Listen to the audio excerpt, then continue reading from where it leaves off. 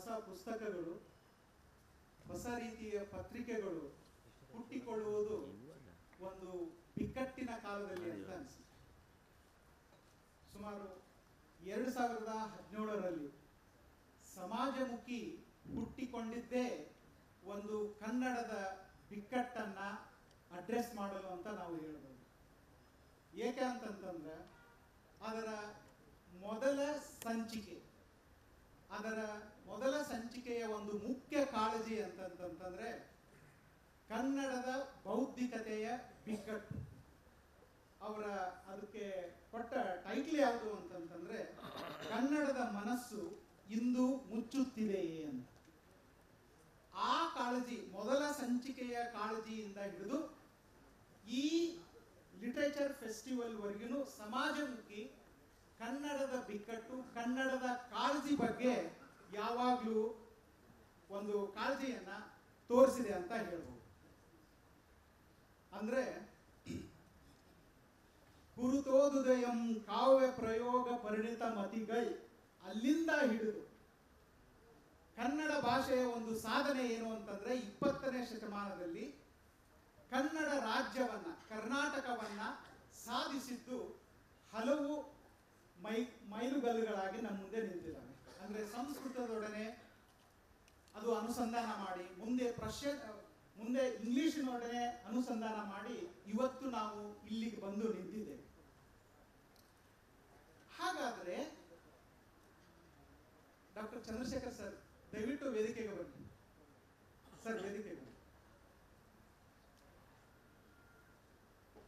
ಅಂದ್ರೆ ಇವತ್ತು ಕನ್ನಡ ಭಾಷೆಯ ಬಿಕ್ಕಟ್ಟನ್ನು ಮಾತನಾಡುವುದಂದ್ರೆ ಕೇವಲ ಭಾಷೆಗೆ ಸಂಬಂಧಪಟ್ಟ ಬಿಕ್ಕಟ್ಟನ್ನು ಮಾತನಾಡುವುದಲ್ಲ, ಇದನ್ನು ನಮ್ಮ ಕಾಲದ ಎಲ್ಲ ಬೆಳವಣಿಗೆಗಳ ಜೊತೆ ತೊಡಗಿಸಿಕೊಂಡು ಮುಖಾಮುಖಿಯಾಗುತ್ತಾ, ಅಂದರೆ ಕನ್ನಡ ತಂತ್ರಜ್ಞಾನ, ಕನ್ನಡದ ಆರ್ಥಿಕತೆ, ಜಾಗತಿಕತೆ, ರಾಜಕೀಯ ಮತ್ತು ಬೌದ್ಧಿಕ ಪ್ರಶ್ನೆಗಳನ್ನ ಇಟ್ಟುಕೊಂಡು ಇವತ್ತಿನ ಗೋಷ್ಠಿಯನ್ನ ನಾವು ಮಾಡಬೇಕಾಗಿದೆ. ನಾನು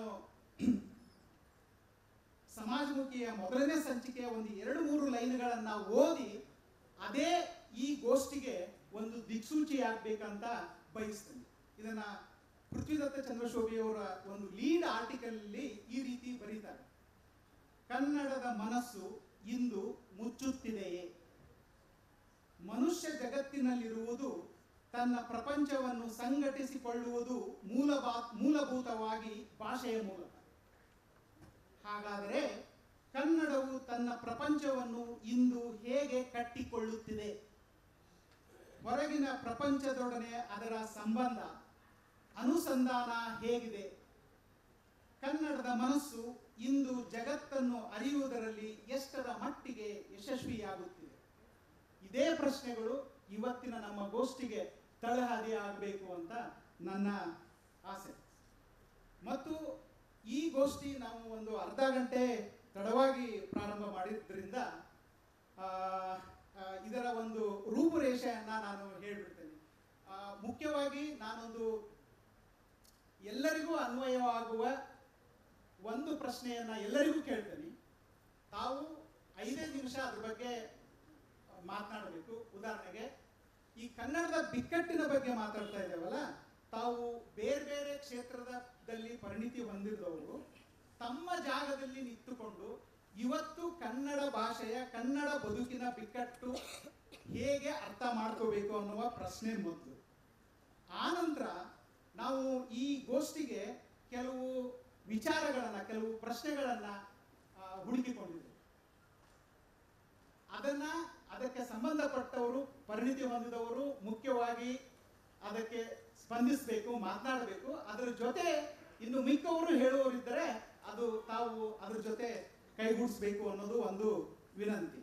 ಸೊ ನಾವು ಚರ್ಚೆ ಮಾಡಲು ಎತ್ತಿಕೊಂಡಿರುವ ಮುಖ್ಯ ವಿಚಾರಗಳೆಂದರೆ ಕನ್ನಡದ ಬೌದ್ಧಿಕ ಸಂಸ್ಕೃತಿ, ಅಂದರೆ ಕನ್ನಡದಲ್ಲಿ ಜ್ಞಾನ ಸೃಷ್ಟಿಯ ಶಕ್ತಿ ಮತ್ತು ಮಿತಿಗಳು. ಎರಡನೆಯದು ಕರ್ನಾಟಕದ ಸಂಸ್ಥೆಗಳು ಕನ್ನಡಕ್ಕೆ ಯಾವ ರೀತಿ ಸ್ಪಂದಿಸ್ತಾ ಇದ್ದಾವೆ.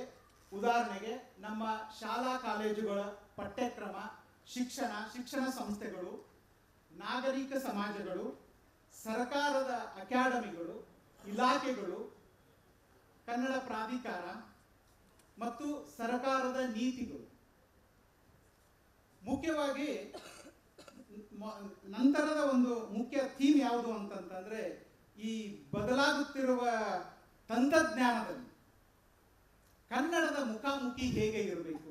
ಇವತ್ತು ನಾವು ಕೃತಕ ಬುದ್ಧಿಮತ್ತೆ ಬಗ್ಗೆ ಮಾತಾಡ್ತಾ ಇದ್ದೇವೆ. ಕನ್ನಡ ಎದುರಿಸುತ್ತಿರುವ ತಂತ್ರಜ್ಞಾನದ ಸವಾಲುಗಳು ಯಾವುವು ಅನ್ನುವ ಪ್ರಶ್ನೆ, ಮತ್ತು ಕನ್ನಡ ಪತ್ರಿಕೋದ್ಯಮದ ಭಾಷೆಯಾಗಿ, ಮಾಧ್ಯಮದ ಭಾಷೆಯಾಗಿ ಯಾವ ರೀತಿಯ ಸವಾಲನ್ನು ಎದುರಿಸ್ತಾ ಇದೆ ಅನ್ನುವ ಈ 4-5 ವಿಚಾರಗಳನ್ನು ಇಟ್ಟುಕೊಂಡು ನಾವು ಈ ಗೋಷ್ಠಿಯನ್ನು ನಡೆಸ್ತಾ ಇದ್ದೀವಿ. ಮೊದಲನೆಯ ಪ್ರಶ್ನೆ ಅಂದರೆ, ಕನ್ನಡ ಎದುರಿಸುತ್ತಿರುವ ಬಿಕ್ಕಟ್ಟುಗಳನ್ನು ಇಂದು ನಾವು ಹೇಗೆ ಅರ್ಥ ಮಾಡಿಕೊಳ್ಬೇಕು ಅಂತ. ಮೊದಲನೇದಾಗಿ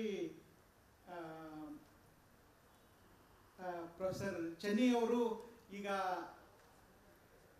ಕುವೆಂಪು ವಿಶ್ವವಿದ್ಯಾನಿಲಯದ ವಿಶ್ರಾಂತ ಇಂಗ್ಲಿಷ್ ಪ್ರಾಧ್ಯಾಪಕರು ಮತ್ತು ದ್ವಿಭಾಷಾ ಸಂವೇದನೆಯ ವಿದ್ವಾಂಸರು. ಅವರು ವಿಮರ್ಶೆ ಬರೆಯುವುದಷ್ಟೇ ಅಲ್ಲದೆ ಇದು SEP ಕೆಲಸ ಮಾಡಿದವರು. ಸರ್, ತಾವು ಇದ್ರ ಬಗ್ಗೆ ಏನು ಹೇಳ್ತೀರಾ?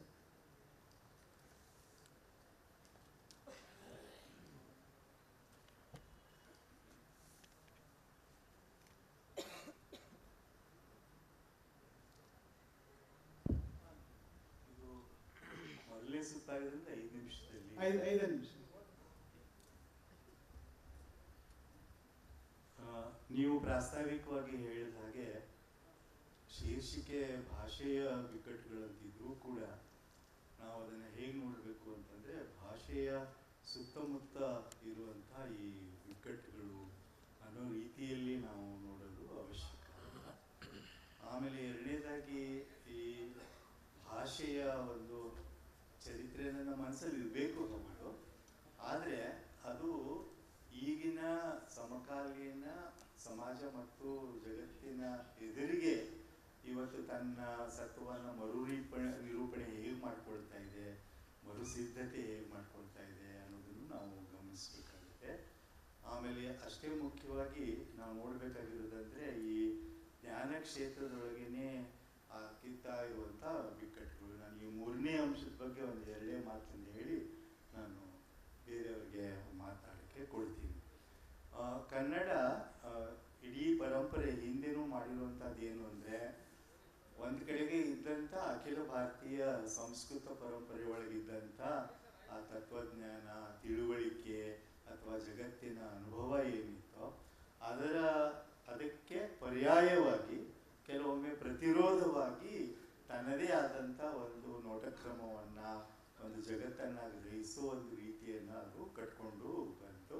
ಆ ನಂತರ ವಸಾಹತುಶಾಹಿ ಕಾಲದಲ್ಲೂ ಕೂಡ ಯಾವಾಗ ಈ ಭಾಷೆಗಳ ಮಧ್ಯೆ ಇರಬೇಕಾದಂಥ ಒಂದು ಸಮಾನತೆ ಅನ್ನೋದು ಕಳೆದು ಹೋಗುವಂಥ ಒಂದು ಸ್ಥಿತಿ ಇತ್ತು, ಅಲ್ಲೂ ಕೂಡ ನಾವೇನನ್ನು ನೋಡ್ತೀವಿ ಅಂತಂದ್ರೆ, ಅದೇ ಕಾಲದಲ್ಲಿ ಆದಂಥ ಈ ಕನ್ನಡ ನಾಡಿನ ಒಂದು ಪರಿಕಲ್ಪನೆ, ಹಂಚಿ ಹರಿದು ಹೋದಂಥ ಕನ್ನಡಿಗರನ್ನ ಕೂಡಿಸುವಂಥ ಒಂದು ಏಕೀಕರಣದ ಕಲ್ಪನೆ, ಅದ್ರ ಜೊತೆಗೇನೆ ಭಾಷೆ, ಸಮಾಜ, ವಿಶ್ವ ಇವುಗಳ ಬಗ್ಗೆ ಬಹಳ ಮುಖ್ಯವಾದಂಥ ಚಿಂತನೆಗಳು ಆ ಕಾಲದಲ್ಲಿ ನಡೆದಿರುವುದನ್ನು ನಾವು ಗಮನಿಸಬೇಕಾಗುತ್ತೆ.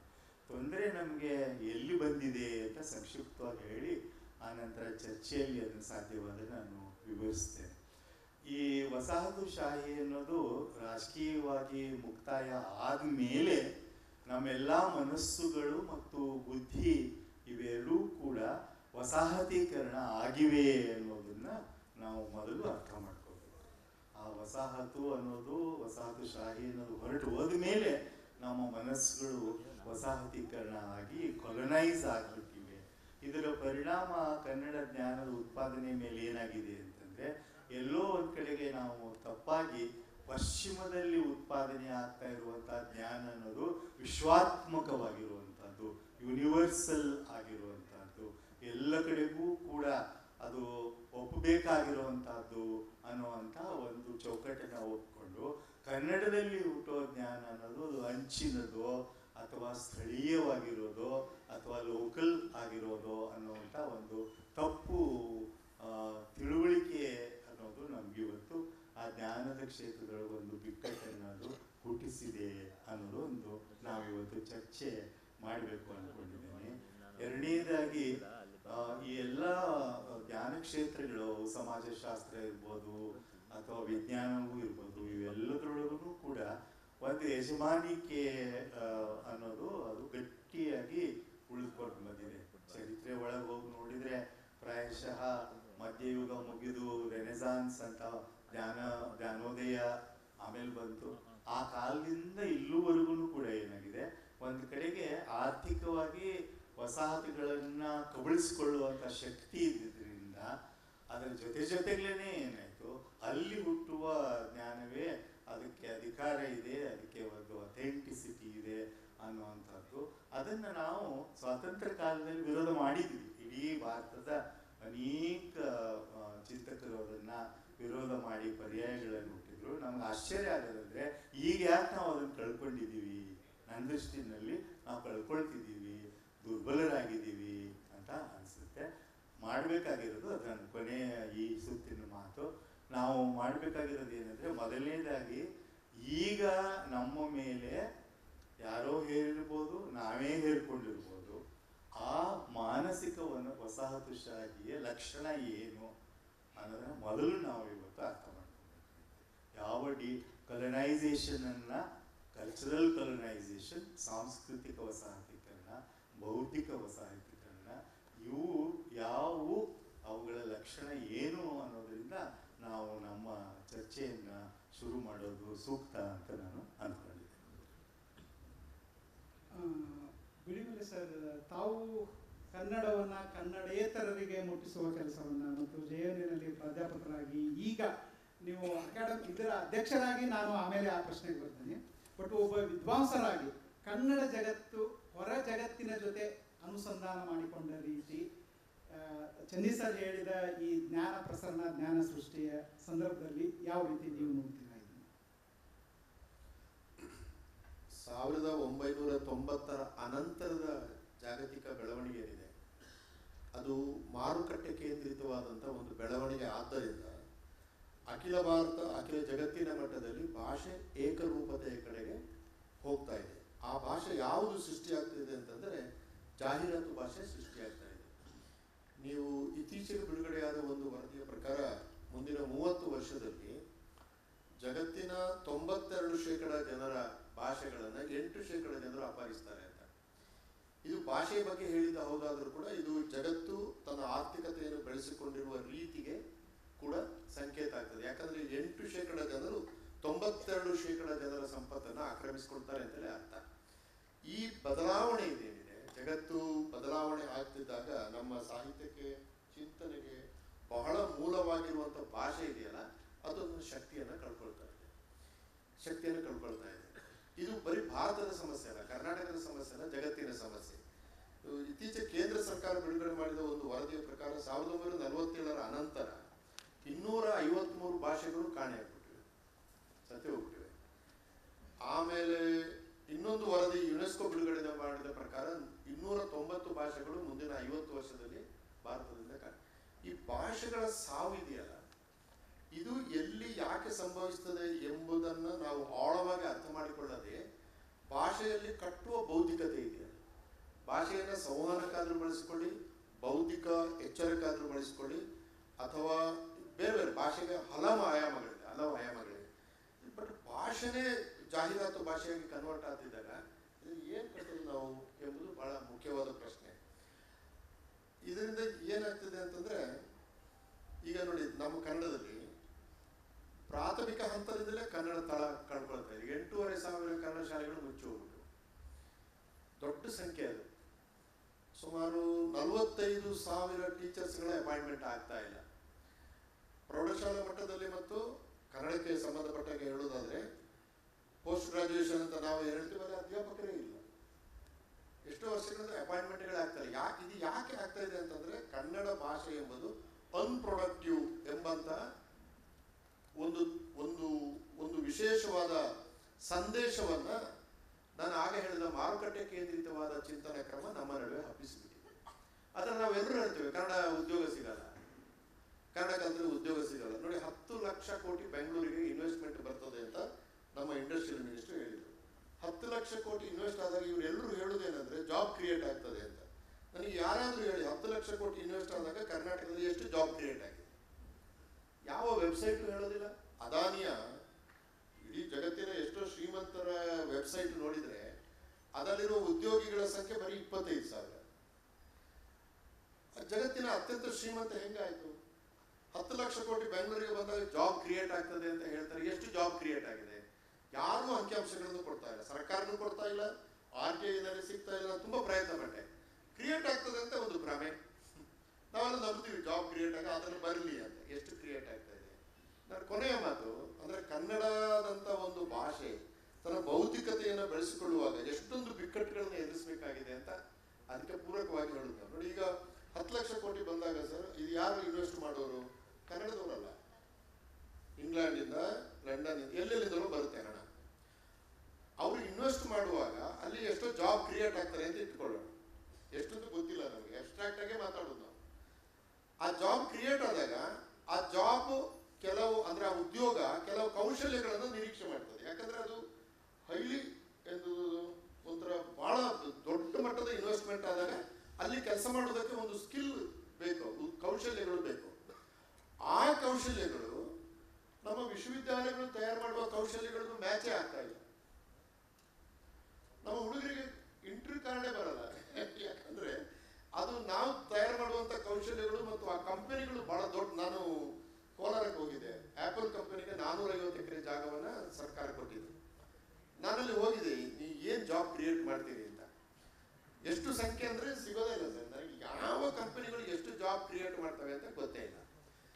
ಎಷ್ಟು ಜನ ಕನ್ನಡದವರಿಗೆ ಸಿಗ್ತದೆ ಅನ್ನೋದು ಇನ್ನೂ ಗೊತ್ತೇ ಇಲ್ಲ. ಅವರು ಹೇಳ್ತಾರೆ, see we don't give job because you are a Kannadiga, we don't deny a job because you are a Kannadiga, we need some skills ಅಂತ. ಆ ಸ್ಕಿಲ್ಗಳು ಯಾವುದು ಎಂಬುದು ಸರ್ಕಾರಕ್ಕೆ ಗೊತ್ತಿಲ್ಲ. ಅದರಿಂದ ನಾವು ಕರ್ನಾಟಕದ ಒಳಗಡೆ ಸ್ಕಿಲ್ ಡೆವಲಪ್, ನಮ್ಮ ಮಾಹೆಗೆ ಹೋಗಿದೆ, Manipal institute of higher education ಹೋಗಿದೆ. ಸ್ಕಿಲ್ ಡೆವಲಪ್ಮೆಂಟ್ ಏನ್ ಮಾಡ್ತಾರೆ ಅಂತ ಅವ್ರು ಬೇಸಿಕ್ ಕಂಪ್ಯೂಟರ್ ಹೇಳಿಕೊಡ್ತಿದ್ದಾರೆ. ಬೇಸಿಕ್ ಕಂಪ್ಯೂಟರ್ ಸ್ಕಿಲ್ಲೇ ಅಲ್ಲ ಅದೀಗ. ನೀವು ಬೇಸಿಕ್ ಕಂಪ್ಯೂಟರ್ ಗೊತ್ತಿದೆ ಅಂದ್ರೆ ಯಾರು ಕೆಲಸ ಕೊಡಲ್ಲ. ಅದು ನಿನಗೆ ನಿನ್ನ ಹುಟ್ಟಿನಿಂದ ನಿನಗೆ ಗೊತ್ತಿರಲೇಬೇಕು. ನನ್ನ ತಲೆಮಾರು ಬೇರೆ. ನನ್ನ ತಲೆಮಾರು ಕಂಪ್ಯೂಟರೇ ಇರಲಿಲ್ಲ. ನಾವು 95 ಕಂಪ್ಯೂಟರ್ ಟ್ರೈ ಮಾಡ್ಲಿಕ್ಕೆ ಬರ್ತದೆ ಅಂದ್ರೆ ಯು ಆರ್ ಕ್ವಾಲಿಫೈಡ್. ಬಟ್ ಈಗಿನ ಮಕ್ಕಳಿಗೆ ಅದಲ್ಲ. ಹೀಗಾಗಿ ಕನ್ನಡ ಭಾಷೆ ಎಂಬುದು ಜಾಹೀರಾತು ಭಾಷೆಯಾಗಿ ಕನ್ವರ್ಟ್ ಆಗ್ತಾ ಇರೋದು, ಸೃಜನಶೀಲತೆಯನ್ನು ಕಳ್ಕೊಳ್ತಾ ಇರೋದು, ಸೃಜನಶೀಲತೆ ಮೇಲೆ ಅಂತಾರಾಷ್ಟ್ರೀಯ ಒತ್ತಡಗಳು ಬೇರೆ ತರ ಬಂದು ಬಿದ್ದು, ಅದು ಭಾಷೆ ಅಂದ್ರೆ ಬರೀ ಭಾಷೆ ಮಾತ್ರ ಅಲ್ಲ ತಾನೆ, ಕನ್ನಡಿಗರ ಜೀವನ ಕೂಡ ಹೌದದು. ಅದು ಬಿಕ್ಕಟ್ಟಿಗೆ ಸಿಕ್ಕಾಕೊಳ್ತಾ ಇರೋದ್ರಿಂದ ಇದನ್ನ ನಾವು ಮೂಲಭೂತವಾಗಿ ಬದಲಾವಣೆ ಮಾಡಿಕೊಳ್ಳದೇ ಇದ್ರೆ ಒಂದು ಸಾಮೂಹಿಕ ಬೌದ್ಧಿಕತೆ ಕ್ಷೀಣಿಸ್ತದೆ. ಅಪವಾದವಾಗಿ ಅಲ್ಲಿ ಇಲ್ಲಿ ಬರ್ತದೆ. ನಾನು ಅದನ್ನ ಹೇಳ್ತಾರೆ, ಯಾಕಂದ್ರೆ ದೊಡ್ಡ ಲೇಖಕರು ಯಾವಾಗಲೂ ಇಂಥದನ್ನು ಮೀರಿ ಬರದೇ ಬರೀತಾರೆ. ಆದರೆ ನಮಗೆ ಕುವೆಂಪು ಅಂತ ಒಬ್ಬ ದೊಡ್ಡ ಬರಹಗಾರ, ಪಂಪನ್ ಅಂತ ಒಬ್ಬ ದೊಡ್ಡ ಬರಹಗಾರ ಬರುವ ಸಾಧ್ಯತೆಗಳೇ ಕಮ್ಮಿ ಅಂತ ಮಾರುಕಟ್ಟೆ ಕೇಂದ್ರಿತವಾಗಿ ಭಾಷೆ ಬೆಳೀತಿದ್ದಾಗ ಅನ್ನಿಸ್ತದೆ ನನಗೆ. ಚರ್ಚೆ ಮಾಡಬಹುದು. ಮಾರುಕಟ್ಟೆ ಮತ್ತು ಕನ್ನಡ ಭಾಷೆಯ ಸಂಬಂಧ ಒಂದು ಆದರೆ, ಇನ್ನೊಂದು ಅದಕ್ಕಿಂತ ಮುಖ್ಯವಾಗಿ ಕರ್ನಾಟಕದಲ್ಲಿ ಶಾಲೆಗಳಿದ್ದಾವೆ, ಕಾಲೇಜುಗಳಿದ್ದಾವೆ, ವಿಶ್ವವಿದ್ಯಾನಿಲಯಗಳಿದ್ದಾವೆ. ವಿಶೇಷವಾಗಿ ಈ ಮಾರುಕಟ್ಟೆಗೆ ಕನ್ನಡವನ್ನ ಅಣಿ ಮಾಡೋಕ್ಕಿಂತ ಮೊದಲು ಕನ್ನಡದಲ್ಲಿ ಜ್ಞಾನ ಸೃಷ್ಟಿ ಆಗ್ತಾ ಇದೆಯಾ, ಕನ್ನಡದಲ್ಲಿ ಸಮಾಜ ವಿಜ್ಞಾನಗಳು ಜ್ಞಾನವನ್ನ ಸೃಷ್ಟಿ ಮಾಡ್ತಾ ಇದ್ದಾವ ಅನ್ನೋ. ಪ್ರೊಫೆಸರ್ ಚಂದ್ರಶೇಖರ್ ಸರ್, ತಾವು ಇತಿಹಾಸಕಾರರು, ಸಮಾಜ ವಿಜ್ಞಾನದ ಕ್ಷೇತ್ರದಲ್ಲಿ ಕೆಲಸ ಮಾಡಿದವರು, ತಾವು ಕನ್ನಡದ ಬಿಕ್ಕಟ್ಟನ್ನ ಹೇಗೆ ನೋಡ್ತೀರಿ? ನಾನಿಲ್ಲಿ ಮಾತನಾಡಬೇಕು ಅಂತ ಹೇಳಿ ನನಗೆ ಗೊತ್ತಿರಲಿಲ್ಲ. ಇರಲಿ, ನನಗೆ ನನ್ನದೇ ಆದ ಕೆಲವು ಅನುಭವಗಳಿದೆ. ಈಗ ನಮ್ಮ ಹುಡುಗರು ಈ IT ಸೆಕ್ಟ್ರಲ್ಲಿ ಕೆಲಸ ಮಾಡ್ತಾರೆ. ಅವರು ಏನು ಅವರು ಕಲ್ತಿರೋದು ಅಂತಂದರೆ, ಅವ್ರು ಕಂಪ್ಯೂಟರ್ಸ್ ಕಲ್ತಿದ್ದಾರೆ, ಅದೇನೋ ಹೇಳ್ತಾರೆ, ಹ್ಯೂಮನ್ ಇನ್ಫಾರ್ಮೇಷನ್ ಸಿಸ್ಟಮ್ಸ್ ಅಂತ ಸ್ಪೆಷಲೈಸೇಷನ್. ನಾನು ನಮ್ಮ ಹುಡುಗ ಅವನು ಇದನ್ನು ಮುಗಿಸ್ದಾಗ, ಕೆಲಸ ಮುಗಿಸ್ದಾಗ ಏನು ಮಾಡ್ತೀವಿ ಅಂತಂದರೆ, ಎಲ್ಲರೂ ಕೆಲಸಕ್ಕೆ ಹೋಗ್ತೀನಿ ಅಂತಂದೆ. ಏನು ಕೆಲಸಪ್ಪ ಅಂದೆ, ಯಾವ ಕಂಪ್ನಿ ಸಿಗುತ್ತೆ. ಸರಿ, ಅವನು ರಿಸಲ್ಟ್ ಬರೋಕ್ಕೆ ಮುಂಚೆನೇ ಅವ್ನಿಗೆ ಎಂಥದೊಂದು ಸಿಕ್ಕಿತ್ತು ಬಿಡಿ ಪ್ರಶ್ನೆ. ಸರಿ, ಅವನಿಗೆ ಸಂಬಳ ಗಿಂಬಳದನ್ನೆಲ್ಲ ಹೇಳ್ದ, ಆಯ್ತಪ್ಪ ಅಂದರೆ ನೀನು ಯಾವ ಆಧಾರದ ಮೇಲೆ ನಿನಗೆ ಕೆಲಸ ಸಿಕ್ತು? ಅದೇ HR ಸಿಸ್ಟಮ್ಸ್ ಇದೆಯಲ್ಲ ಅದರಲ್ಲಿ ಸಿಕ್ತು. ಎಷ್ಟಲ್ಲಿ ಸಿಕ್ಕಿದೆ ಅಂತ. ಸುಮಾರು ಒಂದು ನಮ್ಮ ಕಂಪ್ನಿ ಭಾಳ ಜನ ಇದ್ದಾರೆ, ಬಟ್ ಲೋಕಲ್ಸ್ ಒಂದು ಸಿಕ್ಕರೆ ಒಂದು 5-6 ಜನ ಸಿಕ್ಕಿದೆ. ನಿಮಗೆ ಲೋಕಲ್ ಸೆಂಟರಿಗೆ ಕೆಲಸ ಕೊಟ್ಟರೆ ಹೇಗೆ ಅಂತ ಕೇಳಿದ್ರೆ ಅದು ಸಂಬಂಧನೇ ಇಲ್ಲ ಅಂತ. ಏನು ನಾನು ಕಲ್ತಿದ್ದೀನಿ, ನಾನು ಎಷ್ಟು ಕಂಪ್ನಿಗೆ ಒಳ್ಳೆಯದಾಗೋ ಥರ ಕೆಲಸ ಮಾಡ್ತೀನಿ, ಅದರ ಬೇಸಿಸ್ ಮೇಲೆ ನಾನು ಕೆಲಸ ಕೊಟ್ಟೋಗ್ಬಿಟ್ರೆ ನಾನು ಲೋಕಲ್ ಅಂತಾಗಲಿ ಮತ್ತೊಂದು ಅಂತಾಗಲಿ ಖಂಡಿತ ಕೆಲಸ ಕೊಟ್ಟಿಲ್ಲ. ಸರಿ, ಎಷ್ಟು ಖಾತ್ರಿ ಇದು, ಏನು ಅದು ಯಾವತ್ತು ಬೇಕಾದ್ರೂ ಆಚೆ ಕಳಿಸ್ಕೊಡ್ಬೋದು ನಮಗೆ. ಹೇಗೆ ಅಂದರೆ ನಾವು ಉಪಯೋಗ ಇಲ್ಲ ಕಂಪ್ನಿಗಿನ ಮೇಲೆ ಅಂತಂದರೆ, ಮತ್ತು ನಮಗಿನ್ನ ಹೆಚ್ಚು ಸ್ಕಿಲ್ ಇರೋರು ಬಂದರೆ ಅವ್ರನ್ನ ತಗೋತಾರೆ, ನಮ್ಮನ್ನು ಆಚೆ ಕಳಿಸ್ತಾರೆ. ಇದು ಪಿಂಕ್ ಸ್ಲಿಪ್ಪು ಅದೆಲ್ಲ ಸ್ಲಿಪ್ಪು ಟೇಬಲ್ ಇರುತ್ತೆ, ಹೇಳೋದಿಲ್ಲ ಅವರು, ಸ್ಲಿಪ್ ಇಡ್ತಾರೆ ಟೇಬಲ್ ಮೇಲೆ, ಅದು ತಗೊಂಡು ನಾವು ಆಚೆ ಹೋಗ್ತಾ ಇರ್ತಾರೆ. ಆಮೇಲೆ ಇತ್ತೀಚೆಗಂತೂ ಇತ್ತೀಚೆಗಂದ್ರೆ ಒಂದು 20-25 ವರ್ಷದಿಂದ ಆಗ್ತಾ ಇದೆ. ಅದು ವಿಶೇಷವಾಗಿ ನಮ್ಮ ಹಳ್ಳಿಗಳಿಗೂ ಅದು ಹಬ್ಬಿದೆ. ಈಗ ಏನು ಕನ್ನಡ ಸ್ಕೂಲ್ಗಳು ಈಗ ಬಿಳಿಮಲೆ ಅವ್ರು ಹೇಳ್ತಿದ್ರು, ಸುಮಾರು 8,500 ಕನ್ನಡ ಸ್ಕೂಲ್ಗಳು ಮುಚ್ಚಾಗಿದೆ ಅಂತ. ಯಾಕೆಂದರೆ ಕನ್ನಡ ಓದಿದ್ರೆ ನಮಗೆ ಕೆಲಸ ಸಿಗೋದಿಲ್ಲ ಅಂಥೇಳಿ ಅದು ಜನರಲ್ಲಾಗಿ ನಮ್ಮ ಹಳ್ಳಿಗಳಲ್ಲೂ ಕೂಡ ಭಾಳ ಜೋರಾಗಿ ಹಬ್ಬಿರುವಂಥ ಮಾಹಿತಿ ನಿಜ. ಅದು ಇಲ್ಲಿ ನಾವು ಯೂನಿವರ್ಸಿಟಿಗಳಲ್ಲಿ ಇದ್ಕೊಂಡು ಸಮಾಜ ವಿಜ್ಞಾನಗಳು ಪಾಠ ಮಾಡಿಕೊಂಡು ಬರ್ಕೊಂಡು ಏನು ಮಾಡ್ತಿರ್ತೀವಲ್ಲ, ನಮಗೂ ಅಷ್ಟೇ ಮಾರ್ಕೆಟ್ ಪ್ರಶ್ನೆ ಬಂತು. ಮಾರ್ಕೆಟ್ ಪ್ರಶ್ನೆ ಬಂದರೆ ನಮಗೇನಾದರೂ ಒಂಚೂರು ರೆಕಗ್ನಿಷನ್ ಅನ್ನೋದು ಇದ್ದರೆ ನಾವು ಇಂಗ್ಲೀಷಲ್ಲಿ ಏನೋ ಬರೆದಿದ್ರು ಮಾತ್ರ ಇರ್ತದೆ. ನಮ್ಮ ಸ್ನೇಹಿತರು ಅಂತ ಹೊರಗಡೆ ಇರೋಲ್ಲ. What is this you are writing in your language, we are unable to read anything, why don't to write it in English ಅಂತ. ಈಗ ಎಲ್ಲೋ ಒಂದು ಕಡೆ ನಮಗೂ ಟೆಂಪ್ಟೇಷನ್ ಬರುತ್ತದು. ಏನು ನಮ್ಮ ಬರವಣಿಗೆನ ಹೊರಗಡೆಯವರು ಬೇರೆ ಬೇರೆ ಭಾಷೆಯವರು ಓದಬೇಕು, ಮತ್ತು ನಾವು ಇಂಗ್ಲೀಷಲ್ಲಿ ಬರೆದ್ರೆ ಬೇರೆ ಭಾಷೆಯವರೆಲ್ಲ ಅದನ್ನು ಓದಲಿಕ್ಕೆ ಸಾಧ್ಯ ಇದೆ ಅನ್ನುವಂಥ ಒಂದು ಟೆಂಪ್ಟೇಷನ್ ನಮಗೂ ಬರಲಿಕ್ಕೆ ಸಾಧ್ಯ ಇದೆ. ಎರಡನೇದು, ಭಾಳ ಹಿಂದೆ ಒಂದು 50 ವರ್ಷನೇ ಆಗಿರಬೇಕು, ಅನಂತಮೂರ್ತಿ ಇಂಗ್ಲೀಷ್ ಬ್ರಾಹ್ಮಣ ಕನ್ನಡ ಶೂದ್ರ ಅಂತೇಳಿ ಒಂದು ಲೇಖನ ಬರ್ತಿದ್ರು. ಭಾಳ ಸಾಕಷ್ಟು ಪಾಪ್ಯುಲರ್ ಆದಂಥ ಲೇಖನ ಕೂಡ ಅದು. ಈಗ ಇನ್ನೊಂದು ಡೈಮೆನ್ಷನ್ ಅದಕ್ಕೆ ಆ್ಯಡ್ ಆಗಿದೆ ಅನಿಸುತ್ತೆ. ಏನು, ಶ್ರೀಮಂತರ ಇಂಗ್ಲೀಷು ಬಡವರ ಕನ್ನಡ ಅನ್ನೋ ಥರ ಆಗೋಗಿದೆ. ಯಾಕೆಂದರೆ ಇಂಗ್ಲೀಷ್ ಮೀಡಿಯಮ್ ಸ್ಕೂಲ್ಗಳಿಗೆ ದುಡ್ಡು ಜಾಸ್ತಿ ಕಟ್ಟಬೇಕು, ಫೀಸ್ ಜಾಸ್ತಿ ಕಟ್ಕೊಂಡ್ರೆ ಇಂಗ್ಲೀಷ್ ಮೀಡಿಯಮ್ ಸ್ಕೂಲಲ್ಲಿ ಸಿಗುತ್ತೆ, ಇಲ್ಲ ಅಂದರೆ ಸಿಗೋದಿಲ್ಲ. ಈ ಥರ ಪರಿಸ್ಥಿತಿ ಇದೆ. ಮತ್ತು ಕನ್ನಡದ ಬಗ್ಗೆ ನಾವು ಭಾಷಣಗಳು ಮಾಡ್ತೀವಿ, ನಾವು ಇಲ್ಲಿ ರಾಜಕಾರಣಿಗಳು ಎಲ್ಲರೂ ಭಾಷಣ ಮಾಡ್ತೀವಿ, ರಾಜ್ಯೋತ್ಸವಗಳು ಮಾಡ್ತೀವಿ, ಕೋಟ್ಯಾಂತರ ರೂಪಾಯಿ ದುಡ್ಡು ಖರ್ಚು ಮಾಡ್ತೀವಿ. ಆದರೆ ಕನ್ನಡ ಓದು ಬರಹ ಮತ್ತು ಕನ್ನಡ ಶಾಲೆಗಳು ಇದು ಪ್ರಶ್ನೆ ಬಂದಾಗ ಉತ್ಸಾಹ ಅಂಥದ್ದಿಲ್ಲ. ಒಂದು ಎರಡನೇದು, ಒಂದು 30 ವರ್ಷದಿಂದ ನಾನು ನಮ್ಮ ಯೂನಿವರ್ಸಿಟಿ ಒಳಗಡೆ ಸ್ಟ್ಯಾಂಡರ್ಡ್ ಟೆಕ್ಸ್ಟ್ಗಳಿದೆ ಇಂಗ್ಲೀಷಲ್ಲಿ, ಅವನ್ನೆಲ್ಲ ಟ್ರಾನ್ಸ್ಲೇಟ್ ಮಾಡಿಸಿ ನಮ್ಮಲ್ಲಿ ವಿದ್ಯಾರ್ಥಿಗಳಿಗೆ ಅನುಕೂಲ ಆಗುತ್ತೆ, ನಮ್ಮ ಲೈಬ್ರರಿನೆಲ್ಲ ಇಡಬೇಕು ಅಂಥೇಳಿ ಅಂದಾಗ ಅದು ಒಪ್ಕೊಂಡ್ರು, ತಾತ್ವಿಕವಾಗಿ ಮಾತ್ರ ಒಪ್ಕೊಂಡ್ರು. ಆದರೆ ಒಂದೇ ಒಂದು ಪುಸ್ತಕ ಕೂಡ ಅವು ಟ್ರಾನ್ಸ್ಲೇಟ್ ಆಗಿ ಇವತ್ತವರೆಗೂ ಪಬ್ಲಿಷ್ ಆಗಿದೆ. ಇದು ಈ ರೀತಿಯಾದಂಥ ಒಂದು ಪರಿಸ್ಥಿತಿ ನಮ್ಮ ಯೂನಿವರ್ಸಿಟಿಗಳಲ್ಲಿ ಮತ್ತು ಸರ್ಕಾರದ ಮಟ್ಟದಲ್ಲೂ ಹಾಗೇನೆ ಇದೆ ಅಂತ ಅಂದ್ಕೊಂಡಿದ್ದೀನಿ. ಸಮಾಜ ವಿಜ್ಞಾನಗಳ ಪ್ರಶ್ನೆ ಬಂದು ಇದರೊಳಗೆ ಕನ್ನಡ ಸ್ವಲ್ಪ ಬೆಟ್ರೇನೋ ಅನಿಸುತ್ತೆ. ಸಮಾಜ ವಿಜ್ಞಾನಗಳು ನೀವು ಸೈನ್ಸು ಟೆಕ್ನಾಲಜಿ ಇಲ್ಲೋ ಆದರೆ ಕನ್ನಡದ ಪ್ರಶ್ನೆ ಭಾಳ ದೊಡ್ಡ ಸಮಸ್ಯೆ. ಇವತ್ತವರೆಗೂ ನಮಗೆಲ್ಲೋ PUC ಲೆವೆಲಲ್ಲಿ ಡಿಗ್ರಿನಲ್ಲಿ ಒಂದೆರಡು ನಮಗೆ ಇಂಗ್ಲೀಷ್ ಮೀಡಿಯಮ್ಮಿನ ಸೈನ್ಸು ಟೆಕ್ನಾಲಜಿ ಬುಕ್ಸು ಸಿಗಬಹುದು, ಬಿಟ್ಟರೆ 99% ಇವತ್ತಿಗೂ ಇಂಗ್ಲೀಷಲ್ಲಿ ಜೆಂಡ ಹೊಡ್ಕೊಂಡು ಕೂತಿದ್ರೆ ಮತ್ತು ಅದು ತೀರಾ ಪೆಕ್ಯುಲಿಯರ್ ಕೂಡ ಅನ್ಸಲ್ಲ, ಅದು ಸಹಜನೇ ಅಂತೇಳಿ ಅನ್ಸುತ್ತೆ. ಹೀಗಿರ್ಬೇಕಾದ್ರೆ ಇದು ಯಾರೋ ಬರೀ ಸರ್ಕಾರ ಮನಸ್ಸು ಮಾಡಿದ್ರೆ ಅಂತಾಗಲಿ ಅಥವಾ ಬರೀ ಯೂನಿವರ್ಸಿಟಿಗಳು ಮನಸ್ಸು ಮಾಡಿದ್ರೆ ಆಗುತ್ತೆ ಅಂತಲ್ಲ, ಎಲ್ಲರೂ ಈ ರೀತಿಯಾದಂಥ ಒಂದು ಪ್ರಯತ್ನಗಳನ್ನು ಮಾಡಿದರೆ ಏನಾದರೂ ಆಗಲಿಕ್ಕೆ ಸಾಧ್ಯ.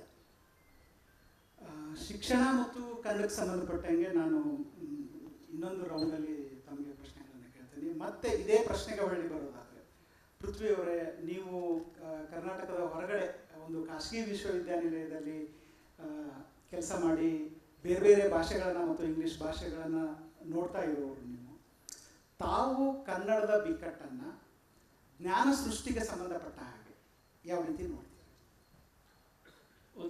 ಇದು ಬಹಳ ಮುಖ್ಯವಾದ ಪ್ರಶ್ನೆ. ಯಾಕೆಂತಂದ್ರೆ ಸುಮಾರು ನನಗೆ ಈಗ ಒಂದು 30-35 ವರ್ಷಗಳ ಅನುಭವವನ್ನು ನೋಡಿದ್ರೆ, ಕರ್ನಾಟಕದ ವಿಶ್ವವಿದ್ಯಾನಿಲಯಗಳಲ್ಲಿ ನಾವು ಇದುವರೆಗಿನ ಜ್ಞಾನಶಿಸ್ತುಗಳು ಅಂತ ಏನು ಹೇಳ್ಕೊಂಡು ಬಂದಿದ್ದೀವಿ, ಅವುಗಳ ಮೂಲಕ ನಾವು ಪ್ರಪಂಚನ ಹೇಗೆ ಗ್ರಹಿಸ್ತಾ ಇದ್ದೀವಿ, ಅದರಲ್ಲಿ ಬಹಳ ದೊಡ್ಡ ಮಟ್ಟದ ಒಂದು ವೈಫಲ್ಯ ಕಾಣುತ್ತೆ. ಈಗ ಉದಾಹರಣೆಗೆ ನಾವು ಕರ್ನಾಟಕದ ಇತಿಹಾಸನೇ ಬರೀಬೇಕು ಅಂತಂದ್ರೆ ಅಥವಾ ಗ್ರಹಿಸಬೇಕು ಅಂತಂದ್ರೆ, ಭಾರತದ ಇತಿಹಾಸ ಗ್ರಹಿಸಬೇಕು ಅಂತಂದ್ರೆ ನಮ್ಮ ಕೈನಲ್ಲಿ ಒರಿಜಿನಲ್ ಆದಂಥದ್ದು ಮೂಲಭೂತ ಹೊಸ ಹೊಳಹುಗಳನ್ನು ಕೊಡುವಂಥ ಒಂದು ಜ್ಞಾನವನ್ನು ಸೃಷ್ಟಿ ಮಾಡೋದಕ್ಕೆ ಆಗ್ತಾ ಇಲ್ಲ. ಯಾಕೆಂತಂದ್ರೆ ನಮಗೆ ಆ ಮೂಲಭೂತವಾದ ಕೆಲವು ಚಿಂತನೆ ಕ್ರಮಗಳು ಒಂದು ಕಡೆ, ಇನ್ನೊಂದು ಕಡೆ ಕಾನ್ಸೆಪ್ಟ್ಸ್ ಇರ್ತಾವಲ್ಲ, ಗ್ರಹಿಕೆಗಳು, ಅವುಗಳ ಬಗ್ಗೆನೇ ಸ್ಪಷ್ಟತೆ ಇಲ್ಲ. ಹಾಗಾಗಿ ಯೋಚನೆ ಮಾಡೋಕ್ಕಾಗ್ತಾ ಇಲ್ಲ ನಮ್ಗೆ. ಈಗ ಸಮಾಜ ಅಂದ್ರೆ ಏನು, ಅದನ್ನ ಹೇಗೆ ಗ್ರಹಿಸ್ತೀವಿ, ಭೂತಕಾಲ ಅಂತಂದ್ರೆ ಏನು, ಅದು ಒಂದು ರೀತಿಯಲ್ಲಿ ಇವತ್ತು ಸಾಹಿತ್ಯ ವಿಶ್ಲೇಷಣೆಗೂ ಬಂದಿದೆ ಅಂತಂದು ತಪ್ಪಾಗಲ್ಲ. ಸೊ ಆ ರೀತಿಯಲ್ಲಿ ಹೇಳ್ಬೇಕು ಅಂದ್ರೆ ಪ್ರೊಫೆಸರ್ ಶೆಟ್ಟಿ ಅವರು ಪ್ರಾರಂಭದಲ್ಲಿ ಹೇಳಿದ ಹಾಗೆ, ಒಂದ್ ಕಡೆ ವಸಾಹತೀಕರಣದ ಪ್ರಭಾವ ಇದೆ. ನಮ್ಮ ಮನಸ್ಸನ್ನ ಕಾಲನೈಸ್ ಮಾಡ್ಕೊಂಡಿದ್ದಾವೆ, ನಮ್ಮ ಯೋಚನಾ ಕ್ರಮಗಳನ್ನು ಕಾಲನೈಸ್ ಮಾಡ್ಕೊಂಡಿದ್ದಾವೆ. ಅದನ್ನ ಬಿಡಿಸ್ಕೊಬೇಕು ಅಂತ ಅನ್ನೋದು ಒಂದು ಸವಾಲಿದೆ. ಆ ಬಿಡಿಸ್ಕೊಂಡ್ಮೇಲೆ ಯಾವ ರೀತಿ ಯೋಚನೆ ಮಾಡಬೇಕು ಅಂತಂದ್ರೆ, ಆ ಯೋಚನೆ ಮಾಡೋದಕ್ಕಿರುವಂಥ ಗ್ರಹಿಕೆಗಳೇನು, ಆ ಕಾನ್ಸೆಪ್ಟ್ಸ್ ಏನು ಅಂತಂದ್ರೆ, ಅಲ್ಲಿ ನಮಗೆ ಬಹಳ ಒಂದು ದೊಡ್ಡದೊಂದು ವ್ಯಾಕ್ಯೂಮ್ ಕಾಣುತ್ತೆ. ಮೂಲಭೂತವಾಗಿ ಹೊಸ ಜ್ಞಾನ ಸೃಷ್ಟಿಯ ಜವಾಬ್ದಾರಿಯನ್ನು ಹೊತ್ಕೊಂಡಿರುವಂಥ ನಮ್ಮ ವಿಶ್ವವಿದ್ಯಾನಿಲಯಗಳಲ್ಲಿ ಆಗ್ತಿರೋ ಸಂಶೋಧನೆ ನೋಡಿದ್ರೆ, ಇವತ್ತು ನಾವು ಯಾವುದೇ ಡಿಸಿಪ್ಲಿನ್ ಅನ್ನ ಗಮನಿಸಿದಾಗ, ಜ್ಞಾನಶಿಸ್ತನ್ನು ಗಮನಿಸಿದಾಗ, ಎರಡು ಬಹಳ ಮುಖ್ಯವಾದಂಥ ಕಮಿಗಳು, ಬಿಕ್ಕಟ್ಟುಗಳು ನಮಗೆ ಕಾಣಿಸ್ತವೆ. ಒಂದು, ಇಲ್ಲಿ ಈಗ ನೀವು ಉದ್ಯೋಗ ಸೃಷ್ಟಿ ಕನ್ನಡದಲ್ಲಿ ಕಲಿತವ್ರಿಗೆ ಯಾಕೆ ಆಗ್ತಿಲ್ಲ ಅಂತಂದ್ರೆ, ನಾವು ಮೂಲಭೂತವಾಗಿ ಯಾವುದೇ ವಿಷಯದಲ್ಲಾಗಲೂ ಒಂದು ಬೇಸಿಕ್ ಆಗಿರುವಂಥದ್ದು, ಬಹಳ ಸರಳವಾದದ್ದು ಒಂದೇನು ಕೊಡಬೇಕು, ಆ ಮಟ್ಟದ ಕಾಂಪಿಟೆನ್ಸ್ನು ಕನ್ನಡದ ಮೂಲಕ ಕೊಡೋಕ್ಕಾಗ್ತಾ ಇಲ್ಲ. ಅದು ಜ್ಞಾನ ಪ್ರಸರಣಕ್ಕೆ ಸಂಬಂಧಪಟ್ಟಂಗೆ, ಅದು ಯಾವುದೇ ಭಾಷೆನಲ್ಲಿ ಜ್ಞಾನ ಬಂದಿರಲಿ. ಚಂದ್ರಶೇಖರ್ ಸರ್ ಈಗ ತಾನೇ ಹೇಳ್ತಾರೆ, ನಮಗೆ ಕನ್ನಡದಲ್ಲಿ ಪುಸ್ತಕಗಳು ಸಿಗ್ತಾ ಇಲ್ಲ ಅಂತ ಅನ್ನುವಂಥದ್ದು, ವಿಜ್ಞಾನದ ಬಗ್ಗೆ ಆಗಲಿ, ಸಮಾಜ ವಿಜ್ಞಾನಗಳ ಬಗ್ಗೆ ಆಗಲಿ. ಇದು ಏನು ನಮಗೆ ಜ್ಞಾನ ಲಭ್ಯತೆ ಇದೆಯೋ ಬೇರೆ ಎಲ್ಲ ಭಾಷೆಗಳ ಮೂಲಕ, ಅದನ್ನ ನಾವು ಸರಳವಾಗಿ ನಮ್ಮ ಜನರಿಗೆ ತಲುಪಿಸುವಂಥ ಕೆಲಸವನ್ನು ಮಾಡೋದ್ರಲ್ಲೂ ಬಹಳ ಇನ್ಫ್ರಾಸ್ಟ್ರಕ್ಚರ್ ಇದ್ರೂ ಸಹ ನಮಗೆ ಅದಾಗ್ತಾ ಇಲ್ಲ. ಎರಡನೇ ಬಿಕ್ಕಟ್ಟು, ಹೊಸ ಜ್ಞಾನ ಸೃಷ್ಟಿಗೆ ಸಂಬಂಧಪಟ್ಟ ಹಾಗೆ ನಾವೀಗ ಇತಿಹಾಸ, ಸಮಾಜಶಾಸ್ತ್ರ, ಬೇರೆ ಬೇರೆ ಜ್ಞಾನಶಿಸ್ತುಗಳನ್ನ ಏನು ಹೇಳ್ತಾ ಇದ್ದೀವಿ, ಅವು ಆ ಹೆಸರುಗಳನ್ನ ಪಡ್ಕೊಂಡು ಜಗತ್ತಿನ ಬೇರೆ ಕಡೆನಲ್ಲೆಲ್ಲ ಏನು ನಡೀತಾ ಇದೆ ಕೆಲಸ, ಅದಕ್ಕೂ ಇದಕ್ಕೂ ಯಾವುದೇ ಸಂಬಂಧ ಇಲ್ಲ. ಪ್ರೊಫೆಸರ್ ಚಂದ್ರಶೇಖರ್ ಅವರು ಇದು ಬಹಳಷ್ಟು ಉದಾಹರಣೆಗಳನ್ನು ಕೊಟ್ಟು ಬೇಕಾದ್ರೆ ಅವ್ರು ವಿವರಿಸ್ಬೋದು. ಇವತ್ತು ನಮ್ಮ ಇಬ್ರದ್ದು ಕ್ಷೇತ್ರವಾದಂಥ ಇತಿಹಾಸವನ್ನೇ ತಗೊಂಡು ನೋಡೋದಾದ್ರೆ, ಇತಿಹಾಸದ ಸಂಶೋಧನೆ ನಮ್ಮ ಧಾರ್ಮಿಕ ಸಂಪ್ರದಾಯಗಳ ಬಗ್ಗೆ ಇರ್ಬೋದು, ಆರ್ಥಿಕ ಇತಿಹಾಸದ ಬಗ್ಗೆ ಇರ್ಬೋದು, ಏನಾಗಿದೆಯೋ ಅದಕ್ಕೂ ಎಕನಾಮಿಕ್ ಹಿಸ್ಟ್ರಿ ಅಂತ ಗ್ಲೋಬಲಿ ಏನು ನಡೀತದೋ ಅಥವಾ ಸೋಷಿಯಲ್ ಹಿಸ್ಟ್ರಿ ಅಂತ ಏನು ನಡೀತದೋ ಅದಕ್ಕೂ ಇದಕ್ಕೂ ಯಾವುದೇ ಸಂಬಂಧ, ಇದನ್ನ ಜ್ಞಾನ ಅಂತ ಯಾರೂ ಪರಿಗಣಿಸಲ್ಲ. ಬಟ್ ನಾವಿವು ಡಿಗ್ರಿ ಕೊಟ್ಕೊಂಡು ಕೂತ್ಕೊಂಡಿದ್ದೀವಿ. ಇದ್ರ ಮೌಲ್ಯ ಏನು ಅಂತ ಕೇಳಿದ್ರೆ ಪ್ರತೀಕ ಆದ್ರೆ ಅಷ್ಟೆ. ನಾವು ಆ ಒಂದು ಆನೆಸ್ಟಿ ಇಟ್ಕೊಂಡು, ಆ ಒಂದು ಪ್ರಾಮಾಣಿಕವಾಗಿ ನಾವು ಯಾವುದೇ ರೀತಿಯ ಹೊಸ ಜ್ಞಾನ ಸೃಷ್ಟಿ ಮಾಡ್ತಾ ಇಲ್ಲ ಅನ್ನೋ ಒಂದು ನೆಲೆಯಿಂದ ಶುರು ಮಾಡಿದಾಗ ಏನು ಗ್ರಹಿಕೆ ಮಾಡ್ಬೇಕು ನಾವು? ನಮ್ಮ ಕನ್ನಡದ ಇತಿಹಾಸ ಏನು, ಸೊ ಕರ್ನಾಟಕದ ಇತಿಹಾಸ ಏನು, ಭಾರತದ ಇತಿಹಾಸ, ಜಗತ್ತಿಂದೇನು, ಇವತ್ತಿನ ವರ್ತಮಾನ ಏನು, ಇದನ್ನು ಗ್ರಹಿಸುವ ಕೆಲಸವನ್ನು ಹೊಸದಾಗೆ ಶುರು ಮಾಡಬೇಕು. ಸೊ ಇದಕ್ಕೆ ಯಾವ ರೀತಿಯ ಒಂದು ಕನ್ಸೆಪ್ಚುವಲ್ ಆಪರೇಟಸ್ ಬೇಕು ಅಂತ ಅನ್ನುವಂಥದ್ದು ಇದೇ ಪ್ರೊಸೆಸ್ ನೀವು ಶುರು ಮಾಡಿದ್ದು ಹೇಳೋದಕ್ಕೆ, ಅದನ್ನು ನಾವಿವತ್ತು ಕೂತ್ಕೊಂಡು ಚರ್ಚೆ ಮಾಡಿ ನಮಗೊಂದು ಬಹಳ ಮುಖ್ಯವಾಗಿ ರೂಪಿಸ್ಕೊಳ್ಬೇಕಾಗಿರುವಂಥ ಒಂದು ಜವಾಬ್ದಾರಿ. ಬಟ್ ಈ ನಿಟ್ಟಿನಲ್ಲಿ ಕನ್ನಡಕ್ಕೆ ಒಂದು ದೊಡ್ಡ ಪರಂಪರೆನೇ ಇದೆ. ಹೊರಗಿನ ಈಗ ಒಂದು ಗ್ಲೋಬಲ್ ಸ್ಟ್ಯಾಂಡರ್ಡ್ಸ್ ಇವತ್ತು ನಾವು ಮೀಟ್ ಆಗದೆ ಇದ್ರು ನಮಗೆ ಒಂದು ಇತಿಹಾಸ ಇದೆ ಸಂಸ್ಕೃತ ಜೊತೆ ಮಾಡಿದ ಅನುಸಂಧಾನ. ಅಂದರೆ ಚಲಿಸದೆ ವಿಶ್ವಾತ್ಮಕವಾದ ಭಾಷೆ ನಮ್ಮದು. ಇವತ್ತು ಈ ರೀತಿ ಆಗಲಿಕ್ಕೆ ಕಾರಣ ಏನು? ಇದು ಕೇವಲ ಬರೀ ವಸಾಹತುಶಾಹಿಯ ಪರಿಣಾಮನೋ ಅಥವಾ ಆನಂತರ ಇದರಲ್ಲಿ ನಮ್ಮದೇ ಏನಾದರೂ ಸಮಸ್ಯೆ ಇದೆನೋ? ಯಾವ ವ್ಯವಸ್ಥೆಯಲ್ಲಿ ಎಲ್ಲಿ ಸಮಸ್ಯೆ ಇದೆ? ಸಮಸ್ಯೆನ ಹೇಗೆ ಗುರುತಿಸಬೇಕು? ಒಂದೇ ಒಂದು ಬ್ರೀಫ್ ಆಗಿ 30 ಸೆಕೆಂಡ್ಸ್ ಉತ್ತರ ಹೇಳ್ತೀನಿ. ನೀವು ವಿಶ್ವವಿದ್ಯಾನಿಲಯಗಳ ಬಗ್ಗೆ ಬಂದಾಗ ಇದು ಹೆಚ್ಚಿಂದು ಚರ್ಚೆ ಮಾಡ್ಬೋದು. ನಾವು ವಿಶ್ವವಿದ್ಯಾನಿಲಯಗಳು ಕೆಲಸ ಮಾಡೋದು ನಿಲ್ಲಿಸ್ಬಿಟ್ಟಿದ್ದಾರೆ 30 ವರ್ಷದಿಂದ ಅಂತೂ. ಆದರೆ ಈಗ 60ರ ದಶಕದಲ್ಲಿ ಹೊರಗಡೆಯಿಂದ ಭಾಳ ಜನ ಪ್ರಾಧ್ಯಾಪಕರುಗಳು ಲಂಡನ್ ಸ್ಕೂಲ್ ಆಫ್ ಎಕನಾಮಿಕ್ಸ್ ಅಲ್ಲಿ ಓದೋರು, ಮ್ಯಾಂಚೆಸ್ಟರ್ ಓದೋರು, ಕೊಲಂಬಿಯಾದಲ್ಲಿ ಓದೋರು, ಯೂನಿವರ್ಸಿಟಿ ಆಫ್ ಶಿಕಾಗೋನಲ್ಲಿ ಓದೋರು, ಆಕ್ಸ್ಫರ್ಡ್ ಕೇಂಬ್ರಿಡ್ಜ್ಗಳಲ್ಲಿ ಓದೋರು ವಾಪಸ್ ಬಂದು ನಮ್ಮ ವಿಶ್ವವಿದ್ಯಾನಿಲಯಗಳ ಒಂದು ಬೌದ್ಧಿಕ ನಾಯಕತ್ವವನ್ನು ವಹಿಸ್ತಾ ಇದ್ರು. ಬರೀ ಅವ್ರು ಬಂದಿದ್ದರಿಂದ ಚೆನ್ನಾಗಾಯ್ತು ಅಂತಲ್ಲ, ಅವರೊಂದು ಅಡಿಪಾಯ ಹಾಕಿದ್ರು. ಒಂದು ಈ ಅನುಸಂಧಾನದ ಕೆಲಸ ಒಂದೇನಿದೆ ಅದು ಇದು ಹೆಚ್ಚು ತೀವ್ರವಾಗಿ, ಹೆಚ್ಚು ಆಳವಾಗಿ, ಗಂಭೀರವಾಗಿ ಆಗಬೇಕಾಗಿತ್ತು, ಅದು ಆಗ್ತಾ ಇಲ್ಲ. ಸೊ ಇವತ್ತು ನಾನು ಒಂದು ಪೇರ್ ರಿಫ್ಲೆಕ್ಷನ್ ಆಫ್ ಡಿಸಿಪ್ಲಿನ್ಸ್ ಅಂತ ನಮ್ಮಲ್ಲಿ ಆಗ್ತಿರೋ ಇದನ್ನ ಯಾಕೆ ಕರಿತಿದ್ದೀನಿ ಅಂತಂದ್ರೆ ಅದು ಅಷ್ಟೇ ಆಗ್ತಾ ಇರೋದು. ನಾವಿವತ್ತು ಸೋಷಿಯಾಲಜಿ ಅಂತ ಯಾವಾಗ ಕರಿತೀವಿ, ನಾವು ಹೇಳ್ಕೊತೀವಿ, ಅದನ್ನ ಯಾರು ರೆಕಗ್ನೈಸ್ ಮಾಡೋ sociology. So what are these disciplines ಅಂತ ಅನ್ನುವಂಥದ್ದು ಪ್ರಶ್ನೆ ಬರುತ್ತೆ. ಸೊ ಅದಕ್ಕೆ ಬಿಳ್ಮಲೆ ಅವರು ಮಾತಾಡ್ಬೋದು, ಸಂತೋಷ್ ಅವರು ಸಂತೋಷ. ಸರ್, ನಾನು ಒಬ್ಬ ಸೋಷಿಯಾಲಜಿ ವಿದ್ಯಾರ್ಥಿಯಾಗಿ ಗಮನಿಸೋದಾದ್ರೆ ನಾವು ಕನ್ನಡದಲ್ಲಿ ಸುಮಾರು ಮೋರ್ ದೆನ್ 100 ಇಯರ್ಸ್ ಬ್ಯಾಕ್ ಇದ್ದೀವಿ, ತುಂಬ ಹಿಂದೆ ಇದ್ದೀವಿ. ಕನ್ನಡ ಭಾವನಾತ್ಮಕವಾಗಿ ಭಾಷೆಯಾಗಿ ಬೆಳೆದಿದೆ. ಬೌದ್ಧಿಕವಾಗಿ ನನ್ನ ಸಬ್ಜೆಕ್ಟ್ ನಾಲೆಡ್ಜ್ಲಿ ನಾವು ಇನ್ನೂ ಏನು ಶುರುನೇ ಮಾಡಿಲ್ಲ, ಝೀರೋನಲ್ಲೇ ಇದ್ದೀವಿ ಅಂತಲೇ ನಾನು ಹೇಳ್ಬೋದು. ಕನ್ನಡದಲ್ಲಿ ಒಳ್ಳೆ ಸೋಷಿಯಾಲಜಿ ಬುಕ್ಸ್ ಇಲ್ಲ, ಹಿಸ್ಟ್ರಿ ಯಾಕೆ ಬುಕ್ಸ್ ಇಲ್ಲ? ಆಮೇಲೆ ಅನುವಾದ ಜ್ಞಾನ ಸೃಷ್ಟಿ ಅಲ್ಲ ನನ್ನ ಅಭಿಪ್ರಾಯ. ಅನುವಾದ okay, Max Weber, Karl Marx ಒಂದಷ್ಟು ಸಿಗುತ್ತೆ. ವೆಬರ್ ಪುಸ್ತಕ ಯಾವುದು ಕನ್ನಡದಲ್ಲಿ ಇಲ್ಲವೇ ಇಲ್ಲ.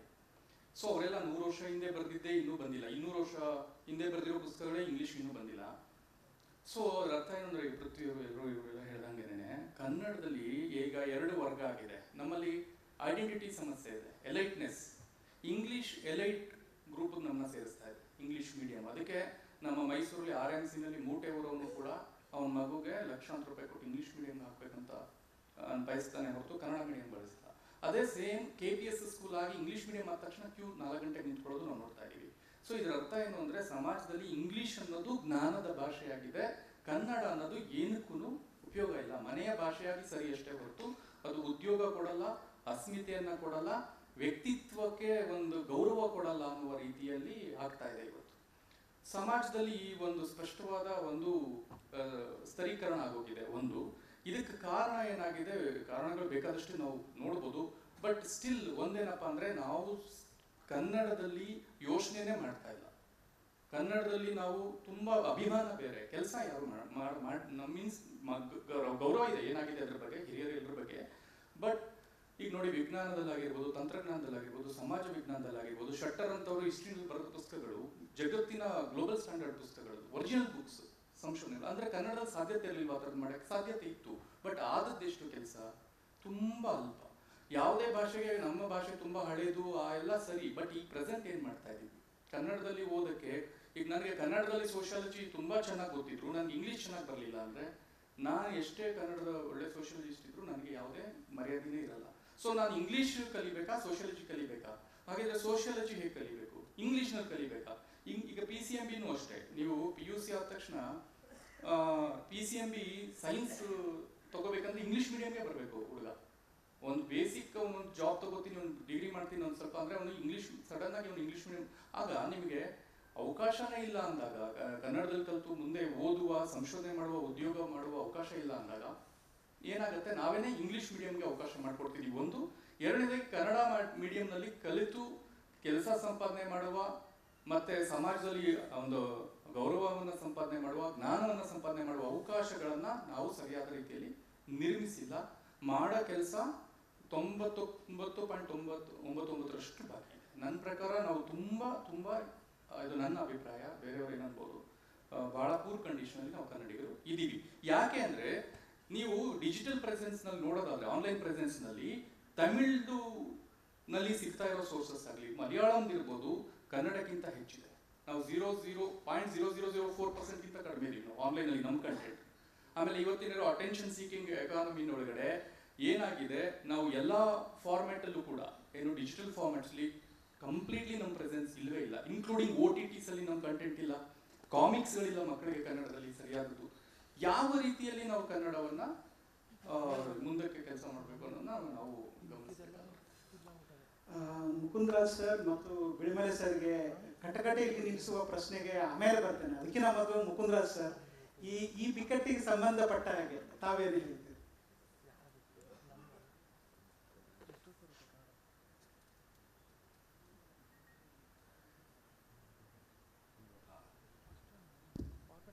ಇದು ಭಾಷೆಯ ಬಿಕ್ಕಟ್ಟು ಬಗ್ಗೆ ಮಾತಾಡಬೇಕಾಗಿತ್ತು. ಇವ್ರು ನೋಡಿದ್ರೆ ನನಗೆ ಬಿಕ್ಕಟ್ಟು ತಂದಿಟ್ಬಿಟ್ಟಿದ್ದಾರೆ.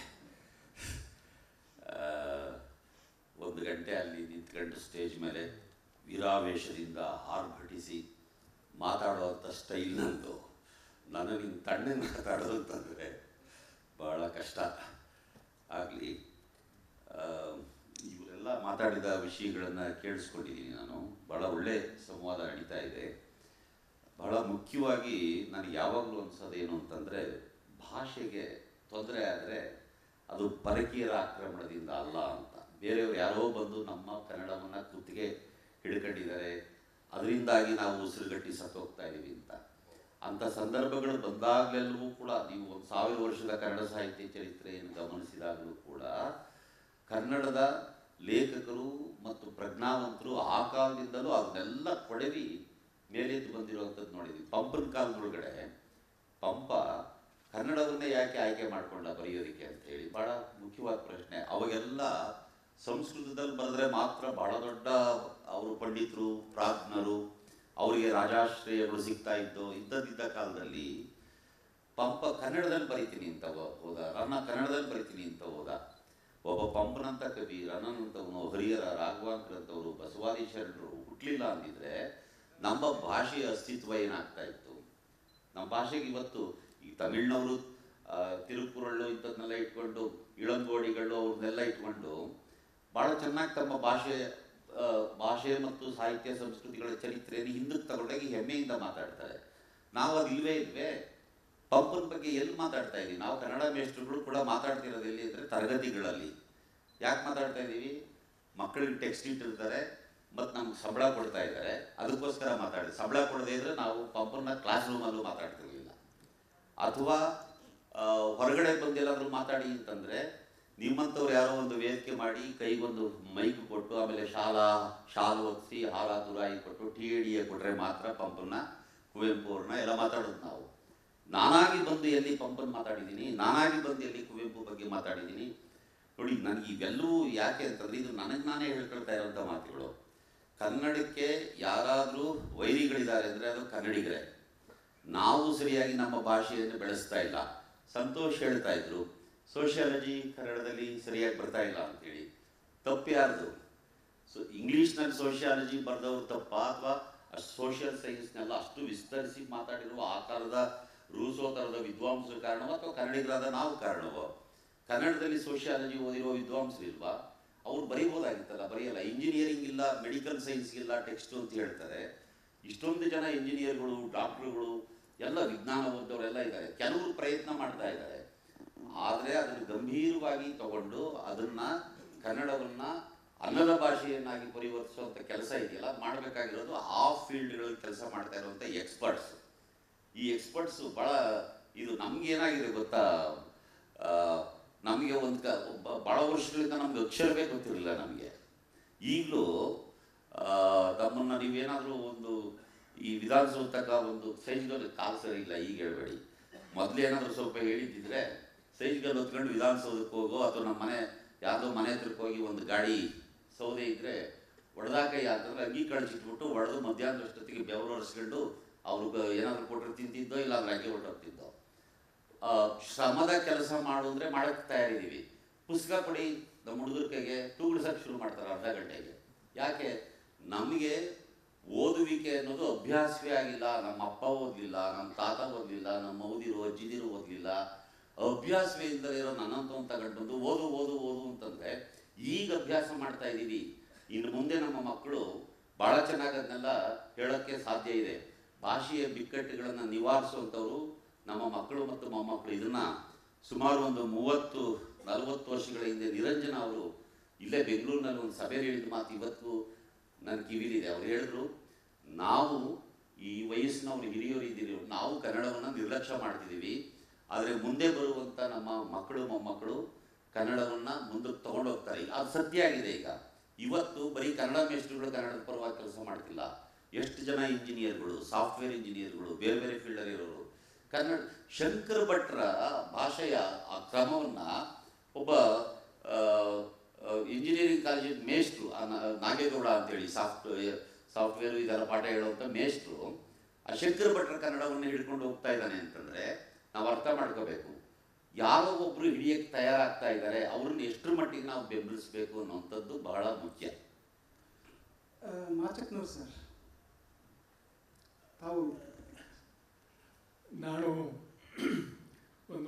ಸುಮಾರು 3 ವರ್ಷ ಶಿಕ್ಷಣ ಇಲಾಖೆಯಲ್ಲಿ ಧಾರವಾಡ ವಿಭಾಗದ ಆಯುಕ್ತನಾಗಿ ಕೆಲಸ ಮಾಡಿದ ಕಾರಣ ಶಿಕ್ಷಣ ಇಲಾಖೆಗೆ ಸಂಬಂಧಿಸಿದಂತೆ ಒಂದಿಷ್ಟು ಅಂಕಿಅಂಶಗಳು ಮತ್ತು ವಾಸ್ತವ ಸ್ಥಿತಿಗತಿ ಏನಿದೆ ಫೀಲ್ಡ್ ಲೆವೆಲ್ದಲ್ಲಿ, ಶಾಲಾ ಹಂತದಲ್ಲಿ, ಯಾಕಂದರೆ 100 ಸಾವಿರಾರು ಶಾಲೆಗಳಿಗೆ ಭೇಟಿ ಕೊಟ್ಟು ಆಮೇಲೆ ಕ್ಲಾಸ್ ರೂಮ್ ಮಧ್ಯದಲ್ಲಿ ನಿಂತು ಮಕ್ಕಳ ಕಲಿಕೆಯ ಗುಣಮಟ್ಟ ಮತ್ತೊಂದು ಪರಿಶೀಲಿಸಿದಾಗ ನನಗೆ ಕಂಡು ಬಂದ ಇದರ ಪ್ರಕಾರ ನಮ್ಮಲ್ಲಿ ಮುಖ್ಯ ಬಿಕ್ಕಟ್ಟು ಪ್ರಾರಂಭವಾಗುವುದು ಪ್ರಾಥಮಿಕ ಹಂತದಲ್ಲಿ. ಕಲಿಕಾ ಗುಣಮಟ್ಟ ಬಹಳಷ್ಟು ಅಧೋಗತಿಗೆ ಹೋಗಿದೆ. ಅದಕ್ಕೆ ಹಲವಾರು ಕಾರಣಗಳಿವೆ. ಶಿಕ್ಷಕರು ಕೊರತೆ ಒಂದು ಕಾರಣ ಆದರೆ, ಆಮೇಲೆ ಶಿಕ್ಷಕರಲ್ಲಿಯೂ ಕೂಡ ಬದ್ಧತೆಯ ಕೊರತೆ ಕೂಡ ಮತ್ತೊಂದು ಕಾರಣ. ಆಮೇಲೆ ಗುಣಮಟ್ಟ ಕಳಪೆ ಆಗ್ತಾ ಇರುವುದಕ್ಕೆ ಯಾರೂ ಜವಾಬ್ದಾರರಾಗ್ತಾ ಇಲ್ಲ.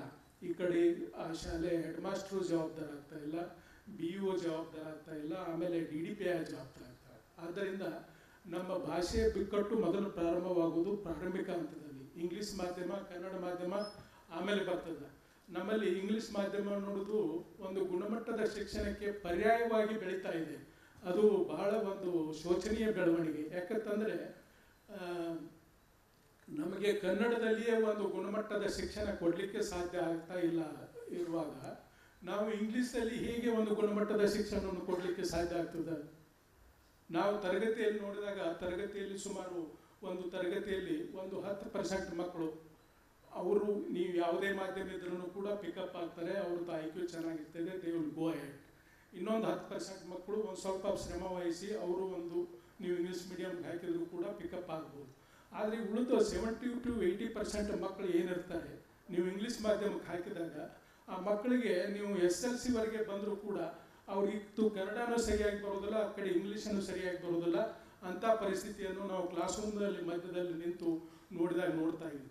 ನಾವು ಇವತ್ತು ಉಚ್ಚ ಶಿಕ್ಷಣ ಹಂತದಲ್ಲಿ, ಕಾಲೇಜ್ ಹಂತದಲ್ಲಿ, ಆಮೇಲೆ ವಿಶ್ವವಿದ್ಯಾಲಯ ಹಂತದಲ್ಲಿ ನೋಡ್ತಕ್ಕಂಥ ಗುಣಮಟ್ಟದ ಕಳಪೆ ಏನಿದೆ ಅಂದರೆ ಒಂದು ಡಿಗ್ರಿ ತೊಗೊಂಡು ಪೋಸ್ಟ್ ಗ್ರ್ಯಾಜುಯೇಟ್ ಡಿಗ್ರಿ ತೊಗೊಂಡ್ರು ಕೂಡ ಮಕ್ಕಳಿಗೆ ಓದಲಿಕ್ಕೆ ಬರೀಲಿಕ್ಕೆ ಬರೋದಿಲ್ಲ ಅಂತ ಹೇಳೋ ಪರಿಸ್ಥಿತಿ ಯಾಕೆ ಉಂಟಾಗಿದೆ ಅಂತಂದರೆ ನಮ್ಮ ಪ್ರಾಥಮಿಕ ಹಂತದಲ್ಲಿ, ಮಾಧ್ಯಮಿಕ ಹಂತದಲ್ಲಿ ನಮ್ಮ ಶಿಕ್ಷಣ ಬಹಳಷ್ಟು ಗುಣಮಟ್ಟಕ್ಕೆ ಸಂಬಂಧಿಸಿದಂತೆ ಬಹಳಷ್ಟು ಸವಾಲುಗಳನ್ನು ಎದುರಿಸ್ತಾ ಇದೆ. ಇಂಥದ್ರಲ್ಲಿ ನಮ್ಮ ಸರ್ಕಾರ, ಕರ್ನಾಟಕ ಸರ್ಕಾರ ಮೊನ್ನೆ ಒಂದು 700-800 ಸ್ಕೂಲ್ಗಳಿಗೆ ಆಂಗ್ಲ ಮಾಧ್ಯಮದಲ್ಲಿ ತರಗತಿಗಳನ್ನು ಪ್ರಾರಂಭ ಮಾಡಲಿಕ್ಕೆ ಕೊಡ್ತು. ಈಗಾಗಲೇ ಸುಮಾರು 4,200 ಶಾಲೆಗಳಲ್ಲಿ ಆಂಗ್ಲ ಮಾಧ್ಯಮ ತರಗತಿಗಳನ್ನು ಪ್ರಾರಂಭ ಮಾಡಿದೆ. ಅಂತ ಇದರ ಕಡೆ 1-2 ಕಡೆ ಸ್ಕೂಲ್ಗಳಲ್ಲಿ ವಿಸಿಟ್ ಕೊಟ್ಟು ಅದರ ಸ್ಥಿತಿಗತಿ ಏನಿದೆ ಅಂತ ನೋಡಿದಾಗ ಕೂಡ ಶಿಕ್ಷಕರು ಒಂದು ತರಗತಿಯಲ್ಲಿ ಇಲ್ಲೇ ಒಂದು ಯಲಹಂಕದ ಥರ ಒಂದು ನನ್ನ ಮಗನ ಮನೆ ಅಲ್ಲೇ ಇದೆ, ಅಲ್ಲಿ ಹೋದಾಗ ಒಂದು ಸಮೀಪದ ಒಂದು ಶಾಲೆಗೆ ಹೋದೆ. ಆ ಶಾಲೆಯಲ್ಲಿ ಈ ಕಡೆ ಒಂದು ಅರ್ಧ ಮಕ್ಕಳು ಇಂಗ್ಲೀಷ್ ಮಾಧ್ಯಮ ಕೂತಿರ್ತಾರೆ, ಅರ್ಧ ಮಕ್ಕಳು ಕನ್ನಡ ಮಾಧ್ಯಮ ಮಕ್ಕಳು ಕೂತಿರ್ತಾರೆ. ಅದೇ ಶಿಕ್ಷಕರು ಒಂದು 15 ನಿಮಿಷ ಇವರಿಗೆ ಇಂಗ್ಲೀಷ್ ಮಾಧ್ಯಮದಲ್ಲಿ ಪಾಠ ಮಾಡ್ತಾರೆ, ಇನ್ನು 15 ನಿಮಿಷ ಕನ್ನಡ ಮಾಧ್ಯಮದಲ್ಲಿ ಇವರಿಗೆ ಪಾಠ ಮಾಡೋದು ಈ ಸ್ಥಿತಿ ಇದೆ. ಆದರೆ ಇಲ್ಲಿ ಒಂದಿಷ್ಟು ವೆಲ್ ಎಜುಕೇಟೆಡ್ ಟೀಚರ್ಸ್ ಅಂದರೆ ಗ್ರ್ಯಾಜುಯೇಟ್ಸ್ ಆದವರು ವಗೈರೆ ಇರ್ತಾರೆ. At least you will be able to teach both in Kannada and English. ಆದರೆ ಗ್ರಾಮಾಂತರ ಪ್ರದೇಶದಲ್ಲಿ ನಾನು ನೋಡಿದ ಪ್ರಕಾರ ಅಲ್ಲಿ ಶಿಕ್ಷಕರು ಇಂಗ್ಲೀಷ್ ಮಾಧ್ಯಮದಲ್ಲಿ ಕಲಿಸಲಿಕ್ಕೆ ಭಾಳಷ್ಟು ತೊಂದರೆಯನ್ನು ಅನುಭವಿಸ್ತಾ ಇದ್ದಾರೆ. 1-2ನೇ ತರಗತಿಗೆ ABCD ಬೇಸಿಕ್ಸ್ ಕಲಿಸೋದು ಏನಿದೆ ಅಲ್ಲಿ ಹೇಗೋ ಅವರು ಮ್ಯಾನೇಜ್ ಮಾಡ್ತಾರೆ. ಆದರೆ 3, 4, 5 ಈ ಕೋರ್ ಸಬ್ಜೆಕ್ಟ್ ಕಲಿಸೋದು ಬರ್ತದಲ್ಲ, ಸೈನ್ಸ್ ಸಬ್ಜೆಕ್ಟು ಅಥವಾ ಸೋಷಿಯಲ್ ಸೈನ್ಸ್ ಸಬ್ಜೆಕ್ಟು, ಮ್ಯಾಥಮೆಟಿಕ್ಸ್ ಕಲಿಸೋದು ಬಂದಾಗ ಅವ್ರು ಭಾಳ they are unable to teach it in English medium. ಅದು ಸಮಸ್ಯೆ ಎದುರಾಗ್ತಾ ಇದೆ. ಅದನ್ನು ಸರ್ಕಾರ ಟೀಚರ್ಸ್ಗೆ ಅವ್ರಿಗೇನು ಟ್ರೈನಿಂಗ್ ಇಲ್ಲ, ಒಂದು 15 ದಿವಸ 20 ದಿವಸ ಒಂದೇನೋ ತರಬೇತಿ ಕೊಟ್ಟಂಗೆ ಮಾಡಿ ಅವ್ರಿಗೆ ನೀವು ಇಂಗ್ಲೀಷಲ್ಲಿ ಕಲಿಸತ್ತಂದ್ರೆ ಹೇಗೆ ಸಾಧ್ಯ ಆಗ್ತದೆ ಕಲಿಸ್ಲಿಕ್ಕೆ? ಸೊ ಆ ಕಡೆ ಮಕ್ಕಳಿಗೆ ಈ ಕಡೆ ಇಂಗ್ಲೀಷ್ ಮೀಡಿಯಮ್ ಶಿಕ್ಷಣ ಸರಿಯಾಗಿ ಸಿಗ್ತಾ ಇಲ್ಲ, ಕನ್ನಡ ಮಾಧ್ಯಮ ಶಿಕ್ಷಣ ಸರಿಯಾಗಿ ಸಿಗ್ತಾ ಇಲ್ಲ. ಆಮೇಲೆ ಈ ಖಾಸಗಿ ಇಂಗ್ಲೀಷ್ ಮಾಧ್ಯಮ ಶಾಲೆಗಳಲ್ಲಿ ಅದು ತೀರಾ ಅಧೋಗತಿ ಇದೆ. ಅವರು ಒಂದಿಷ್ಟು ತಳಕು ಬಳಕು ವೆಹಿಕಲ್ಲು ಮತ್ತೊಂದು ಮುಗಿದು ಅಂತ ಹೇಳಿ ಗ್ರಾಮಾಂತರ ಪ್ರದೇಶದಲ್ಲಿ ಭಾಳಷ್ಟು ಮಕ್ಕಳನ್ನ ಕರ್ಕೊಂಡು ಹೋಗಿ ಇಂಗ್ಲೀಷ್ ಮಾಧ್ಯಮಿಗೆ ನಮ್ಮ ಪಾಲಕರು ಸೇರಿಸ್ತಾ ಇದ್ದಾರೆ. ಆದರೆ ಮಕ್ಕಳ ಕಲಿಕೆ ಏನಾಗ್ತಾ ಇದೆ ಅನ್ನೋದ್ರ ಬಗ್ಗೆ ಪಾಲಕರಿಗೆ ಅರಿವಿಲ್ಲ. ಯಾಕಂದ್ರೆ ಪಾಲಕರು ಭಾಳಷ್ಟು ಎಲ್ಲ ಆಂಗ್ಲ ಮಾಧ್ಯಮ ಶಿಕ್ಷಣಕ್ಕೆ ತೆಗೆದುಕೊಂಡವರಲ್ಲ, ಅವರೆಲ್ಲ ಕನ್ನಡ ಮಾಧ್ಯಮದಲ್ಲಿ ನನ್ನ ಮಗು ಇಂಗ್ಲೀಷ್ ಮಾಧ್ಯಮಕ್ಕೆ ಹೋಗ್ತಾ ಅನ್ನೋ ಒಂದು ಭ್ರಮೆಯಲ್ಲೇ ಇರ್ತಾರೆ ಅಷ್ಟೇ. ಆದರೆ ಮಗುವಿನ ಕಲಿಕೆ ವಾಸ್ತವವಾಗಿ ಏನಾಗ್ತಾ ಇದೆ ಅನ್ನೋದು ಆ ಪಾಲಕರಿಗೂ ಕೂಡ ಗೊತ್ತಿಲ್ಲ. ಸೊ ಈ ಇಂಗ್ಲೀಷ್ ಮಾಧ್ಯಮದ ಒಂದು ದುಷ್ಪರಿಣಾಮ ಅಲ್ಲಿ ತೀವ್ರವಾಗಿದೆ ಗ್ರಾಮಾಂತರ ಪ್ರದೇಶದಲ್ಲಿ. ಆಮೇಲೆ ಕನ್ನಡದ ಸ್ಥಿತಿಗತಿಗೆ ಸಂಬಂಧಿಸಿದ ನಮ್ಮ ಶಾಲೆಗಳಲ್ಲಿ ಏನಿದೆ ಅಂತ ಹೇಳಿ ಒಂದು ಸ್ವಲ್ಪ ಅಂಕಿ ಸಂಖ್ಯೆ ಕೊಡೋದಾದರೆ, ನಮ್ಮಲ್ಲಿ ಸುಮಾರು 1 ಕೋಟಿಯಿಂದ 1,05,00,000 ಮಕ್ಕಳು 1ನೇ ತರಗತಿಯಿಂದ 10ನೇ ತರಗತಿವರೆಗೆ ಓದ್ತಾ ಇದ್ದಾರೆ. ಇಷ್ಟು ಮಕ್ಕಳಲ್ಲಿ ಈಗ ಕಳೆದ ವರ್ಷದಲ್ಲಿ 24-25ನೇ ಶೈಕ್ಷಣಿಕ ವರ್ಷದಲ್ಲಿ 50.67 ಲಕ್ಷ ಮಕ್ಕಳು ಆಂಗ್ಲ ಮಾಧ್ಯಮದಲ್ಲಿ ಓದ್ತಾ ಇದ್ದಾರೆ. 50.67. ಆಮೇಲೆ ಕನ್ನಡ ಮಾಧ್ಯಮದಲ್ಲಿ ಓದ್ತಾ ಇರೋ ಮಕ್ಕಳು 49.92 ಲಕ್ಷ. ಅಂದರೆ ಹೋದ ವರ್ಷದಿಂದ ಕನ್ನಡ ಮಾಧ್ಯಮದಲ್ಲಿ ಓದ್ತಕ್ಕಂಥ ಮಕ್ಕಳ ಸಂಖ್ಯೆ ಕಡಿಮೆ ಆಗಿದೆ, ಇಂಗ್ಲೀಷ್ ಮಾಧ್ಯಮದಲ್ಲಿ ಓದ್ತಕ್ಕಂಥ ಮಕ್ಕಳ ಸಂಖ್ಯೆ ಜಾಸ್ತಿ ಆಗಿದೆ. ಇದು ಹೋದ ವರ್ಷ ಆಗಿದ್ದು ಈ ವರ್ಷದ ಅಂಕಿ ಸಂಖ್ಯೆ ತಗೊಳ್ಳೋಕ್ಕೆ ಕೂಡ ನಾನು ಪ್ರಯತ್ನ ಮಾಡಿದೆ. ಆದರೆ ಅಂಕಿ ಸಂಖ್ಯೆ ಕೂಡ ಈಗ ವೆಬ್ಸೈಟ್ದಲ್ಲಿ, ಶಿಕ್ಷಣ ಇಲಾಖೆ ವೆಬ್ಸೈಟ್ದಲ್ಲಿ ಸಿಗ್ತಾ ಇಲ್ಲ.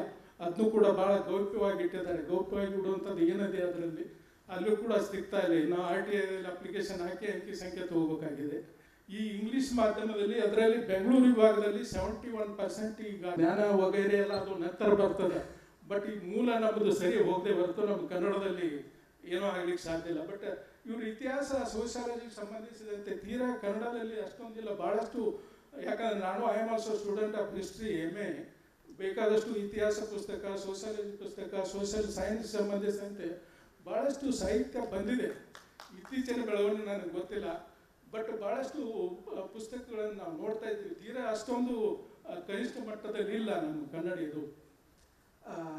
ನೀವು ಎತ್ತಿದ ಶೈಕ್ಷಣಿಕ ಪ್ರಶ್ನೆಗಳು ಸರ್ಕಾರದ ಪರವಾಗಿನ, ಸರ್ಕಾರದ ಜೊತೆ, ನಾಟ್ ಪರವಾಗಿ, ಸರ್ಕಾರದ ಜೊತೆ ಕರ್ನಾಟಕ ಎಜುಕೇಷನ್ ಪಾಲಿಸಿ ಜೊತೆ ಚೆನ್ನಿ ಸರ್ ವರ್ಕ್ ಮಾಡಿದ್ದಾರೆ ಮತ್ತು ನಾಯಕ್ ಅವರು ವರ್ಕ್ ಮಾಡಿದ್ದಾರೆ. ಸರ್, ಈ ಥರದ ಪ್ರಶ್ನೆಗಳನ್ನು ನೀವು ನೀತಿ ನಿರೂಪಣೆ ಮಾಡುವಾಗ ಅಥವಾ ಡ್ರಾಫ್ಟನ್ನು ಇದು ಮಾಡುವಾಗ ನೀವು ಈ ಬಿಕ್ಕಟ್ಟನ್ನು ಅಥವಾ ವೆಂಕಟೇಶ್ ಮಾಚಕ್ನೂರ್ ಸರ್ ಹೇಳಿದ ಸಮಸ್ಯೆಗಳನ್ನು ಯಾವ ರೀತಿ ಅದಕ್ಕೆ ನೀವು ಸ್ಪಂದಿಸಿದ್ರಿ?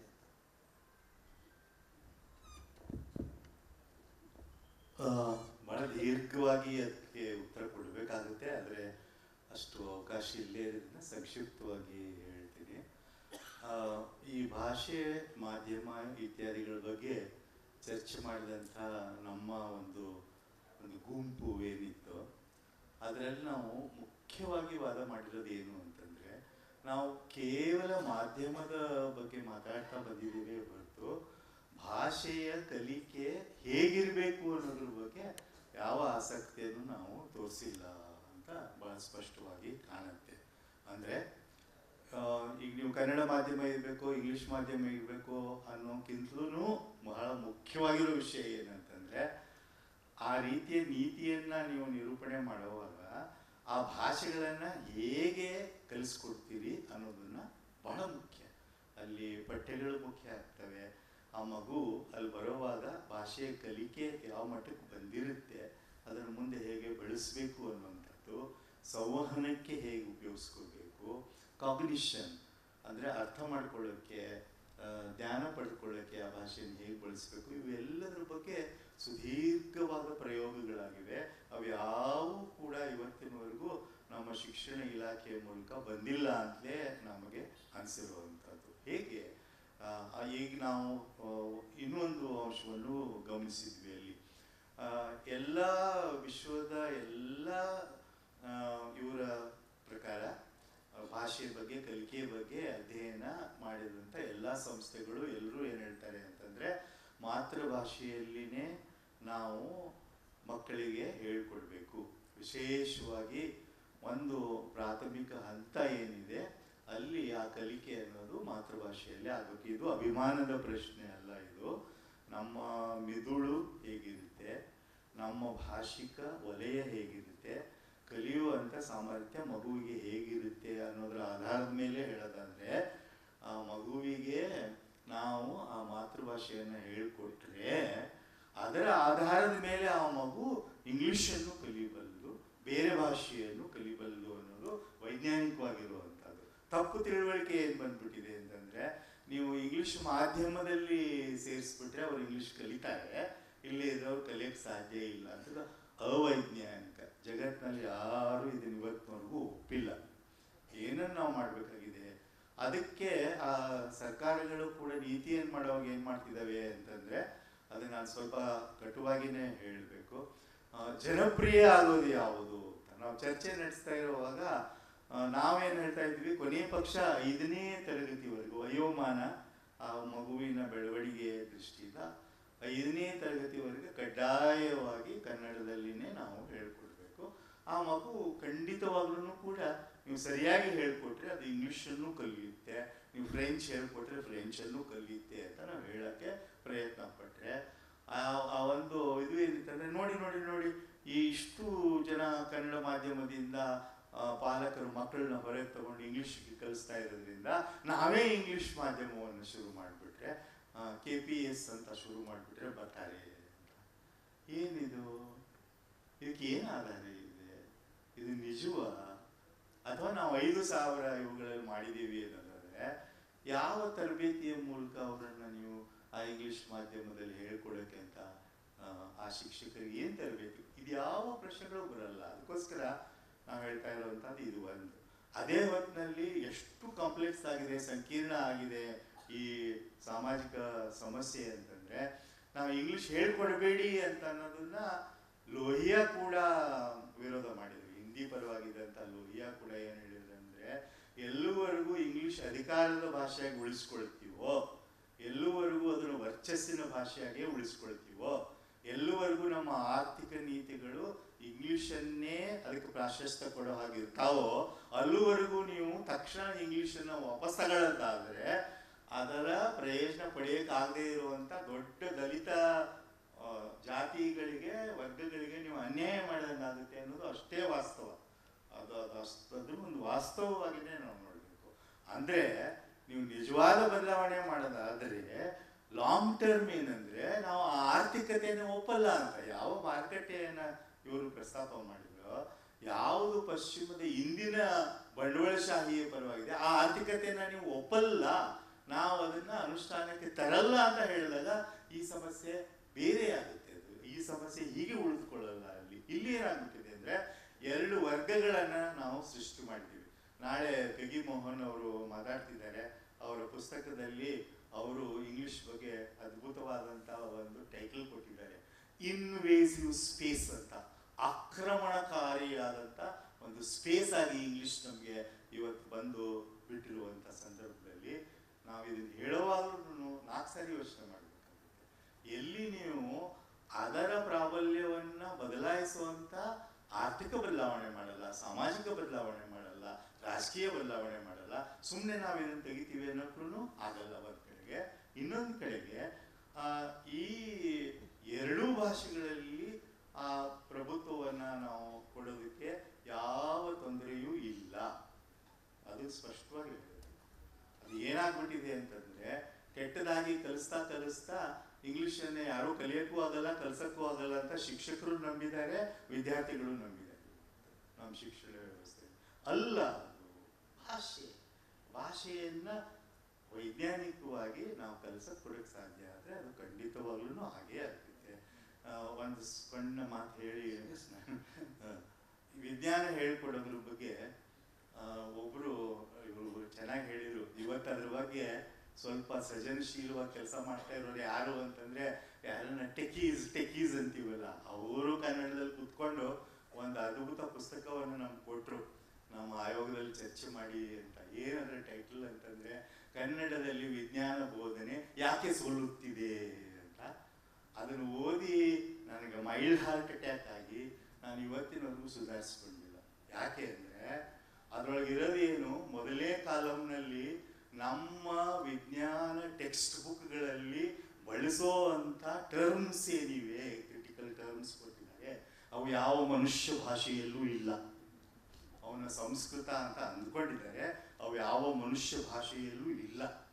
ಅದರ ಪಕ್ಕದಲ್ಲಿ ಅವ್ರು ಏನು ಕೊಟ್ಟಿದ್ದಾರೆ ಅಂದರೆ ಅದರ ಮೂಲ ಅರ್ಥ ಏನು. 3ನೇ ಕೋಷ್ಟಕದಲ್ಲಿ ಸಾಮಾನ್ಯವಾಗಿ ಪೇಟೆಯಲ್ಲಿ ಮಾತಾಡುವ ಶಬ್ದಗಳೇ ಅದಕ್ಕೆ ಸರಿಯಾದ ಪಾರದರ್ಶಕ ಆಗಿರುವಂಥ ಪಾರಿಭಾಷಿಕಗಳನ್ನು ಕೊಟ್ಟು ಇದನ್ನು ಮಾಡಿದ್ರೆ ನೀವು ವಿಜ್ಞಾನ ಹೀಗಾಗಿದೆ ಅನ್ನೋಕ್ಕೆ ಏನು ಅಧಿಕಾರ ಇದೆ ನಮಗೆ? ಅದನ್ನು ನೋಡಬೇಕಲ್ಲ ನಾವು. ಅದರಲ್ಲಿ ಯಾಕಪ್ಪ ಮಾಡ್ತೀರ ನೀವು ಹಾಗಿದ್ರೆ? ಎಕ್ಸ್ಪ್ಯಾಂಡ್ ಅನ್ನುವಂಥದ್ದು ಕಷ್ಟನಾದ ಶಬ್ದ. ಎಷ್ಟು ಎಕ್ಸ್ಪ್ಯಾಂಡ್? ದಯವಿಟ್ಟು ಆ ಪುಸ್ತಕವನ್ನು ತೆಗೆದು ನೋಡಿ, ಅದಕ್ಕೆ ಏನು ಪಾರಿಭಾಷಿಕ ಕೊಟ್ಟಿದ್ದಾರೆ ಅಂತಂದರೆ ಕಳೆದ 5 ತಲೆಮಾರಿನಲ್ಲಿ ಯಾರಿಗೂ ಗೊತ್ತಿಲ್ಲದ ಭಾಷೆ. ಹಾಗೆ ಮಾಡ್ಬೇಕು ನಾವು ಅದನ್ನ. ಕಷ್ಟ ಇರೋದಂದರೆ ಮಾಧ್ಯಮದ ಆಯ್ಕೆ ಬಂದಾಗ ಇವೆಲ್ಲವನ್ನೂ ಗಮನಿಸಬೇಕು ಮೊದಲನೇದು. ಎರಡನೇದು ಬಹುಮುಖ್ಯವಾಗಿ ನಾವು ಹೇಳ್ತಾನೆ ಇರ್ತೀವಿ ಅದರೊಳಗೆ ಅಂತಂದರೆ ಭಾಷೆಯ ಕಲಿಕೆಗೂ ಬೇರೆಯ ಸಬ್ಜೆಕ್ಟ್ಗಳ ಕಲಿಕೆಗೂ ವ್ಯತ್ಯಾಸ ಇದೆ. ಈ ಭಾಷೆಯ ಕಲಿಕೆ ಬಗ್ಗೆ ಇದ್ದಂಥ ನಮಗಿರೋ ತಿಳುವಳಿಕೆ ಅಗಾಧವಾಗಿದೆ ಈ ವಿಶ್ವದಲ್ಲಿ.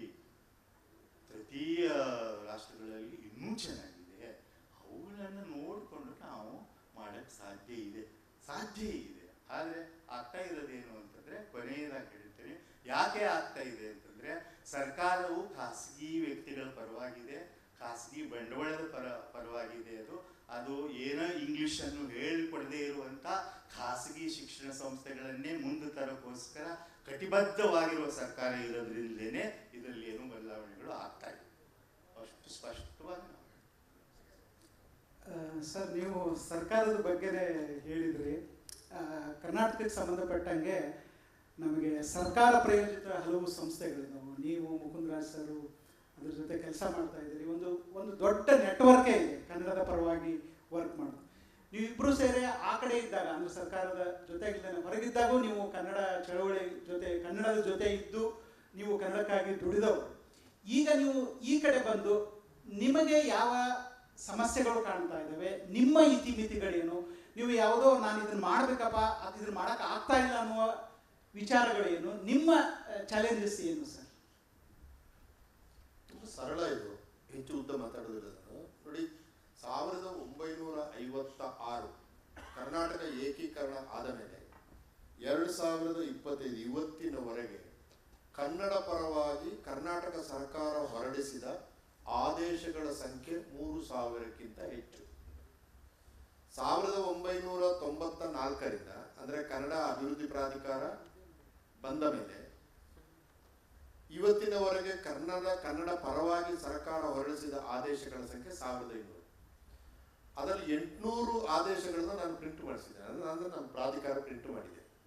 ಹಾಗಾಗಿ ಆದೇಶಗಳ ವಿಷಯ ನೀವು ತೆಕ್ಕೊಂಡ್ರೆ ಕರ್ನಾಟಕ ಸರ್ಕಾರ, ನೀವು ಈಗ ಹೋಗೋಣ, ನಾವು ಅರ್ಧ ಗಂಟೆಯಲ್ಲಿ ಒಂದು ಆದೇಶ ಕೊಡಿಸ್ತೀನಿ, ನಮ್ಗೆ ಏನು ಬೇಕು ಆದೇಶ, ಅದು ಏನು ಸಮಸ್ಯೆ ಇಲ್ಲ.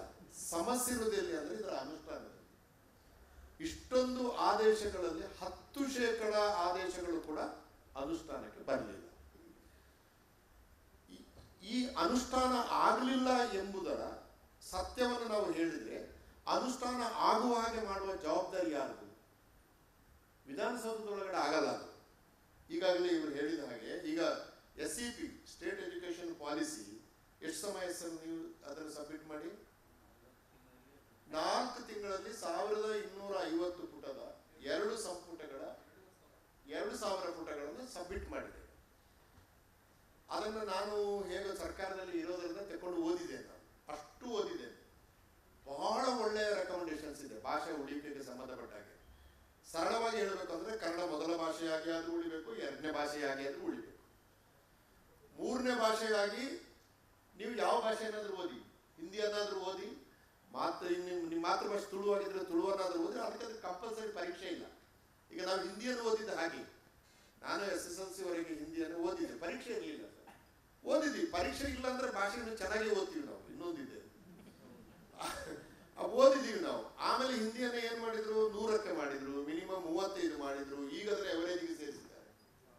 ಇದರ ಬಗ್ಗೆ ಎಲ್ಲ ತುಂಬಾ ಚೆನ್ನಾಗಿದೆ SEP. ಬಟ್ ಸಮಸ್ಯೆ ಏನಂದ್ರೆ, ಆಯ್ತು ಅದು ಸಮಸ್ಯೆ ಆಗಿದೆ, ನಾನು ಅದರ ಬಗ್ಗೆ ಸರ್ಕಾರಕ್ಕೆ ಪತ್ರ ಬರೆದು ಇದನ್ನು ಪಬ್ಲಿಕ್ ಡಾಕ್ಯುಮೆಂಟೇಶನ್ ಆಗಿ ಮಾಡಿ ಆನ್ಲೈನ್ ಮಾಡಿ 6 ತಿಂಗಳು ಅಥವಾ 1 ವರ್ಷದವರೆಗೆ ಅದನ್ನು ವೆಬ್ಸೈಟ್ ಅಲ್ಲಿ ಹಾಕಿ ತಮ್ಮಂತ ವಿದ್ವಾಂಸರಿಂದ ಫೀಡ್ಬ್ಯಾಕ್ ತಗೊಳ್ಳಿ.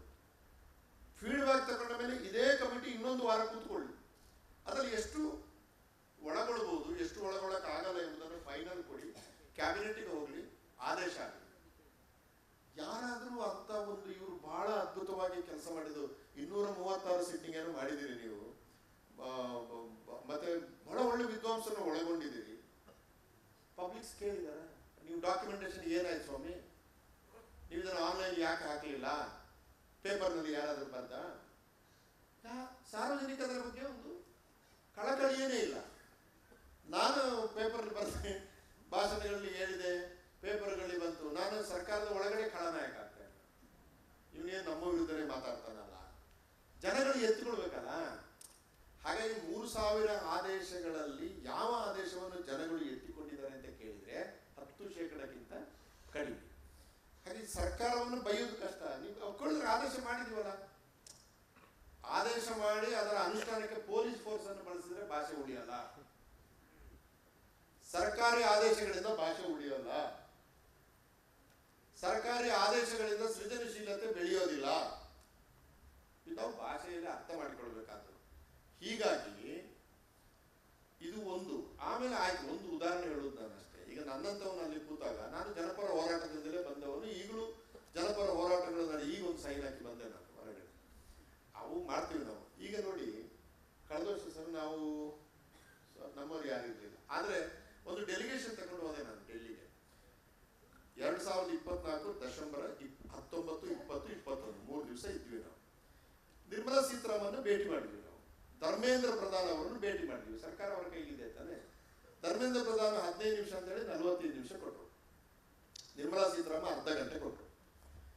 ಈಗ ಬ್ಯಾಂಕಿಂಗ್ ಸೆಕ್ಟರ್ನಲ್ಲಿ ಕನ್ನಡ ಇಲ್ಲದೆ ಇರುವುದರಿಂದ ನಮ್ಮ ವಾದ ಏನು ಅಂತಂದ್ರೆ, ಬ್ಯಾಂಕಿಂಗ್ ಸೆಕ್ಟರ್ನಲ್ಲಿ ಕನ್ನಡ ಬಂತಲ್ಲ, ನಾವು ಹೇಳಿದ್ವಿ, ಕನ್ನಡ ಇಲ್ಲದೆ ಇರುವುದರಿಂದ ಬ್ಯಾಂಕಿಂಗ್ ಸೆಕ್ಟರ್ ಕುಸಿಯುತ್ತದೆ ಅಂತ ಹೇಳುದು ನಾವು. The whole banking sector will collapse if you continue like this. ಈ ಜನಗಳು ದುಡ್ಡು, ನಾನು ಅದನ್ನು ಹೆಚ್ಚು ಹೇಳಿದ್ರೆ ತಮಗೆ ಗೊತ್ತಿದೆ, ಅವರು ಇನ್ ಪ್ರಿನ್ಸಿಪಲ್ ಒಪ್ಪಿಕೊಂಡ್ರು, ಎಸ್ ಯು ಆರ್ ರೈಟ್ ಅಂತ. ಈಗ ನಿನ್ನೆ ಅವರದ್ದು ಸ್ಟೇಟ್ಮೆಂಟ್ ಬಂದಿದೆ, ಬ್ಯಾಂಕಿಂಗ್ ಸೆಕ್ಟರ್ನಲ್ಲಿ ಸ್ಥಳೀಯ ಭಾಷೆ ಮಾತಾಡೋರು ಇರಬೇಕು. ನಮ್ಮ ವಾದ ಕೂಡ ಕನ್ನಡದವರು ಇರಬೇಕು ಅಂತ ಅಲ್ಲ ನಾವು ವಾದ. ಸ್ಥಳೀಯ ಭಾಷೆ, ತಮಿಳುನಾಡಲ್ಲಿ ತಮಿಳವರು ಇರಬೇಕು, ಆಂಧ್ರ ಪ್ರದೇಶದಲ್ಲಿ ಒಡಿಸ್ಸಾದಲ್ಲಿ ಒಡಿಯಾದವರು ಇರಬೇಕು, ಮಹಾರಾಷ್ಟ್ರದಲ್ಲಿ ಮರಾಠಿ ಇರಬೇಕು, ಕರ್ನಾಟಕದಲ್ಲಿ ಕನ್ನಡ ಇರಬೇಕು, ಅಥವಾ ಈ ಮಂಗಳೂರಿನಲ್ಲಿ ಇದ್ರೆ ತುಳು ಇರಬೇಕು. ಈಗ ನಿನ್ನೆ ಅವರು ಅದನ್ನು ಹೇಳಿದ್ದಾರೆ ಇರಬೇಕು ಅಂತ, ಆದರೆ ಆದೇಶ ಹೊರಡಿಸಲಿಲ್ಲ. ಭಾಷೆಯಲ್ಲಿ ಹೆಂಗೆ ಆಟ ಆಡ್ತಾರೆ ಅಂತೆ. Where is the order? ನಾನು ಅವರ ಸೈಟ್ಗೆ ಹೋಗಿ ನೋಡಿದೆ, is there any order which says that banking sector should have local language speakers in the banking sector? ಏನಿದೆ? ಸೊ ನಮ್ಮ ಪ್ರೆಷರ್ ಹಾಕಿದಾಗ ಒಂದು ಸ್ಟೇಟ್ಮೆಂಟ್ ಕೊಟ್ಟು ಬಿಡ್ತಾರೆ, ಆದರೆ ಅದಕ್ಕೆ ಆದೇಶ ಇಲ್ಲ. ಕರ್ನಾಟಕ ಸರ್ಕಾರದಲ್ಲಿ ಆದೇಶಗಳಿದೆ, ಆದರೆ ಅನುಷ್ಠಾನ ಇಲ್ಲ. ಈ ಬಿಕ್ಕಟ್ಟಲ್ಲಿ ಇದೆಯಲ್ಲ, ಇದರ ಹಿಂದೆ ಬಂಡವಾಳಶಾಹಿಗಳು ತುಂಬಾ ಚೆನ್ನಾಗಿ ಕೆಲಸ ಮಾಡ್ತಾ ಇದ್ದಾರೆ. ಪ್ರೈವೇಟ್ ಶಾಲೆಗಳನ್ನು ನಡೆಸುವವರು ಎಲ್ಲಿರ್ತಾರೆ? ಆದೇಶ ಹೊರಡಿಸುವವರು ಮಗ್ಗುಲಲ್ಲೇ ಇರ್ತಾರೆ. ನೀವು ಹೊರಡಿಸಿದ ಆದೇಶ ಚಾಲ್ತಿಗೆ ಬಾರದಾಗೆ ಅವರೇ ಮಾಡ್ತಾರೆ. ಇದೆಲ್ಲ ಕಳ್ಳಾಟಗಳಿಂದ ಭಾಷೆ ಸಾಯ್ತಾ ಇದೆ. ಮತ್ತೆ ಕನ್ನಡಿಗರಿಗೆ ಹೋಗಿ ಬಿಡಿಸುವಂತ, ನೀವು ಆದೇಶ ಮಣ್ಣಾಗಟ್ಟಿ ಹೋಗ್ಲಿ. ನನ್ನ ಮನೆಗೆ ಜೆಪ್ಟೋದವ ತರಕಾರಿ ತರ್ತಾನೆ ಸರ್, ಸರ್ आपका नाम पुरुषोत्तम जी है क्या? ಲೈ ಕನ್ನಡದಲ್ಲಿ ಹೇಳ, ಕನ್ನಡದಲ್ಲಿ ಹೇಳ ಅಂತ ನಾವು ಹೇಳ್ತೀವ? ಅಥವಾ ನಾನು ನನ್ನ ಹೆಸರು ಪುರುಷೋತ್ತಮ ಅಂತ ಒಂದು ಪದವನ್ನು ಅವನಿಗೆ ಕಳಿಸ್ತೀವ? ನಾನು ಮೊನ್ನೆ ಹೇರ್ ಕಟ್ ಮಾಡಕ್ಕೆ ಹೋಗಿದ್ದೆ ಸರ್ RP ನಗರದಲ್ಲಿ. ಆ ಹುಡುಗ ಬನ್ನಿ ಸರ್ ಅಂತಂದ. ನಾನು ನಿನ್ನ ಹೆಸರೇ ಅಂದರೆ ಸ್ವಲ್ಪ ಈ ಹೇರ್ ಕಟ್ ಮಾಡುವಾಗ ಹೇರ್ ಕಟ್ ಮಾಡುವವರು ಮತ್ತು ಮಾಡಿಸಿಕೊಳ್ಳೋರು ಮಾತಾಡೋದು ಜಾಸ್ತಿ, ಸಮಯ ಹೋಗ್ಬೇಕಲ್ಲ. ಅವ್ರು ನಾನು ಚಿಕ್ಕದಿದ್ದಾಗ ರಾಮಾಯಣ ಮಹಾಭಾರತ ಕಥೆ ಎಲ್ಲ ಹೇಳ್ತಾ ಇದ್ದೆ. ಅವನು ನಾನು ಕತೆ ಕೇಳ್ತಿದ್ದ ಗೊತ್ತಿದ್ರೆ ನನ್ನನ್ನು ಹೇರ್ ಕಟ್ಟಿಗೆ ಕೂರಿಸೋದು ಅರ್ಧ ಗಂಟೆ ಆದಮೇಲೆ ನೀವು ಯಾಕಂದ್ರೆ ಕತೆ ಕೇಳ್ತೀಯಲ್ಲ ನೀವು. ಆಯ್ತು, ಇದೆಲ್ಲ ಇತ್ತು. ಅವ್ರು ಕೇಳಿದೆ ನಾನು, ಎಷ್ಟು ಏನು ನಿನ್ನ ಹೆಸರು? ಜಯಂತ. ಎಷ್ಟು ವರ್ಷದಿಂದ ಬೆಂಗಳೂರಿದೆ? 12 ವರ್ಷದಿಂದ. ಕನ್ನಡ ಕಲ್ತೀಯ? ನೈ ಸರ್. ಕ್ಯೂ ಭಯ್ಯ ಕನ್ನಡ ಕ್ಯೂ ನೈ ಸಿಕ್ಕ? सर यहाँ कन्नड़ सीखने की जरूरत है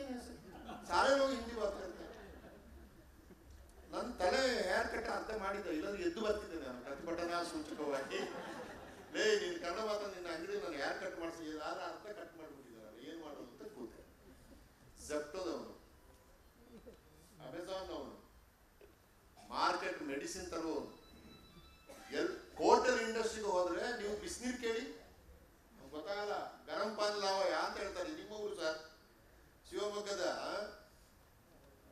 ಎಲ್ಲ ಹೋಟೆಲ್, ಮನೆ ಕಾರವಾರಕ್ಕೆ ಹೋಗಿದ್ದೆ ನಾನು, ನೇಪಾಳ ಇದ್ದಾನೆ. ನಿಮ್ಮ ರಾಕ್ ಎಂತ ರಾಕ್ ಸರ್, ಜುವೆಲ್ ರಾಕ್ ಅಲ್ಲಿ ಕ್ಯಾಶ್ ನಲ್ಲಿ ಕೂತ 2-3 ಜನ ಬಿಟ್ರೆ ಎಲ್ಲ ನಾರ್ತ್ ಈಸ್ಟ್. ಹೋಟೆಲ್ ಇಂಡಸ್ಟ್ರಿಯಲ್ಲಿ ನಾನ್ ಕನ್ನಡಿಗಾಸ್ ಇದ್ದಾರೆ. ಔಟ್ಸೋರ್ಸಿಂಗ್ ಏಜೆನ್ಸಿಯನ್ನು ಇಡೀ ಕರ್ನಾಟಕದಲ್ಲಿ 90% ಔಟ್ಸೋರ್ಸಿಂಗ್ ಏಜೆನ್ಸಿ ನಡೆಯುವವರು ತಮಿಳರೋ ಅಥವಾ ತೆಲುಗರೋ, ಅವರು ಅಲ್ಲಿಂದ ಜನ ತರ್ತಾರೆ. ಎಲ್ಲ ಆನ್ಲೈನ್ ನಲ್ಲಿ ನಿಮಗೆ ಸರ್ವಿಸ್ ಕೊಡೋರು 100ಕ್ಕೆ 99.9% ನಾನ್ ಕನ್ನಡಿಗಾಸ್. ಸೆಕ್ಯೂರಿಟಿನಲ್ಲಿರೋರೆಲ್ಲ ಈ ಬಿಹಾರಿಗಳು. ಮೊದಲು ನಾನು ಚಿಕ್ಕದಿದ್ದಾಗ ನೇಪಾಳಿಗಳಿದ್ರು, ಈಗ ನೇಪಾಳಿಗಳ ಸಂಖ್ಯೆ ಕಡಿಮೆ ಆಗಿದೆ. ಪಾಪ ಅವ್ರದ್ದೇ ಅಲ್ಲಿ ಸಮಸ್ಯೆ ಜಾಸ್ತಿ ಆಗಿದೆ. ಈಗ ಕರ್ನಾಟಕದಲ್ಲಿ ಎಲ್ಲ ಕಳೆದ್ರು ಬಿಹಾರಿ ಕಲಿತಿದ್ದಾರೆ. ನಾವೇ ಅವರ ಭಾಷೆ ಕಲ್ತು. ಅದು ತಮಾಷೆ ಎಷ್ಟಿದೆ ಅಂದ್ರೆ ಸರ್, ನಾವು ಕನ್ನಡ ಮಾತಾಡ್ತೀವಿ, ಇಂಗ್ಲಿಷ್ ಹಿಂದಿಯಲ್ಲಿ ಸ್ವಲ್ಪ ಮಾತಾಡ್ತಾರೆ, ಖುಷಿ ಆಗುತ್ತೆ. ನಿಮಗೆ ಒಂದು ಸರ್ಟಿಫಿಕೇಟ್ ಕೂಡ ಕೊಡ್ತಾನೆ. ನೀವು ಗಮನಿಸಿದ್ರ ಆಪ್ಕ ಹಿಂದಿ ಬಹುತ್ ಬಡಿಯಾ ಸರ್. ನಮಗೆ ಕೊಟ್ಟ ಸರ್ಟಿಫಿಕೇಟ್ ಅಂದ್ರೆ ಎಷ್ಟು ರೋಮಾಂಚನ ಆಗ್ತದೆ. ಪಂಪದಿಂದ ಕುವೆಂಪು ಎಲ್ಲ ಮಣ್ಣು ತಿಂದು ಹೋಗ್ಬಿಟ್ಟು ಇನ್ನು ಏನೇ ಅವನು ಸರ್ಟಿಫಿಕೇಟ್ ಕೊಟ್ಟಿದ್ದಾನೆ ನಮಗೆ ಅಂತ ಹೆಂಡತಿ ಹತ್ರ ಹೇಳು. 2000 ವರ್ಷಗಳ ಇತಿಹಾಸ ಇರುವ ಭಾಷೆಯನ್ನು ಮರೆತು ಅವನ ಹತ್ರ 2 ಹಿಂದಿ ಮಾತಾಡಿ ಅವನನ್ನು ಮೆಚ್ಚಿಸಲಿಕ್ಕೆ ಹೋಗುವ ಕನ್ನಡಿಗರು ಇರುವಲ್ಲಿವರೆಗೆ ಕನ್ನಡದ ಬಿಕ್ಕಟ್ಟು ಏನು ಸರ್, ಕನ್ನಡದ ಸಂಕಟ ಏನು ಸರ್? ನಾನು ಸುಮ್ಮನೆ ಹೇಳೋದು ಪೃಥ್ವಿ, ನೀವು ಒಪ್ಪಲಿಕ್ಕಿಲ್ಲ. ಇನ್ನೊಂದು 100 ವರ್ಷದಲ್ಲಿ ಕನ್ನಡ ಆಡುವ ಭಾಷೆಯಾಗಿ ಮಾತ್ರ ಉಳಿತದೆ, ಮಾತಾಡುವ ಭಾಷೆಯಾಗಿ. ಬರೆಯುವ ಭಾಷೆಯಾಗಿ ಉಳಿಯುವ ಸಾಧ್ಯತೆಗಳೇ ಕಮ್ಮಿ. ಎಲ್ಲಿ ಬರೀತಾರೆ ಜನ ಇವತ್ತು? ಸಂತೋಷಿ ಗೊತ್ತಿದೆ, PhD ಥೀಸಿಸ್ ಬರ್ತಲ್ಲ ಇವ್ಯಾಲ್ಯೂಯೇಷನ್ಗೆ, 250 ಪುಟದ ಥೀಸಿಸ್ ಅಲ್ಲಿ 300ಕ್ಕಿಂತ ಹೆಚ್ಚು ತಪ್ಪು ಇರುತ್ತೆ ಸರ್. ನಾನು ಥೀಸಿಸ್ ಕಂಟೆಂಟ್ ಇವ್ಯಾಲ್ಯೂಯೇಷನ್ ಮಾಡೋದು, ಅವನ ಭಾಷೆ ಇವ್ಯಾಲ್ಯೂಯೇಷನ್ ಮಾಡೋದು. ನೀವು ಹೇಳಿದ್ರಿ ಅದು. ನಾವು ಭಾಷೆ ಹೇಳಿಕೊಡೋದ, ಸಾಹಿತ್ಯ ಹೇಳಿಕೊಡೋದ? ಯಾದಗಿರಿದು ರಿಪೋರ್ಟ್ ಬಂದಿದೆ, ನಾವು ಹೋಗಿದ್ದೆ ಸರ್. ನಾನು ನಂಬಿ ನೀವು ಸರ್ಕಾರ ಅಂತ ನನ್ನನ್ನು ಬೈಬೇಡಿ, ಕಟಕಟಲ್ಲಿ ನಿಲ್ಲಿಸಬೇಡಿ. 21 ಜಿಲ್ಲೆಗಳಲ್ಲಿ ಪ್ರಯಾಣ ಮಾಡಿದ್ದೇನೆ ನಾನು ಕಳೆದ 1 ವರ್ಷದಲ್ಲಿ. 21 ಜಿಲ್ಲೆ, ಪ್ರತಿ ಜಿಲ್ಲೆ ಬಗ್ಗೆ ನನಗೆ 15 ನಿಮಿಷ ಕೂಡ ಮಾತಾಡ್ತೀನಿ ನಾನು. SSLC ಮಗುವಿಗೆ ಆಯಿ ಹೇಳಕ್ ಬರಲ್ಲ ಸರ್, ಗುರ್ತಿಡಕ್ ಬರಲ್ಲ. ನಾನು RT ನಗರದಲ್ಲಿ ಸಾಯಂಕಾಲ 6 ಗಂಟೆಗೆ ಕನ್ನಡ ಹೇಳ್ಕೊಡ್ತೀನಿ ಮಕ್ಕಳಿಗೆ. ಆಫೀಸಿಂದ ಬೇಗ ಹೋದ್ರೆ ಬಂದ್ರ ಕನ್ನಡ ಕಲೀರ ಅಂತ. 4ನೇ ಕ್ಲಾಸಿನ ಮಗುವಿಗೆ ನವ ಕರ್ನಾಟಕದಿಂದ ಒಂದು ಚಾರ್ಟ್ ತಗೊಂಡು ಹೋದ್ರೆ ಇದರಲ್ಲಿ ತೋರಿಸು ಅಂತ ತೋರಿಸಲ್ಲ 4ನೇ ಕ್ಲಾಸಿನ ಮಗು. ನೀವು ಏನ್ ಹೇಳಿ ಸಂತೋಷ್? ನಾವು 4ನೇ ಕ್ಲಾಸಲ್ಲಿ ಚಂದಮಾಮ ಓದ್ತಾ ಇದ್ವಿ, ಅಟ್ಲೀಸ್ಟ್ ಓದ್ತಾ ಇದ್ವಿ ಕತೆ. ಈಗ ಇಲ್ಲ ಅದು. ಹೀಗೆ ಕನ್ನಡಿಗರಿಗೆ ಕನ್ನಡ ಬೇಡ ಅಂತಂದ್ರೆ, ಅಥವಾ ನೋಡಿ ಇಲ್ಲಿ ಈಗ ನಾವು ಎಲ್ಲ ಸಾಹಿತ್ಯದ ಬ್ಯಾಕ್ಗ್ರೌಂಡ್ ಬಂದವರು 1-2 ಬಿಟ್ರೆ, ಇಲ್ಲೊಬ್ರು ವಿಜ್ಞಾನಿ ಇರ್ಬೇಕಾಗಿತ್ತು, ಇಲ್ಲೊಬ್ರು ಆರ್ಕಿಯಾಲಜಿಸ್ಟ್ ಇರ್ಬೇಕಾಗಿತ್ತು, ಇಲ್ಲೊಬ್ರು ಡಾಕ್ಟರ್ ಇರ್ಬೇಕಾಗಿತ್ತು. ನಾನು ಡಾಕ್ಟರ್ ಮಣಿಪಾಲ್ ಅವ್ರು, ನಂಗೆ ಸ್ವಲ್ಪ ಹೆಲ್ತ್ ಸಮಸ್ಯೆ ಇದೆ, ನನ್ನ ಕಾಗೆ ಹುಟ್ಟಿದ ನೀರು ಓದೋರಿಗೆ ಗೊತ್ತಿಲ್ಲ, ಮುಗಿಸ್ಬಿಡ್ತೀನಿ ಸರ್. ಡಾಕ್ಟರ್ಗಳ ಹತ್ರ ಹೋಗಿ, ಡಾಕ್ಟರ್ ನಿಮ್ಮ ಹೆಸರೇನು? ಪುರುಷೋತ್ತಮ. ಏನ್ ಸಮಸ್ಯೆ? ಎಲ್ಲ ಕನ್ನಡದಲ್ಲಿ ಹೇಳ್ತೀನಿ ನಾನು. ನಂಗೆ ಹೊಟ್ಟೆ ತೊಳಸ್ತದೆ ಸರ್ ಅಂತ. I can't say it in English. ಹೊಟ್ಟೆ ತೊಳಸ್ತದೆ. There is some problem in stomach ಅಂದ್ರೆ ವಾಟ್ ಪ್ರಾಬ್ಲಮ್? ಪೇಯ್ನ್ ಅಂದ್ರೆ ಸಾಕಾಗಲ್ಲ, ಹೊಟ್ಟೆ ತೊಳಸುವುದನ್ನು ನಾನು ಹೇಳಲಾರೆ ಇಂಗ್ಲಿಷಲ್ಲಿ. ಕನ್ನಡದಲ್ಲಿ ಹೇಳಿದ್ರೆ ಅವನಿಗೆ ಅರ್ಥ ಆಗ್ತದೆ. ಯಾಕಂದ್ರೆ ಅವ್ನು ಮಣಿಪಾಲದಲ್ಲಿ ಇಲ್ಲೇ ಆದಿಚುಂಚನಗಿರಿ ಶಾಲೆಯಲ್ಲಿ ಓದಿರ್ತಾನೆ, ಮೆಡಿಕಲ್ ಕಾಲೇಜಲ್ಲಿ. ಕನ್ನಡ ಬರುತ್ತೆ ಅವನಿಗೆ, ಕನ್ನಡ ಅರ್ಥ ಆಗುತ್ತೆ. ಅರ್ಧ ಗಂಟೆ ಮಾಡಿ 1200 ರೂಪಾಯಿ ತಗೋತಾನೆ. ಪ್ರಿಸ್ಕ್ರಿಪ್ಷನ್ ಬರೆಯುವಾಗ ಮಾತ್ರ ಇಂಗ್ಲಿಷಲ್ಲಿ ಬರೀತಾನೆ. ಆಯ್ತು, ನಾನು ಅದನ್ನು ಮೂವ್ ಮಾಡಿದಾಗ ನನಗೆ ತುಂಬಾ ವಿರೋಧ ಬಂತು ಸರ್. ನೀವೇನು ಜನಗಳನ್ನು ಸಾಯಿಸ್ತಾ ಇದ್ದೀರಾ ಅಂತ. ಇಲ್ಲ, ನನ್ನ ಮಕ್ಕಳ ತಮಿಳಿನಲ್ಲಿ 100ಕ್ಕೆ 100 ಡಾಕ್ಟರ್ ಪ್ರಿಸ್ಕ್ರಿಪ್ಷನ್ ತಮಿಳಲ್ಲೇ ಬರೀತಾರ, ಸತ್ರ ಅವರು. ಆಯ್ತಪ್ಪ, ಮೆಡಿಸಿನ್ ಹೆಸರನ್ನ ಇಂಗ್ಲಿಷಲ್ಲಿ ಬರೀ, ನಾನು ಸಾಯಲಿಕ್ಕೆ ನಾನು ತಯಾರಿಲ್ಲ. ಬರೀ ನನ್ನ ಹೆಸರು ಪುರುಷೋತ್ತಮ ಅಂತ ಕನ್ನಡದಲ್ಲಿ ಬರೀಬೋದೇ? ಒಂದು ವೇಳೆ ಅವನಿಗೆ ಕನ್ನಡದಲ್ಲಿ ಬರೀಲಿಕ್ಕೆ ಬರುವುದಿಲ್ಲ ಅಂದ್ರೆ ನಾನು ಹೇಳ್ಕೊಡ್ತೇನೆ. ಅವನಿಗೆ ಅಭಿವೃದ್ಧಿ ಪ್ರಾಧಿಕಾರ ಅಂತ ಹೇಳಿಕೊಡ್ತದೆ, ನಾವಾದ್ರೂ ಹೇಳಿಕೊಡ್ತೀವಿ. ಅಥವಾ ಅವನು 10ನೇ ಕ್ಲಾಸಿನವರೆಗೆ ಕನ್ನಡ ಮಾಧ್ಯಮದಲ್ಲೇ ಓದಿದ್ರಂತ ಪುರುಷೋತ್ತಮ ಅಂತ ಬರೀಲಿಕ್ಕೆ ಆಗದಷ್ಟು ಕನ್ನಡ ಏನು ಬರಲ್ಲ. ಈ ತರ ಫಾಲ್ಸ್ ಪ್ರೆಸ್ಟೀಜ್ ಅಂತ ಹೇಳ್ತೀವಲ್ಲ ಸರ್, ನಾವು ಭ್ರಮೆಗಳಲ್ಲಿ ಸಿಕ್ಕಾಕೊಂಡಿವಿ. ನನ್ನ ಕೊನೆಯ ಮಾತು ಸರ್, ನಾವೆಲ್ಲರೂ ಕೂಡ ಮಾಡಬೇಕಾದ ಕೆಲಸ. ಸುರೇಂದ್ರ ಎಲ್ಲ ಇದ್ದಾರೆ, ಹೋರಾಟಗಾರರು. SCB ಜಾರಿಗೆ ಬರುವ ಹಾಗೆ ಮಾಡಿದ್ರೆ ಈ ಭಾಷೆ ಉಳಿತದೆ. ಮತ್ತು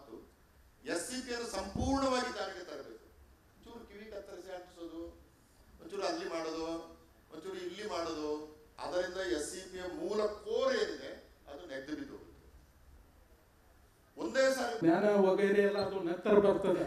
ಬಟ್ ಈ ಮೂಲ ನಮ್ಮದು ಸರಿ ಹೋಗದೆ ಹೊರತು ನಮ್ಮ ಕನ್ನಡದಲ್ಲಿ ಏನೋ ಆಗ್ಲಿಕ್ಕೆ ಸಾಧ್ಯ ಇಲ್ಲ. ಬಟ್ ಇವ್ರ ಇತಿಹಾಸ ಸೋಷಿಯಾಲಜಿಗೆ ಸಂಬಂಧಿಸಿದಂತೆ ತೀರಾ ಕನ್ನಡದಲ್ಲಿ ಅಷ್ಟೊಂದಿಲ್ಲ, ಭಾಳಷ್ಟು. ಯಾಕಂದ್ರೆ ನಾನು I am also student of history, MA. ಬೇಕಾದಷ್ಟು ಇತಿಹಾಸ ಪುಸ್ತಕ, ಸೋಷಿಯಾಲಜಿ ಪುಸ್ತಕ, ಸೋಷಿಯಲ್ ಸೈನ್ಸ್ ಸಂಬಂಧಿಸಿದಂತೆ ಭಾಳಷ್ಟು ಸಾಹಿತ್ಯ ಬಂದಿದೆ. ಇತ್ತೀಚಿನ ಬೆಳವಣಿಗೆ ನನಗೆ ಗೊತ್ತಿಲ್ಲ, ಬಟ್ ಭಾಳಷ್ಟು ಪುಸ್ತಕಗಳನ್ನು ನಾವು ನೋಡ್ತಾ ಇದ್ದೀವಿ. ತೀರಾ ಅಷ್ಟೊಂದು ಕನಿಷ್ಠ ಮಟ್ಟದಲ್ಲಿ ಇಲ್ಲ ನಮ್ಮ ಕನ್ನಡಿದು. ನೀವು ಎತ್ತಿದ ಶೈಕ್ಷಣಿಕ ಪ್ರಶ್ನೆಗಳು ಸರ್ಕಾರದ ಪರವಾಗಿನ, ಸರ್ಕಾರದ ಜೊತೆ, ನಾಟ್ ಪರವಾಗಿ, ಸರ್ಕಾರದ ಜೊತೆ ಕರ್ನಾಟಕ ಎಜುಕೇಷನ್ ಪಾಲಿಸಿ ಜೊತೆ ಚೆನ್ನಿ ಸರ್ ವರ್ಕ್ ಮಾಡಿದ್ದಾರೆ ಮತ್ತು ನಾಯಕ್ ಅವರು ವರ್ಕ್ ಮಾಡಿದ್ದಾರೆ. ಸರ್, ಈ ಥರದ ಪ್ರಶ್ನೆಗಳನ್ನು ನೀವು ನೀತಿ ನಿರೂಪಣೆ ಮಾಡುವಾಗ ಅಥವಾ ಡ್ರಾಫ್ಟನ್ನು ಇದು ಮಾಡುವಾಗ ನೀವು ಈ ಬಿಕ್ಕಟ್ಟನ್ನು ಅಥವಾ ವೆಂಕಟೇಶ್ ಮಾಚಕ್ನೂರ್ ಸರ್ ಹೇಳಿದ ಸಮಸ್ಯೆಗಳನ್ನು ಯಾವ ರೀತಿ ಅದಕ್ಕೆ ನೀವು ಸ್ಪಂದಿಸಿದ್ರಿ?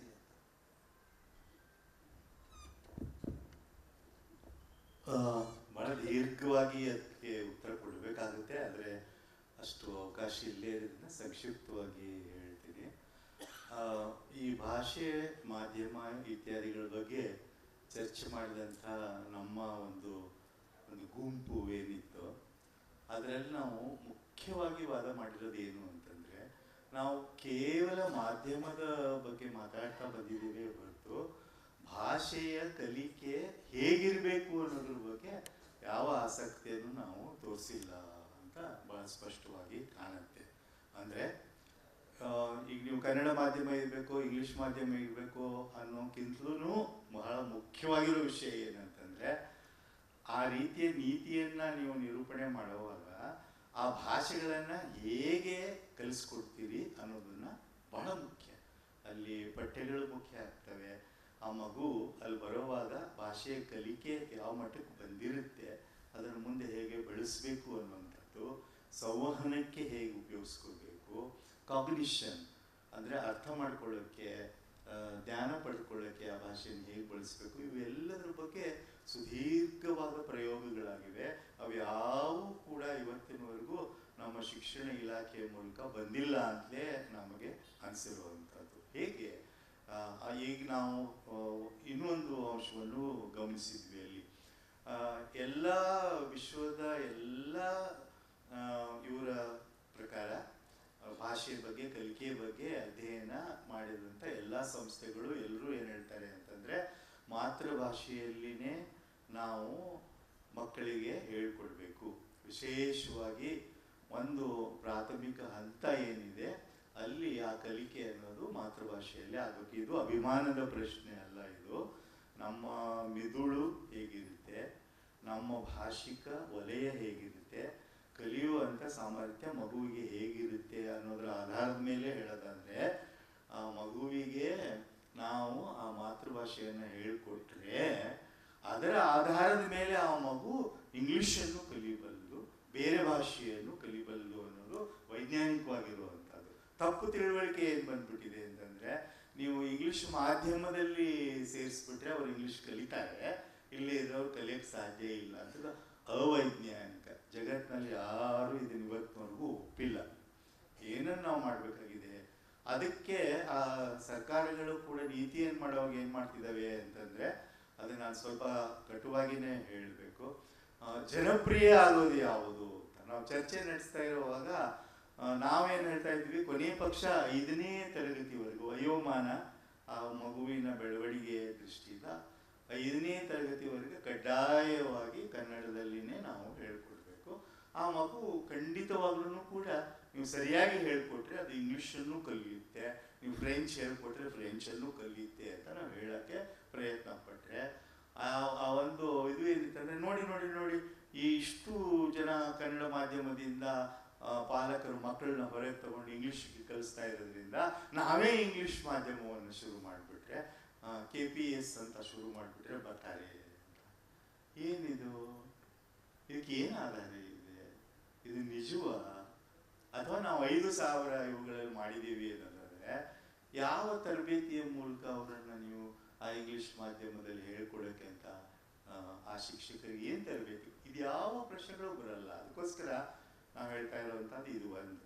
ಅದೇ ಹೊತ್ತಿನಲ್ಲಿ ಎಷ್ಟು ಕಾಂಪ್ಲೆಕ್ಸ್ ಆಗಿದೆ, ಸಂಕೀರ್ಣ ಆಗಿದೆ ಈ ಸಾಮಾಜಿಕ ಸಮಸ್ಯೆ ಅಂತಂದ್ರೆ ನಾವು ಇಂಗ್ಲಿಷ್ ಹೇಳ್ಕೊಡ್ಬೇಡಿ ಅಂತ ಅನ್ನೋದನ್ನ ಲೋಹಿಯಾ ಕೂಡ ವಿರೋಧ ಮಾಡಿದ್ರು. ಹಿಂದಿ ಪರವಾಗಿದ್ದಂತ ಲೋಹಿಯಾ ಕೂಡ ಏನ್ ಹೇಳಿದ್ರು ಅಂದ್ರೆ, ಎಲ್ಲುವರೆಗೂ ಇಂಗ್ಲಿಷ್ ಅಧಿಕಾರದ ಭಾಷೆಯಾಗಿ ಉಳಿಸ್ಕೊಳ್ತೀವೋ, ಎಲ್ಲುವರೆಗೂ ಅದನ್ನು ವರ್ಚಸ್ಸಿನ ಭಾಷೆಯಾಗಿ ಉಳಿಸ್ಕೊಳ್ತೀವೋ, ಎಲ್ಲುವರೆಗೂ ನಮ್ಮ ಆರ್ಥಿಕ ನೀತಿಗಳು ಇಂಗ್ಲಿಷನ್ನೇ ಅದಕ್ಕೆ ಪ್ರಾಶಸ್ತ್ಯ ಕೊಡೋ ಹಾಗಿರ್ತಾವೋ, ಅಲ್ಲಿವರೆಗೂ ನೀವು ತಕ್ಷಣ ಇಂಗ್ಲಿಷನ್ನ ವಾಪಸ್ ತಗೊಳ್ಳೋದಾದ್ರೆ ಅದರ ಪ್ರಯೋಜನ ಪಡೆಯಕ್ಕಾಗದೇ ಇರುವಂತ ದೊಡ್ಡ ದಲಿತ ಜಾತಿಗಳಿಗೆ, ವರ್ಗಗಳಿಗೆ ನೀವು ಅನ್ಯಾಯ ಮಾಡೋದಾಗುತ್ತೆ ಅನ್ನೋದು ಅಷ್ಟೇ ವಾಸ್ತವ.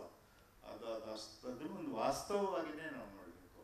ಅಂದ್ರೆ ನೀವು ನಿಜವಾದ ಬದಲಾವಣೆ ಮಾಡೋದಾದ್ರೆ ಲಾಂಗ್ ಟರ್ಮ್ ಏನಂದ್ರೆ, ನಾವು ಆ ಆರ್ಥಿಕತೆಯನ್ನು ಒಪ್ಪಲ್ಲ ಅಂತ ಯಾವ ಮಾರುಕಟ್ಟೆಯನ್ನ ಇವರು ಪ್ರಸ್ತಾಪ ಮಾಡಿದ್ರು, ಯಾವುದು ಪಶ್ಚಿಮದ ಇಂದಿನ ಬಂಡವಾಳಶಾಹಿಯ ಪರವಾಗಿದೆ ಆ ಆರ್ಥಿಕತೆಯನ್ನ ನೀವು ಒಪ್ಪಲ್ಲ, ನಾವು ಅದನ್ನ ಅನುಷ್ಠಾನಕ್ಕೆ ತರಲ್ಲ ಅಂತ ಹೇಳಿದಾಗ ಈ ಸಮಸ್ಯೆ ಬೇರೆ ಆಗುತ್ತೆ. ಅದು ಈ ಸಮಸ್ಯೆ ಹೀಗೆ ಉಳಿದುಕೊಳ್ಳಲ್ಲ.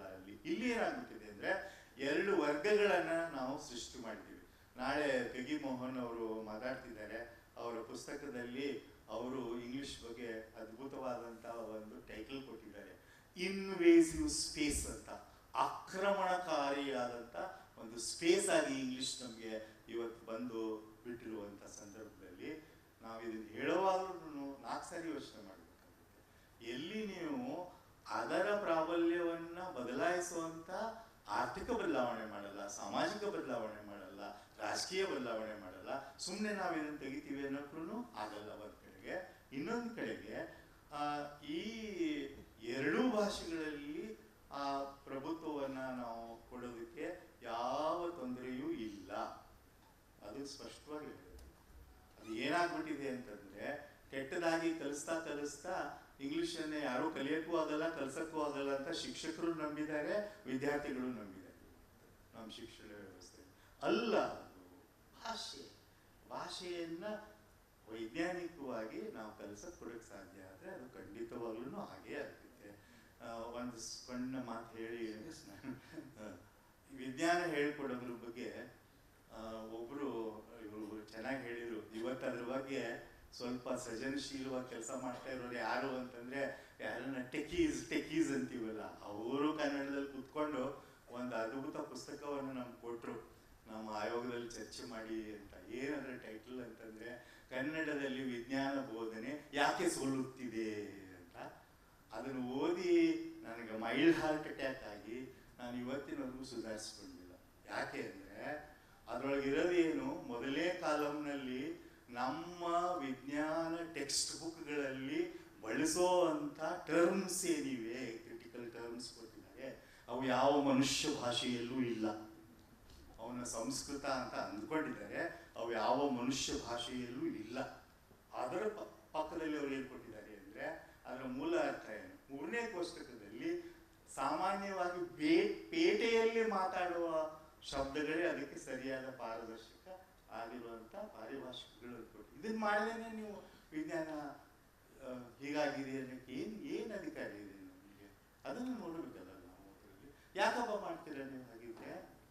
ಎಕ್ಸ್ಪ್ಯಾಂಡ್ ಅನ್ನುವಂಥದ್ದು ಕಷ್ಟನ ಅದು ಶಬ್ದ. ಎಷ್ಟು ಎಕ್ಸ್ಪ್ಯಾಂಡ್? ದಯವಿಟ್ಟು ಆ ಪುಸ್ತಕವನ್ನು ತೆಗೆದು ನೋಡಿ, ಅದಕ್ಕೆ ಏನು ಪಾರಿಭಾಷಿಕ ಕೊಟ್ಟಿದ್ದಾರೆ ಅಂತಂದ್ರೆ, ಕಳೆದ 5 ತಲೆಮಾರಿನಲ್ಲಿ ಯಾರಿಗೂ ಗೊತ್ತಿಲ್ಲದ ಭಾಷೆ. ಹಾಗೆ ಮಾಡ್ಬೇಕೆ ನಾವು ಅದನ್ನ? ಪ್ರಶ್ನೆ ಇರೋದಂದ್ರೆ, ಮಾಧ್ಯಮದ ಆಯ್ಕೆ ಬಂದಾಗ ಇವೆಲ್ಲವನ್ನೂ ಗಮನಿಸಬೇಕು ಮೊದಲನೇದು. ಎರಡನೇದು, ಬಹುಮುಖ್ಯವಾಗಿ ನಾವು ಹೇಳ್ತಾನೆ ಇರ್ತೀವಿ ಅದರೊಳಗೆ ಅಂತಂದ್ರೆ, ಭಾಷೆಯ ಕಲಿಕೆಗೂ ಬೇರೆಯ ಸಬ್ಜೆಕ್ಟ್ಗಳ ಕಲಿಕೆಗೂ ವ್ಯತ್ಯಾಸ ಇದೆ. ಈ ಭಾಷೆಯ ಕಲಿಕೆ ಬಗ್ಗೆ ಇದ್ದಂಥ ನಮಗಿರೋ ತಿಳುವಳಿಕೆ ಅಗಾಧವಾಗಿದೆ ಈ ವಿಶ್ವದಲ್ಲಿ. ತೃತೀಯ ರಾಷ್ಟ್ರಗಳಲ್ಲಿ ಇನ್ನೂ ಚೆನ್ನಾಗಿದೆ. ಅವುಗಳನ್ನು ನೋಡಿಕೊಂಡು ನಾವು ಮಾಡಕ್ಕೆ ಸಾಧ್ಯ ಇದೆ. ಆದರೆ ಆಗ್ತಾ ಇರೋದೇನು ಅಂತಂದ್ರೆ, ಕೊನೆಯದಾಗಿ ಹೇಳ್ತೇನೆ, ಯಾಕೆ ಆಗ್ತಾ ಇದೆ ಅಂತಂದ್ರೆ, ಸರ್ಕಾರವು ಖಾಸಗಿ ವ್ಯಕ್ತಿಗಳ ಪರವಾಗಿದೆ, ಖಾಸಗಿ ಬಂಡವಾಳದ ಪರವಾಗಿದೆ. ಅದು ಏನೋ ಇಂಗ್ಲಿಷನ್ನು ಹೇಳಿಕೊಡದೇ ಇರುವಂತ ಖಾಸಗಿ ಶಿಕ್ಷಣ ಸಂಸ್ಥೆಗಳನ್ನೇ ಮುಂದೆ ತರೋಕ್ಕೋಸ್ಕರ ಕಟಿಬದ್ಧವಾಗಿರುವ ಸರ್ಕಾರ ಇರೋದ್ರಿಂದಲೇ ಇದರಲ್ಲಿ ಏನೂ ಬದಲಾವಣೆಗಳು ಆಗ್ತಾ ಇದೆ. ಅಷ್ಟು ಸ್ಪಷ್ಟವಾಗಿ ನಾವು ಸರ್, ನೀವು ಸರ್ಕಾರದ ಬಗ್ಗೆನೇ ಹೇಳಿದ್ರಿ. ಕರ್ನಾಟಕಕ್ಕೆ ಸಂಬಂಧಪಟ್ಟಂಗೆ ನಮಗೆ ಸರ್ಕಾರ ಪ್ರಾಯೋಜಿತ ಹಲವು ಸಂಸ್ಥೆಗಳಿದ್ದಾವೆ. ನೀವು ಮುಕುಂದರಾಜ್ ಸರು ಅದ್ರ ಜೊತೆ ಕೆಲಸ ಮಾಡ್ತಾ ಇದ್ದೀರಿ. ಒಂದು ದೊಡ್ಡ ನೆಟ್ವರ್ಕೇ ಇದೆ ಕನ್ನಡದ ಪರವಾಗಿ ವರ್ಕ್ ಮಾಡೋದು.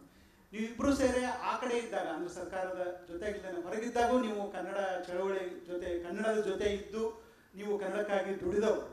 ಈಗ ನೀವು ಈ ಕಡೆ ಬಂದು ನಿಮಗೆ ಯಾವ ಸಮಸ್ಯೆಗಳು ಕಾಣ್ತಾ ಇದ್ದಾವೆ, ನಿಮ್ಮ ಇತಿಮಿತಿಗಳೇನು, ನೀವು ಯಾವುದೋ ನಾನು ಇದನ್ನು ಮಾಡಬೇಕಪ್ಪ, ಅದು ಇದನ್ನು ಮಾಡೋಕ್ಕೆ ಆಗ್ತಾ ಇಲ್ಲ ಅನ್ನುವ ವಿಚಾರಗಳೇನು, ನಿಮ್ಮ ಚಾಲೆಂಜಸ್ ಏನು ಸರ್? ತುಂಬ ಸರಳ ಇದು, ಹೆಚ್ಚು ಉದ್ದ ಮಾತಾಡೋದಿಲ್ಲ ನಾನು. ನೋಡಿ, 1956 ಕರ್ನಾಟಕ ಏಕೀಕರಣ ಆದ ಮೇಲೆ 2025 ಇವತ್ತಿನವರೆಗೆ ಕನ್ನಡ ಪರವಾಗಿ ಕರ್ನಾಟಕ ಸರ್ಕಾರ ಹೊರಡಿಸಿದ ಆದೇಶಗಳ ಸಂಖ್ಯೆ 3000ಕ್ಕಿಂತ ಹೆಚ್ಚು. 1994ರಿಂದ ಅಂದರೆ ಕನ್ನಡ ಅಭಿವೃದ್ಧಿ ಪ್ರಾಧಿಕಾರ ಬಂದ ಮೇಲೆ ಇವತ್ತಿನವರೆಗೆ ಕನ್ನಡ ಪರವಾಗಿ ಸರ್ಕಾರ ಹೊರಡಿಸಿದ ಆದೇಶಗಳ ಸಂಖ್ಯೆ 1500. ಅದರಲ್ಲಿ 800 ಆದೇಶಗಳನ್ನ ನಾನು ಪ್ರಿಂಟ್ ಮಾಡಿಸಿದ್ದೆ, ಅಂದರೆ ನಮ್ಮ ಪ್ರಾಧಿಕಾರ ಪ್ರಿಂಟ್ ಮಾಡಿದೆ. ಹಾಗಾಗಿ ಆದೇಶಗಳ ವಿಷಯ ನೀವು ತೆಕ್ಕೊಂಡ್ರೆ ಕರ್ನಾಟಕ ಸರ್ಕಾರ, ನೀವು ಈಗ ಹೋಗೋಣ, ನಾವು ಅರ್ಧ ಗಂಟೆಯಲ್ಲಿ ಒಂದು ಆದೇಶ ಕೊಡಿಸ್ತೀನಿ, ನಮ್ಗೆ ಏನು ಬೇಕು ಆದೇಶ, ಅದು ಏನು ಸಮಸ್ಯೆ ಇಲ್ಲ. ಸಮಸ್ಯೆ ಇರುವುದಿಲ್ಲ ಅಂದರೆ ಇದರ ಅನುಷ್ಠಾನ. ಇಷ್ಟೊಂದು ಆದೇಶಗಳಲ್ಲಿ 10% ಆದೇಶಗಳು ಕೂಡ ಅನುಷ್ಠಾನಕ್ಕೆ ಬರಲಿಲ್ಲ. ಈ ಅನುಷ್ಠಾನ ಆಗಲಿಲ್ಲ ಎಂಬುದರ ಸತ್ಯವನ್ನು ನಾವು ಹೇಳಿದ್ರೆ, ಅನುಷ್ಠಾನ ಆಗುವ ಹಾಗೆ ಮಾಡುವ ಜವಾಬ್ದಾರಿ ಯಾರದು? ವಿಧಾನಸೌಧದೊಳಗಡೆ ಆಗಲ್ಲ ಅದು. ಈಗಾಗಲೇ ಇವರು ಹೇಳಿದ ಹಾಗೆ, ಈಗ SEP ಸ್ಟೇಟ್ ಎಜುಕೇಶನ್ ಪಾಲಿಸಿ ಎಷ್ಟು ಸಮಯ ಸರ್ ನೀವು ಅದನ್ನು ಸಬ್ಮಿಟ್ ಮಾಡಿ? 4 ತಿಂಗಳಲ್ಲಿ 1250 ಪುಟದ 2 ಸಂಪುಟಗಳ 2000 ಪುಟಗಳನ್ನು ಸಬ್ಮಿಟ್ ಮಾಡಿದೆ. ಅದನ್ನು ನಾನು ಹೇಗೆ ಸರ್ಕಾರದಲ್ಲಿ ಇರೋದರಿಂದ ತೆಕ್ಕೊಂಡು ಓದಿದ್ದೇನೆ, ನಾನು ಅಷ್ಟು ಓದಿದ್ದೇನೆ. ಬಹಳ ಒಳ್ಳೆಯ ರೆಕಮೆಂಡೇಶನ್ಸ್ ಇದೆ ಭಾಷೆ ಉಳಿಕೆಗೆ ಸಂಬಂಧಪಟ್ಟ ಹಾಗೆ. ಸರಳವಾಗಿ ಹೇಳಬೇಕಂದ್ರೆ ಕನ್ನಡ ಮೊದಲ ಭಾಷೆಯಾಗಿ ಆದರೂ ಉಳಿಬೇಕು, 2ನೇ ಭಾಷೆಯಾಗಿ ಆದರೂ ಉಳಿಬೇಕು. 3ನೇ ಭಾಷೆಯಾಗಿ ನೀವು ಯಾವ ಭಾಷೆಯನ್ನಾದರೂ ಓದಿ, ಹಿಂದಿಯನ್ನಾದರೂ ಓದಿ, ನಿಮ್ಮ ಮಾತೃಭಾಷೆ ತುಳುವಾಗಿದ್ರೆ ತುಳುವನ್ನಾದರೂ ಓದಿ, ಅದಕ್ಕೆ ಕಂಪಲ್ಸರಿ ಪರೀಕ್ಷೆ ಇಲ್ಲ. ಈಗ ನಾವು ಹಿಂದಿಯನ್ನು ಓದಿದ್ದ ಹಾಗೆ, ನಾನು SSLC ವರೆಗೆ ಹಿಂದಿಯನ್ನು ಓದಿದ್ದೆ, ಪರೀಕ್ಷೆ ಇರಲಿಲ್ಲ ಸರ್. ಓದಿದ್ವಿ, ಪರೀಕ್ಷೆ ಇಲ್ಲ ಅಂದ್ರೆ ಭಾಷೆಯನ್ನು ಚೆನ್ನಾಗಿ ಓದ್ತೀವಿ ನಾವು. ಇನ್ನೊಂದಿದೆ, ಓದಿದ್ದೀವಿ ನಾವು. ಆಮೇಲೆ ಹಿಂದಿಯನ್ನ ಏನ್ ಮಾಡಿದ್ರು, 100ಕ್ಕೆ ಮಾಡಿದ್ರು, ಮಿನಿಮಮ್ 35 ಮಾಡಿದ್ರು, ಈಗಾದ್ರೆ ಎವರೇಜ್ಗೆ ಸೇರಿಸಿದ್ದಾರೆ. ಇದರ ಬಗ್ಗೆ ಎಲ್ಲ ತುಂಬಾ ಚೆನ್ನಾಗಿದೆ SEP. ಬಟ್ ಸಮಸ್ಯೆ ಏನಂದ್ರೆ, ಆಯ್ತು ಅದು ಸಮಸ್ಯೆ ಆಗಿದೆ, ನಾನು ಅದರ ಬಗ್ಗೆ ಸರ್ಕಾರಕ್ಕೆ ಪತ್ರ ಬರೆದು ಇದನ್ನು ಪಬ್ಲಿಕ್ ಡಾಕ್ಯುಮೆಂಟೇಶನ್ ಆಗಿ ಮಾಡಿ ಆನ್ಲೈನ್ ಮಾಡಿ 6 ತಿಂಗಳು ಅಥವಾ 1 ವರ್ಷದವರೆಗೆ ಅದನ್ನು ವೆಬ್ಸೈಟ್ ಅಲ್ಲಿ ಹಾಕಿ ತಮ್ಮಂತ ವಿದ್ವಾಂಸರಿಂದ ಫೀಡ್ಬ್ಯಾಕ್ ತಗೊಳ್ಳಿ.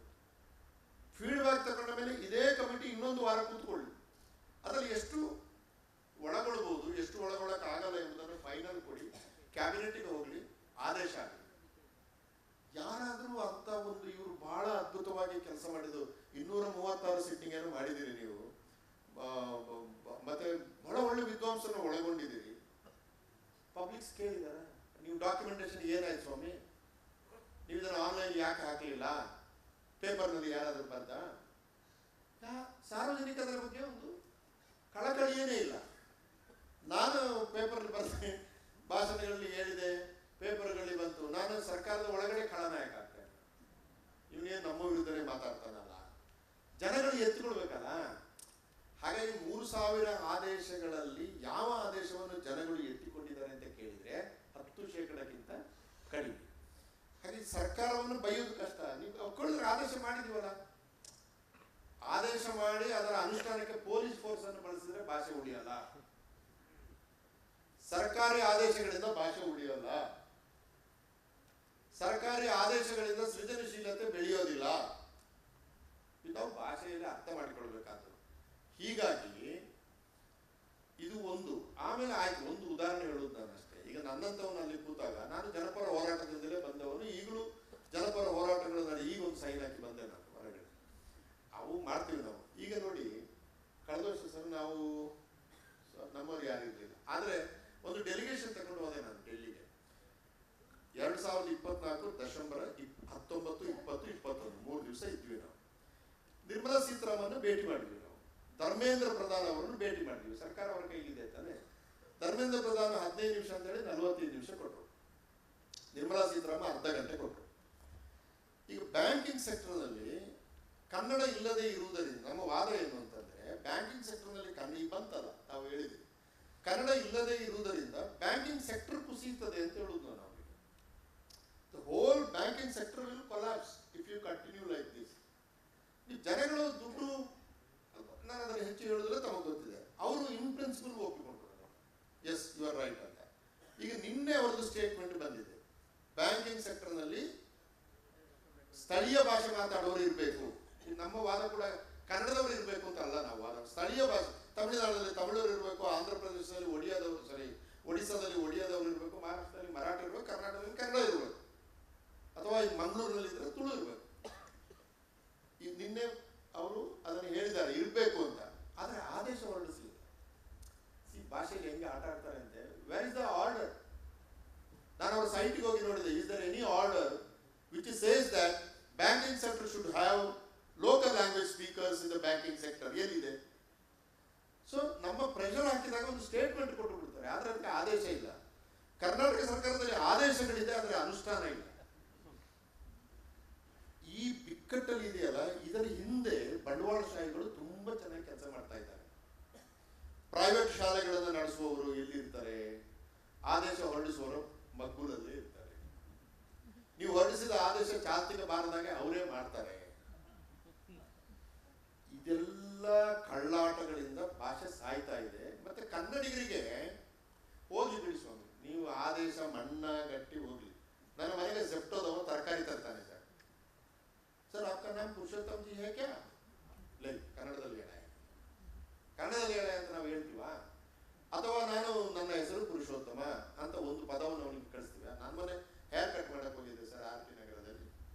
ಆ ಹುಡುಗ ಬನ್ನಿ ಸರ್ ಅಂತಂದ. ನಾನು ನಿನ್ನ ಹೆಸರೇ ಅಂದರೆ ಸ್ವಲ್ಪ ಈ ಹೇರ್ ಕಟ್ ಮಾಡುವಾಗ ಹೇರ್ ಕಟ್ ಮಾಡುವವರು ಮತ್ತು ಮಾಡಿಸಿಕೊಳ್ಳೋರು ಮಾತಾಡೋದು ಜಾಸ್ತಿ, ಸಮಯ ಹೋಗ್ಬೇಕಲ್ಲ. ಅವರು ನಾನು ಚಿಕ್ಕದಿದ್ದಾಗ ರಾಮಾಯಣ ಮಹಾಭಾರತ ಕಥೆ ಎಲ್ಲ ಹೇಳ್ತಾ ಇದ್ದೆ. ಅವನು ನಾನು ಕತೆ ಕೇಳ್ತಿದ್ದ ಗೊತ್ತಿದ್ರೆ ನನ್ನನ್ನು ಹೇರ್ ಕಟ್ಟಿಗೆ ಕೂರಿಸೋದು ಅರ್ಧ ಗಂಟೆ ಆದಮೇಲೆ ನೀವು ಯಾಕಂದ್ರೆ ಕತೆ ಕೇಳ್ತೀಯಲ್ಲ ನೀವು. ಆಯ್ತು, ಇದೆಲ್ಲ ಇತ್ತು. ಅವ್ರು ಕೇಳಿದೆ ನಾನು, ಎಷ್ಟು ಏನು ನಿನ್ನ ಹೆಸರು? ಜಯಂತ. ಎಷ್ಟು ವರ್ಷದಿಂದ ಬೆಂಗಳೂರಲ್ಲಿ? 12 ವರ್ಷದಿಂದ. ಕನ್ನಡ ಕಲ್ತೀಯ? ನೈ ಸರ್. ಕ್ಯೂ ಭಯ್ಯ कन्नड़ क्यों नहीं सीखा? सर यहाँ कन्नड़ सीखने की जरूरत ही है सर, सारे लोग हिंदी बात करते हैं.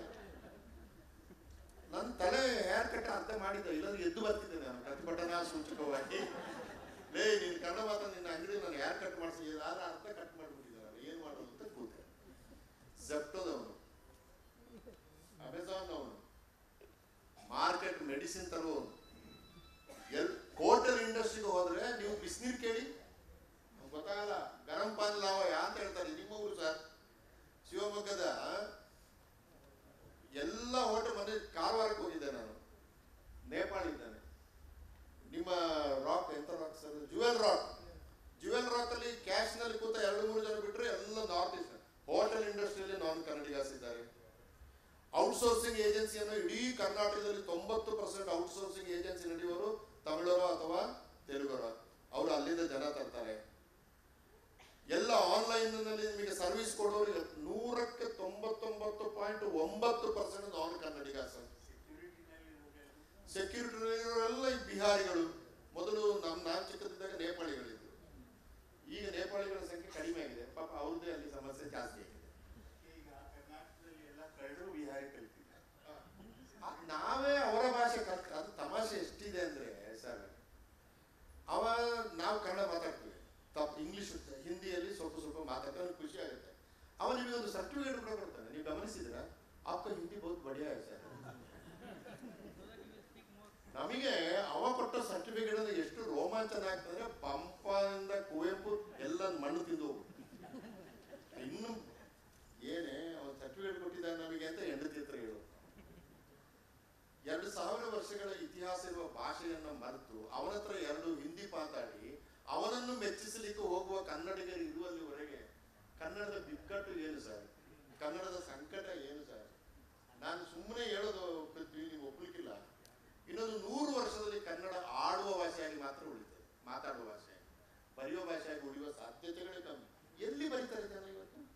ಸಂತೋಷಿಗೆ ಗೊತ್ತಿದೆ, PhD ಥೀಸಿಸ್ ಬರ್ತಲ್ಲ ಇವ್ಯಾಲ್ಯೂಯೇಷನ್ಗೆ, 250 ಪುಟದ ಥೀಸಿಸ್ ಅಲ್ಲಿ 300ಕ್ಕಿಂತ ಹೆಚ್ಚು ತಪ್ಪು ಇರುತ್ತೆ ಸರ್.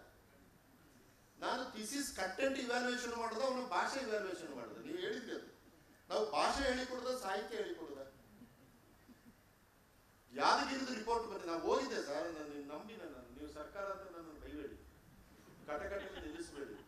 21 ಜಿಲ್ಲೆಗಳಲ್ಲಿ ಪ್ರಯಾಣ ಮಾಡಿದ್ದೇನೆ ನಾನು ಕಳೆದ 1 ವರ್ಷದಲ್ಲಿ. 21 ಜಿಲ್ಲೆ, ಪ್ರತಿ ಜಿಲ್ಲೆ ಬಗ್ಗೆ ನನಗೆ 15 ನಿಮಿಷಗಳಲ್ಲಿ ಮಾತಾಡ್ತೀನಿ ನಾನು. SSLC ಮಗುವಿಗೆ ಆಯಿ ಹೇಳಕ್ ಬರಲ್ಲ ಸರ್, ಗುರ್ತಿಡಕ್ ಬರಲ್ಲ. ನಾನು RT ನಗರದಲ್ಲಿ ಸಾಯಂಕಾಲ 6 ಗಂಟೆಗೆ ಕನ್ನಡ ಹೇಳ್ಕೊಡ್ತೀನಿ ಮಕ್ಕಳಿಗೆ. ಆಫೀಸಿಂದ ಬೇಗ ಹೋದ್ರೆ ಬಂದ್ರ ಕನ್ನಡ ಕಲೀರ ಅಂತ. 4ನೇ ಕ್ಲಾಸಿನ ಮಗುವಿಗೆ ನವ ಕರ್ನಾಟಕದಿಂದ ಒಂದು ಚಾರ್ಟ್ ತಗೊಂಡು ಹೋದ್ರೆ ಇದರಲ್ಲಿ ತೋರಿಸಲ್ಲ 4ನೇ ಕ್ಲಾಸಿನ ಮಗು. ನೀವು ಏನ್ ಹೇಳಿ ಸಂತೋಷ? ನಾವು 4ನೇ ಕ್ಲಾಸಲ್ಲಿ ಚಂದಮಾಮ ಓದ್ತಾ ಇದ್ವಿ, ಅಟ್ಲೀಸ್ಟ್ ಓದ್ತಾ ಇದ್ವಿ ಕತೆ. ಈಗ ಇಲ್ಲ ಅದು. ಹೀಗೆ ಕನ್ನಡಿಗರಿಗೆ ಕನ್ನಡ ಬೇಡ ಅಂತಂದ್ರೆ, ಅಥವಾ ನೋಡಿ ಇಲ್ಲಿ ಈಗ ನಾವು ಎಲ್ಲ ಸಾಹಿತ್ಯದ ಬ್ಯಾಕ್ಗ್ರೌಂಡ್ ಬಂದವರು ಒಂದಿಬ್ರು ಬಿಟ್ರೆ, ಇಲ್ಲೊಬ್ರು ವಿಜ್ಞಾನಿ ಇರ್ಬೇಕಾಗಿತ್ತು, ಇಲ್ಲೊಬ್ರು ಆರ್ಕಿಯಾಲಜಿಸ್ಟ್ ಇರ್ಬೇಕಾಗಿತ್ತು, ಇಲ್ಲೊಬ್ರು ಡಾಕ್ಟರ್ ಇರ್ಬೇಕಾಗಿತ್ತು. ನಾನು ಡಾಕ್ಟರ್ ಮಣಿಪಾಲ್ ಅವ್ರು, ನನಗೆ ಸ್ವಲ್ಪ ಹೆಲ್ತ್ ಸಮಸ್ಯೆ ಇದೆ, ನನ್ನ ಕಾಗೆ ಮುಟ್ಟಿದ ನೀರು ಓದೋರಿಗೆ ಗೊತ್ತಿಲ್ಲ, ಮುಗಿಸ್ಬಿಡ್ತೀನಿ ಸರ್. ಡಾಕ್ಟರ್ಗಳ ಹತ್ರ ಹೋಗಿ, ಡಾಕ್ಟರ್ ನಿಮ್ಮ ಹೆಸರೇನು? ಪುರುಷೋತ್ತಮ. ಏನ್ ಸಮಸ್ಯೆ? ಎಲ್ಲ ಕನ್ನಡದಲ್ಲಿ ಹೇಳ್ತೀನಿ ನಾನು. ನಂಗೆ ಹೊಟ್ಟೆ ತೊಳಸ್ತದೆ ಸರ್ ಅಂತ. I can't say it in English. ಹೊಟ್ಟೆ ತೊಳಸ್ತದೆ. There is some problem in stomach ಅಂದ್ರೆ ವಾಟ್ ಪ್ರಾಬ್ಲಮ್? ಪೇಯ್ನ್ ಅಂದ್ರೆ ಸಾಕಾಗಲ್ಲ, ಹೊಟ್ಟೆ ತೊಳಸುವುದನ್ನು ನಾನು ಹೇಳಲಾರೆ ಇಂಗ್ಲಿಷಲ್ಲಿ. ಕನ್ನಡದಲ್ಲಿ ಹೇಳಿದ್ರೆ ಅವನಿಗೆ ಅರ್ಥ ಆಗ್ತದೆ, ಯಾಕಂದ್ರೆ ಅವ್ನು ಮಣಿಪಾಲದಲ್ಲಿ ಇಲ್ಲೇ ಆದಿಚುಂಚನಗಿರಿ ಶಾಲೆಯಲ್ಲಿ ಓದಿರ್ತಾನೆ, ಮೆಡಿಕಲ್ ಕಾಲೇಜಲ್ಲಿ. ಕನ್ನಡ ಬರುತ್ತೆ ಅವನಿಗೆ, ಕನ್ನಡ ಅರ್ಥ ಆಗುತ್ತೆ. ಅರ್ಧ ಗಂಟೆ ಮಾಡಿ 1200 ರೂಪಾಯಿ ತಗೋತಾನೆ. ಪ್ರಿಸ್ಕ್ರಿಪ್ಷನ್ ಬರೆಯುವಾಗ ಮಾತ್ರ ಇಂಗ್ಲಿಷಲ್ಲಿ ಬರೀತಾನೆ. ಆಯ್ತು, ನಾನು ಅದನ್ನು ಮೂವ್ ಮಾಡಿದಾಗ ನನಗೆ ತುಂಬಾ ವಿರೋಧ ಬಂತು ಸರ್. ನೀವೇನು ಜನಗಳನ್ನು ಸಾಯಿಸ್ತಾ ಇದ್ದೀರಾ ಅಂತ. ಇಲ್ಲ, ನನ್ನ ಮಕ್ಕಳು ತಮಿಳಿನಲ್ಲಿ 100ಕ್ಕೆ 100 ಡಾಕ್ಟರ್ ಪ್ರಿಸ್ಕ್ರಿಪ್ಷನ್ ತಮಿಳಲ್ಲೇ ಬರೀತಾರ, ಸತ್ರ ಅವರು. ಆಯ್ತಪ್ಪ, ಮೆಡಿಸಿನ್ ಹೆಸರನ್ನ ಇಂಗ್ಲಿಷಲ್ಲಿ ಬರಿ, ನಾನು ಸಾಯಲಿಕ್ಕೆ ನಾನು ತಯಾರಿಲ್ಲ, ಬರೀ. ನನ್ನ ಹೆಸರು ಪುರುಷೋತ್ತಮ ಅಂತ ಕನ್ನಡದಲ್ಲಿ ಬರೀಬೋದೆ? ಒಂದು ವೇಳೆ ಅವರಿಗೆ ಕನ್ನಡದಲ್ಲಿ ಬರಲಿಕ್ಕೆ ಬರುವುದಿಲ್ಲ ಅಂದ್ರೆ ನಾನು ಹೇಳಿಕೊಡ್ತೇನೆ. ಅವನಿಗೆ ಅಭಿವೃದ್ಧಿ ಪ್ರಾಧಿಕಾರ ಅಂತ ಹೇಳಿಕೊಡ್ತದೆ, ನಾವಾದ್ರೂ ಹೇಳಿಕೊಡ್ತೀವಿ. ಅಥವಾ ಅವನು 10ನೇ ಕ್ಲಾಸಿನವರೆಗೆ ಕನ್ನಡ ಮಾಧ್ಯಮದಲ್ಲೇ ಓದಿದ್ರಂತ ಪುರುಷೋತ್ತಮ ಅಂತ ಬರೀಲಿಕ್ಕೆ ಆಗದಷ್ಟು ಕನ್ನಡ ಏನು ಬರಲ್ಲ. ಈ ತರ ಫಾಲ್ಸ್ ಪ್ರೆಸ್ಟೀಜ್ ಅಂತ ಹೇಳ್ತೀವಲ್ಲ ಸರ್, ನಾವು ಭ್ರಮೆಗಳಲ್ಲಿ ಸಿಕ್ಕಾಕೊಂಡಿವಿ. ನನ್ನ ಕೊನೆಯ ಮಾತು ಸರ್, ನಾವೆಲ್ಲರೂ ಕೂಡ ಮಾಡಬೇಕಾದ ಕೆಲಸ. ಸುರೇಂದ್ರ ಎಲ್ಲ ಇದ್ದಾರೆ, ಹೋರಾಟಗಾರರು. SCP ಜಾರಿಗೆ ಬರುವ ಹಾಗೆ ಮಾಡಿದ್ರೆ ಈ ಭಾಷೆ ಉಳಿತದೆ. ಮತ್ತು SCPಯನ್ನು ಸಂಪೂರ್ಣವಾಗಿ ಜಾರಿಗೆ ತರಬೇಕು. ಒಂಚೂರು ಕಿವಿ ಕತ್ತರಿಸಿ ಅಂಟಿಸೋದು, ಒಂಚೂರು ಅಲ್ಲಿ ಮಾಡೋದು, ಒಂಚೂರು ಇಲ್ಲಿ ಮಾಡೋದು, ಅದರಿಂದ SCPಯ ಮೂಲ ಕೋರ್ ಏನಿದೆ ಅದು ನೆಗೆದು ಬಿದ್ದು ಹೋಗುತ್ತೆ. ಒಂದೇ ಸಾರಿ ಪ್ರೈವೇಟೈಸೇಷನ್ ಆದ ಹಾಗೆ ಪಬ್ಲಿಕ್ ಸೆಕ್ಟರ್ ನಾಶ ಆಗ್ತದೆ. ನೀವು ಬೇಡವೇ ಬೇಡ, ನಿಮಗೆ ಒಬ್ಬರು ಚೀಫ್ ಸೆಕ್ರೆಟರಿ ಇದ್ರೆ ಸಾಕು. ಅಡ್ಮಿನಿಸ್ಟ್ರೇಟರ್ ಬೇಡ. ಪ್ರಸಾರ ಭಾರತಿಯಲ್ಲಿ ಕೆಲಸ ಮಾಡಿದೆ ನಾನು 4 ವರ್ಷ. ಎಲ್ಲ ರಿಟೈರ್ಡ್ ಆರ್ಮಿ ಆಫೀಸರ್ನ 2014 ಮೇಲೆ ಅಪಾಯಿಂಟ್ಮೆಂಟ್ ಮಾಡಿದ್ರು. ರಿಟೈರ್ಡ್ ಆರ್ಮಿ ಆಫೀಸರ್ಸ್ ಎಲ್ಲ IAS ನವರಿದ್ರು. ನಾವು ಚೆನ್ನಾಗಿ ಮಾತಾಡ್ತಾ ಇದ್ವಿ. ಅವ್ರು ಬಂದ ಮೇಲೆ ನಮಗೆ ಕಮ್ಯುನಿಕೇಶನ್ ನಿಂತೋಯ್ತು. ಹಾಗಾಗಿ ಈ ಪಬ್ಲಿಕ್ ಸೆಕ್ಟರ್, ಸರೋಜಿನಿ ಮಹಿಷಿ ವರದಿ ಬರಲಿಲ್ಲ. ಸರೋಜಿನಿ ಮಹಿಷಿ ವರದಿ ಸರ್ಕಾರಿ ಸೆಕ್ಟರ್ನಲ್ಲಿ 100ಕ್ಕೆ 100 ಉದ್ಯೋಗ ಕೊಡಬೇಕು ಅಂತ ಇದೆ. 100ಕ್ಕೆ 100 ನಾವು ಉದ್ಯೋಗ ಕೊಡ್ತಾ ಇದ್ದೇವೆ. ಆದರೆ ಸರ್ಕಾರಿ ಸೆಕ್ಟರ್ನಲ್ಲಿ ಉದ್ಯೋಗ ಸೃಷ್ಟಿ ಆಗ್ತಾ ಇಲ್ಲ. ಸೃಷ್ಟಿ ಆಗ್ತಾ ಇರೋದು ಪ್ರೈವೇಟ್ ಸೆಕ್ಟರ್ನಲ್ಲಿ. NCRT ಗುಡ್ಗಾಂವ್ನಲ್ಲಿ 12 ಲಕ್ಷ ಖಾಸಗಿ ಸೆಕ್ಟರ್ನಲ್ಲಿ ಕೆಲಸ ಮಾಡುವ ಉದ್ಯೋಗಿಗಳಿದ್ದಾರೆ. 12 ಲಕ್ಷ. ಡೆಲ್ಲಿ ಗವರ್ಮೆಂಟ್ ಅಲ್ಲಿ ಕಳೆದ 10 ವರ್ಷದಲ್ಲಿ ನಿರ್ಮಾಣ ಆದ ಉದ್ಯೋಗ 250. ಪ್ರೈವೇಟ್ ಸೆಕ್ಟರ್ನಲ್ಲಿ ನಿರ್ಮಾಣ ಆದ ಉದ್ಯೋಗ 12 ಲಕ್ಷ. ನಾವು ಮೀಸಲಾತಿಗೆ ನಡೆಸುವ ಹೋರಾಟ ಈ 250ಕ್ಕೆ. 12 ಲಕ್ಷದ ಬಗ್ಗೆ ನಮಗೆ ಲಕ್ಷ್ಯವೇ ಇಲ್ಲ. ಹಾಗಾಗಿ ಈಗ ಹಂಗೆ ಉದ್ಯೋಗ ಕೊಡಕ್ಕೆ ಆಗಲ್ಲ. ಯಾಕೆ ಅಂತಂದ್ರೆ ತಾವು ಹೇಳಿದಾಗೆ ಆ ಸೆಕ್ಟರ್ಗಳೇ ಇಲ್ಲ. ಪ್ರೈವೇಟ್ನವರು ನೀವು ಯಾಕೆ ಕೊಡ್ತಾರೆ? ಮೇಡಮ್ ನೀವೇನು ಕೇಳ್ತಾ ಇದ್ದೀರಿ? ಎಸ್ ಎಸ್ ಇಲ್ಲ, ಅವರು ಫಸ್ಟ್.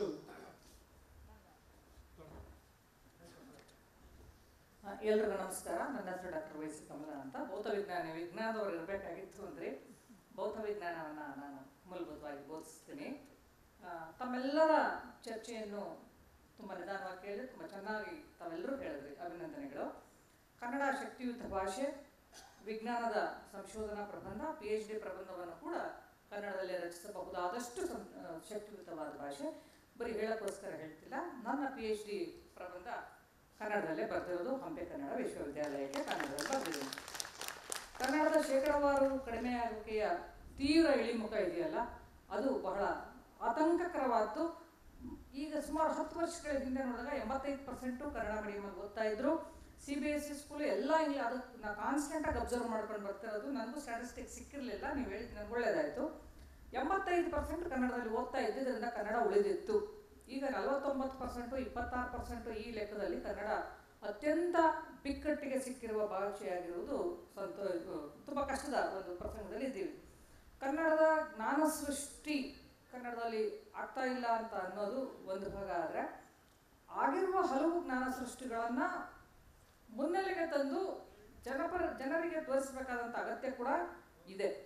ಉದಾಹರಣೆಗೆ ಒಂದೆರಡು ಹೇಳೋದಾದರೆ, ಇಡೀ ಜಗತ್ತಿನಲ್ಲಿ ಡಿಜಿಟಲ್ ತಂತ್ರಜ್ಞಾನ ಹೇಗೆ ವಿಕಾಸ ಆಯಿತು ಅನ್ನುವ ಒಂದು ಅತ್ಯುತ್ತಮವಾದ ಪುಸ್ತಕ ಕೂಡ ಕನ್ನಡದಲ್ಲಿ ಬಂದಿದೆ, ಡಿಜಿಟಲ್ ಕ್ರಾಂತಿ ಮತ್ತು ಭಾರತ. ಒಂದಾದರೆ ಕನ್ನಡ ವಿಜ್ಞಾನ ತಂತ್ರಜ್ಞಾನ ದರ್ಶನ ಅಂತಕ್ಕಂಥ 1800 ಪುಟಗಳ ಪುಸ್ತಕವನ್ನು ಉದಯಭಾನು ಕಲಾ ಸಂಘದವರು ಮಾಡಿದ್ದಾರೆ. ಇದು ನಾವು ತೋರಿಸ್ಕೊಡ್ಬೇಕಾದಂಥ ಒಂದು ಪ್ರಯೋಗ ಕೂಡ ಅದು ಆಗಬೇಕಾಗಿದೆ. ಎಲ್ಲಿ ಆಗಿದೆ ಅದನ್ನು ನಾವು ಜನರಿಗೆ ತೋರಿಸ್ಬೇಕಾಗ್ತದೆ, ಇಲ್ಲದೇ ಇದ್ರೆ ಕಷ್ಟ ಆಗ್ತದೆ. ಯಾಕಂದರೆ ಏನೂ ಆಗಿಲ್ಲ ಅನ್ನುವುದು ಎಷ್ಟು ನಿಜವೋ ಆಗಿರುವುದು ಕೂಡ ಅಷ್ಟೇ ನಿಜವಾಗಿ ಇದೆ. ಆಮೇಲೆ ತಂತ್ರಜ್ಞಾನ ಬಹಳ ಅತ್ಯಂತ ಸಮರ್ಥವಾದಂಥ ಸಾಧನ ಅಥವಾ ಪವರ್ಫುಲ್ ಸಾಧನ. ನಾವು ಇಂಗ್ಲೀಷಲ್ಲಿ ಹೇಳೋದಾದರೆ, ಯಾಕೆ ಪವರ್ಫುಲ್ ಸಾಧನ ಅನ್ನೋದನ್ನು ನಾನು ಹೇಳೋದಾದರೆ, ಇವತ್ತು ನಾನು ChatGPT ಅಂತ ಏನು ಹೇಳ್ತೀವಿ ಅದು ಅಥವಾ ಅದರ ಸಮಾಂತರವಾದ ಅನೇಕವನ್ನು ನಾನು ಇಂಗ್ಲೀಷ್ಗೋಸ್ಕರ ಬಳಸ್ತೀನಿ. ನನ್ನ ಇಂಗ್ಲೀಷು ನನ್ನ ಕನ್ನಡವೇ ನಂಗೆ ಈಗಲೂ ಚಂದ.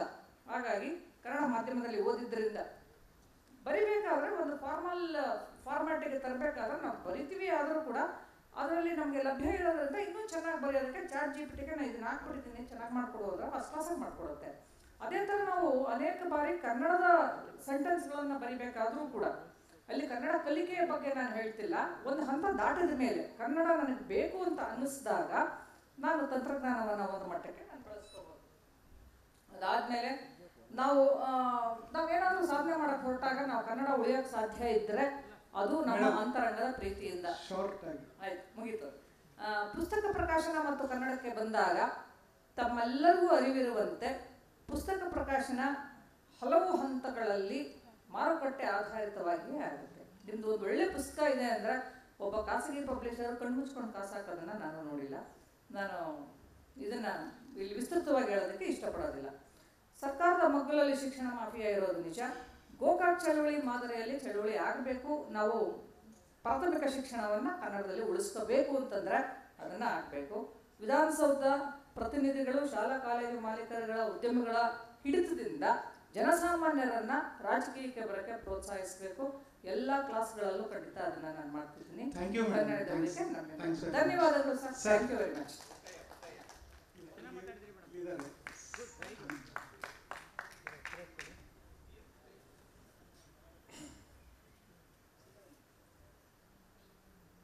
ಹಲೋ ಸರ್, ನಾನು ಸುರೇಂದ್ರ ಅಂತ.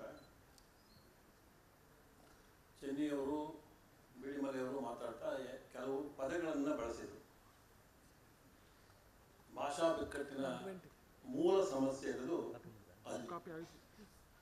ಬಿಳಿಮಲೆಯವರು ಮಾತಾಡ್ತಾ ನಮ್ಮ ಭಾಷೆ ವಸಾಹತೀಕರಣ ಆಗಿದೆ ಅಂತ ಹೇಳಿದರು. ನಮ್ಮ ದೇಶ ಪ್ರೈವೇಟೈಸೇಷನ್ ಆದ ಹಾಗೆ ಪಬ್ಲಿಕ್ ಸೆಕ್ಟರ್ ನಾಶ ಆಗ್ತದೆ. ನೀವು ಬೇಡವೇ ಬೇಡ, ನಿಮಗೆ ಒಬ್ಬರು ಚೀಫ್ ಸೆಕ್ರೆಟರಿ ಇದ್ರೆ ಸಾಕು. ಅಡ್ಮಿನಿಸ್ಟ್ರೇಟರ್ ಬೇಡ. ಪ್ರಸಾರ ಭಾರತಿಯಲ್ಲಿ ಕೆಲಸ ಮಾಡಿದೆ ನಾನು 4 ವರ್ಷ. ಎಲ್ಲ ರಿಟೈರ್ಡ್ ಆರ್ಮಿ ಆಫೀಸರ್ನ 2014 ಮೇಲೆ ಅಪಾಯಿಂಟ್ಮೆಂಟ್ ಮಾಡಿದ್ರು.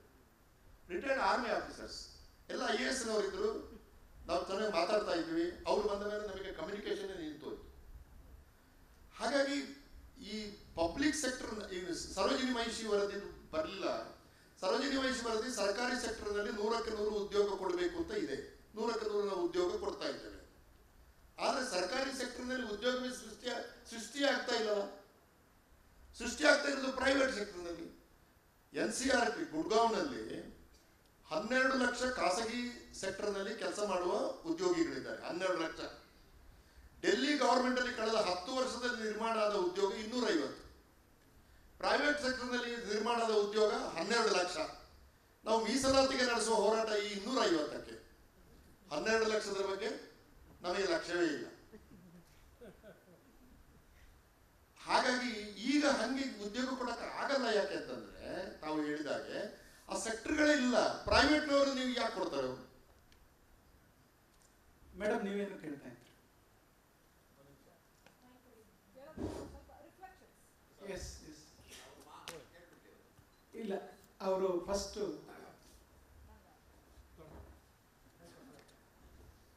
ಎಲ್ರಿಗೂ ನಮಸ್ಕಾರ. ನನ್ನ ಹೆಸರು ಡಾಕ್ಟರ್ ವೈಸಿ ಕಮಲ ಅಂತ. ಭೌತ ವಿಜ್ಞಾನದವರು ಇರಬೇಕಾಗಿತ್ತು ಅಂದರೆ ಭೌತ ವಿಜ್ಞಾನವನ್ನು ನಾನು ಮೂಲಭೂತವಾಗಿ ಬೋಧಿಸ್ತೀನಿ.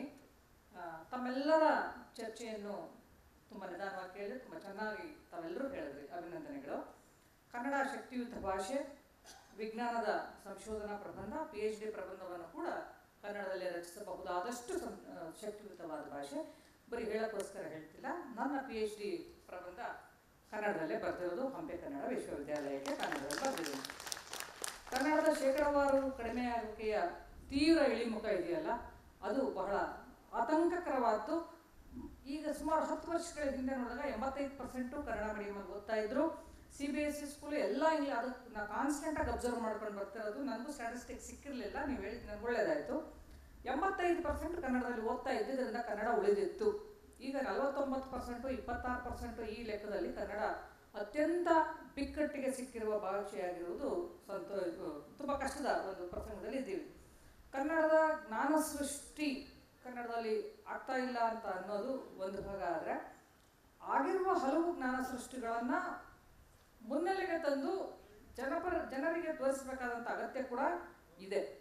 ಉದಾಹರಣೆಗೆ ಒಂದೆರಡು ಹೇಳೋದಾದರೆ, ಇಡೀ ಜಗತ್ತಿನಲ್ಲಿ ಡಿಜಿಟಲ್ ತಂತ್ರಜ್ಞಾನ ಹೇಗೆ ವಿಕಾಸ ಆಯಿತು ಅನ್ನುವ ಒಂದು ಅತ್ಯುತ್ತಮವಾದ ಪುಸ್ತಕ ಕೂಡ ಕನ್ನಡದಲ್ಲಿ ಬಂದಿದೆ, ಡಿಜಿಟಲ್ ಕ್ರಾಂತಿ ಮತ್ತು ಭಾರತ. ಒಂದಾದರೆ ಕನ್ನಡ ವಿಜ್ಞಾನ ತಂತ್ರಜ್ಞಾನ ದರ್ಶನ ಅಂತಕ್ಕಂಥ 1800 ಪುಟಗಳ ಪುಸ್ತಕವನ್ನು ಉದಯಭಾನು ಕಲಾ ಸಂಘದವರು ಮಾಡಿದ್ದಾರೆ.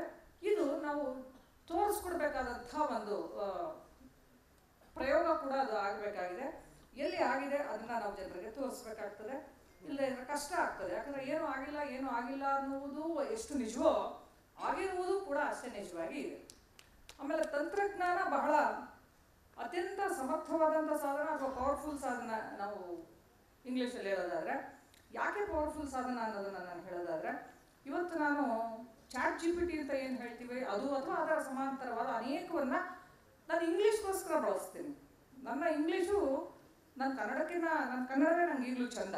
ಹಾಗಾಗಿ ಕನ್ನಡ ಮಾಧ್ಯಮದಲ್ಲಿ ಓದಿದ್ದರಿಂದ ಬರಿಬೇಕಾದ್ರೆ ಒಂದು ಫಾರ್ಮ್ಯಾಟಿಗೆ ತರಬೇಕಾದ್ರೆ ನಾವು ಬರಿತೀವಿ. ಆದರೂ ಕೂಡ ಅದರಲ್ಲಿ ನಮಗೆ ಲಭ್ಯ ಇರೋದ್ರಿಂದ ಇನ್ನೂ ಚೆನ್ನಾಗಿ ಬರೆಯೋದಕ್ಕೆ ChatGPTಗೆ ನಾನು ಇದನ್ನ ಹಾಕ್ಬಿಡ್ತೀನಿ, ಚೆನ್ನಾಗಿ ಮಾಡ್ಕೊಡೋದ್ರೆ ಫಸ್ಟ್ ಕ್ಲಾಸಾಗಿ ಮಾಡ್ಕೊಡುತ್ತೆ. ಅದೇ ಥರ ನಾವು ಅನೇಕ ಬಾರಿ ಕನ್ನಡದ ಸೆಂಟೆನ್ಸ್ಗಳನ್ನು ಬರಿಬೇಕಾದ್ರೂ ಕೂಡ ಅಲ್ಲಿ ಕನ್ನಡ ಕಲಿಕೆಯ ಬಗ್ಗೆ ನಾನು ಹೇಳ್ತಿಲ್ಲ. ಒಂದು ಹಂತ ದಾಟಿದ ಮೇಲೆ ಕನ್ನಡ ನನಗೆ ಬೇಕು ಅಂತ ಅನ್ನಿಸಿದಾಗ ನಾನು ತಂತ್ರಜ್ಞಾನವನ್ನು ಒಂದು ಮಟ್ಟಕ್ಕೆ ನಾನು ಬಳಸ್ಕೋಬೋದು. ಅದಾದಮೇಲೆ ನಾವೇನಾದರೂ ಸಾಧನೆ ಮಾಡಕ್ಕೆ ಹೊರಟಾಗ ನಾವು ಕನ್ನಡ ಉಳಿಯೋಕ್ಕೆ ಸಾಧ್ಯ ಇದ್ದರೆ ಅದು ನಮ್ಮ ಅಂತರಂಗದ ಪ್ರೀತಿಯಿಂದ. ಆಯ್ತು, ಮುಗೀತು. ಪುಸ್ತಕ ಪ್ರಕಾಶನ ಮತ್ತು ಕನ್ನಡಕ್ಕೆ ಬಂದಾಗ ತಮ್ಮೆಲ್ಲರಿಗೂ ಅರಿವಿರುವಂತೆ ಪುಸ್ತಕ ಪ್ರಕಾಶನ ಹಲವು ಹಂತಗಳಲ್ಲಿ ಮಾರುಕಟ್ಟೆ ಆಧಾರಿತವಾಗಿಯೇ ಆಗುತ್ತೆ. ನಿಮ್ದು ಒಂದು ಒಳ್ಳೆ ಪುಸ್ತಕ ಇದೆ ಅಂದರೆ ಒಬ್ಬ ಖಾಸಗಿ ಪಬ್ಲಿಷರ್ ಕಣ್ಮುಚ್ಕೊಂಡು ಕಾಸು ಹಾಕೋದನ್ನು ನಾನು ನೋಡಿಲ್ಲ. ನಾನು ಇದನ್ನು ಇಲ್ಲಿ ವಿಸ್ತೃತವಾಗಿ ಹೇಳೋದಕ್ಕೆ ಇಷ್ಟಪಡೋದಿಲ್ಲ.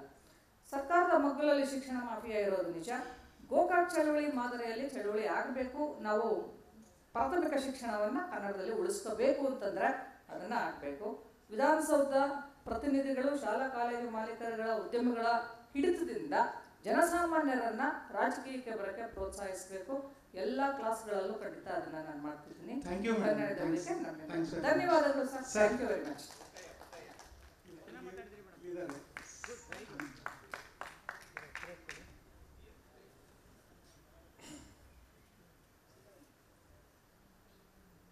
ಹಲೋ ಸರ್, ನಾನು ಸುರೇಂದ್ರ ಅಂತ.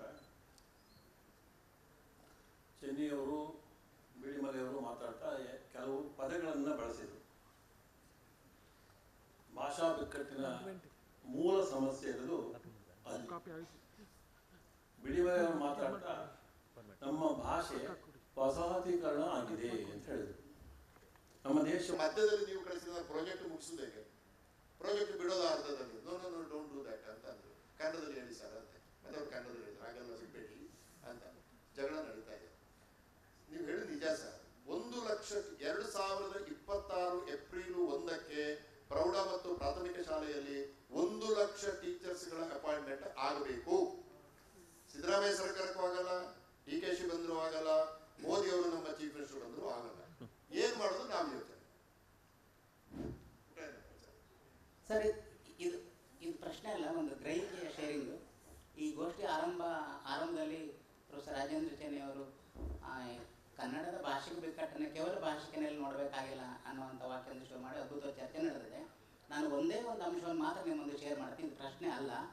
ಕಟಿಂಗ್ ಶಾಪಲ್ಲಿ ಕನ್ನಡಿಗರಲ್ಲದವರಿದ್ದಾರೆ ಅಂತ ಬೆಳೆಮರ ಉದಾಹರಣೆ ಕೊಟ್ಟರು, ಮತ್ತು ಅದನ್ನು ವಿಸ್ತರಿಸಿ ಹೋಟೆಲ್ಗಳಲ್ಲಿ, ಲಾಡ್ಜ್ಗಳಲ್ಲಿ, ಬೇರೆ ಬೇರೆ ಬೇರೆ ಬೇರೆ ಸೆಕ್ಟರ್ಗಳಲ್ಲಿ ಕನ್ನಡ ಅಲ್ಲದವರು ಬಂದ್ದಾರೆ. ನಾನು ಇನ್ನೊಂದು ಮಾಹಿತಿಯನ್ನು ಶೇರ್ ಮಾಡ್ತಿದ್ದೀನಿ. ಮಲೆನಾಡಿನ ಕಾಫಿ ಎಸ್ಟೇಟ್ ಭಾಗದಿಂದ ನಾನು ಬಂದವನು. 20-30 ವರ್ಷಗಳ ಹಿಂದೆ ಅಲ್ಲಿ ಕನ್ನಡಿಗರಲ್ಲದ ತುಳು ಪ್ರದೇಶದವರು ಬಂದು ಹೆಚ್ಚು ಕಾರ್ಮಿಕರಿದ್ದರು, ಮತ್ತು ತೋಟದಲ್ಲಿರ್ತಕ್ಕಂಥ ಲೈನ್ಗಳು ಬಹುತೇಕ ತುಳುನಾಡಿನಿಂದ ಬಂದಂಥ ಕಾರ್ಮಿಕರಿಗಾಗಿ ಕಟ್ಟಲ್ಪಟ್ಟವು. ಅನಂತರದಲ್ಲಿ ಕಾಫಿ ಲೇಯರ್ ಬೇರೆ ಆಯ್ತು, ಅದನ್ನ ಶೇರ್ ಮಾಡಲ್ಲ. ಬಟ್ ಈಗ ಕಳೆದ 10-15 ವರ್ಷಗಳ ಈಚೆಗೆ ದೊಡ್ಡ ಪ್ರಮಾಣದಲ್ಲಿ ಕಾಫಿ ಎಸ್ಟೇಟಲ್ಲಿ ಕೆಲಸ ಮಾಡ್ತಿರ್ತಕ್ಕಂಥವ್ರು ಅಸ್ಸಾಂನ ಕಾರ್ಮಿಕರು. ನಾನು ಇದರಿಂದ ಏನು ಶೇರ್ ಮಾಡೋಕ್ಕೆ ಇಷ್ಟಪಡ್ತೀನಿ ಅಂತಂದರೆ, ಕಾಫಿ ಎಸ್ಟೇಟಲ್ಲಿ ಕೆಲಸ ಮಾಡ್ತಿರ್ತಕ್ಕಂಥ ಅಸ್ಸಾಂನ ದೊಡ್ಡ ಪ್ರಮಾಣದ ಕಾರ್ಮಿಕರು ಹೋಟೆಲ್ಗಳಲ್ಲಿ, ಲಾಡ್ಜ್ಗಳಲ್ಲಿ, ಬೇರೆ ಬೇರೆ ಬೇರೆ ಸೆಕ್ಟರ್ಗಳಲ್ಲಿ, ಇವನ್ ಚೆನ್ನೈ ಸರ್ ಶೇರ್ ಮಾಡಿದ್ದು ಕೂಡ ಸರಿದೆ, ಯಾರು ಸೆಕ್ಯೂರಿಟಿ ಕೂಡ ಕನ್ನಡಿಗರಲ್ಲದವರು ಇದ್ದಾರೆ. ಅವರೆಲ್ಲರ ಸಂಬಳವನ್ನು ಕೇಳಿ ನೋಡಿ 10ರಿಂದ 12 ಸಾವಿರ. ಆದರೆ ಲೋಕಲ್ ಕೆಲಸಗಾರರು ತಿಂಗಳಿಗೆ 10ರಿಂದ 12 ಸಾವಿರ ರೂಪಾಯಿಗೆ ಬರೋದಿಲ್ಲ. ಆದರೆ ಕನ್ನಡಿಗರಲ್ಲದ ವಲಸೆ ಕಾರ್ಮಿಕರನ್ನು ಅತ್ಯಂತ ಚೀಪ್ ಲೇಬರ್ಗೆ ಬಳಸ್ಕೊಳ್ತಕ್ಕಂಥ ಬಹಳ ದೊಡ್ಡ ಆರ್ಥಿಕ ಶೋಷಣೆ, ಆರ್ಥಿಕ ಲೂಟಿ ಇದೆ. ಈ ಲೂಟಿಯನ್ನು ಮಾಡ್ತಿರ್ತಕ್ಕಂಥವ್ರು ಕನ್ನಡಿಗರು ಅನ್ನೋದನ್ನು ಅಭಿಮಾನದಿಂದ ನಾವು ಒಪ್ಪಬೇಕಾಗ್ತದೆ. ಅಂತಂದರೆ ಆರ್ಥಿಕ ಶೋಷಣೆ, ಆರ್ಥಿಕ ಲೂಟಿ ಯಾವುದನ್ನು ಅವಲಂಬಿಸಿದಂತಂದರೆ ಚೀಪ್ ಲೇಬರಿಗೆ. ಮತ್ತು ಅಲ್ಲಿ ಮೇಸ್ತ್ರಿಗಳು ಬರ್ತಾರೆ, ಮೇಸ್ತ್ರಿಗೆ ಮಾಲೀಕರ ಕಡೆಯಿಂದ ಪರ್ಸೆಂಟೇಜು, ಕಾರ್ಮಿಕರ ಕಡೆಯಿಂದನೂ ಪರ್ಸೆಂಟೇಜು, ಅವನು ಕೂಡ ಲೂಟಿ ಮಾಡ್ತಿದ್ದಾನೆ. ಈ ಲೂಟಿಯನ್ನು ಅರ್ಥ ಮಾಡ್ಕೊಳ್ಳಂದ್ರೆ ಕನ್ನಡದ ಬಿಕ್ಕಟ್ಟನ್ನು ಕೂಡ ನಾವು ಅದರ ಸಂಕೀರ್ಣತೆಯನ್ನು ಅರ್ಥ ಮಾಡೋಕ್ಕೆ ಆಗಲ್ಲ ಅಂತ ನನ್ನ ಅಭಿಪ್ರಾಯವನ್ನು ಶೇರ್ ಮಾಡ್ತಿದ್ದೀನಿ. ಮೈಕ್ ಕೊಟ್ಟರಿಗೆ ಧನ್ಯವಾದಗಳು. ಈ ಗೋಷ್ಠಿ ಸ್ವಲ್ಪ ಆತಂಕದಲ್ಲಿ ಲೇಟಾಗಿ ಸ್ಟಾರ್ಟ್ ಆಯಿತು. ಬಟ್ ಈ ಗೋಷ್ಠಿಗೆ ನೀವೆಲ್ಲರೂ ಕೂತ್ಕೊಂಡು ಸಮಾಜದಿಂದ ಕೇಳಿ ಚರ್ಚೆಗೆ ಭಾಗವಹಿಸಿದ್ದಕ್ಕೆ ತಮಗೆಲ್ಲರಿಗೂ ಧನ್ಯವಾದಗಳು. ಮತ್ತು ಈ ಕಾರ್ಯಕ್ರಮಕ್ಕೆ ತಾವೆಲ್ಲರೂ ಬಂದು ಸರ್ ತಮ್ಮ ವಿಚಾರಗಳನ್ನು ಹಂಚಿಕೊಂಡು ತಮ್ಮೆಲ್ಲರಿಗೂ ಧನ್ಯವಾದಗಳು.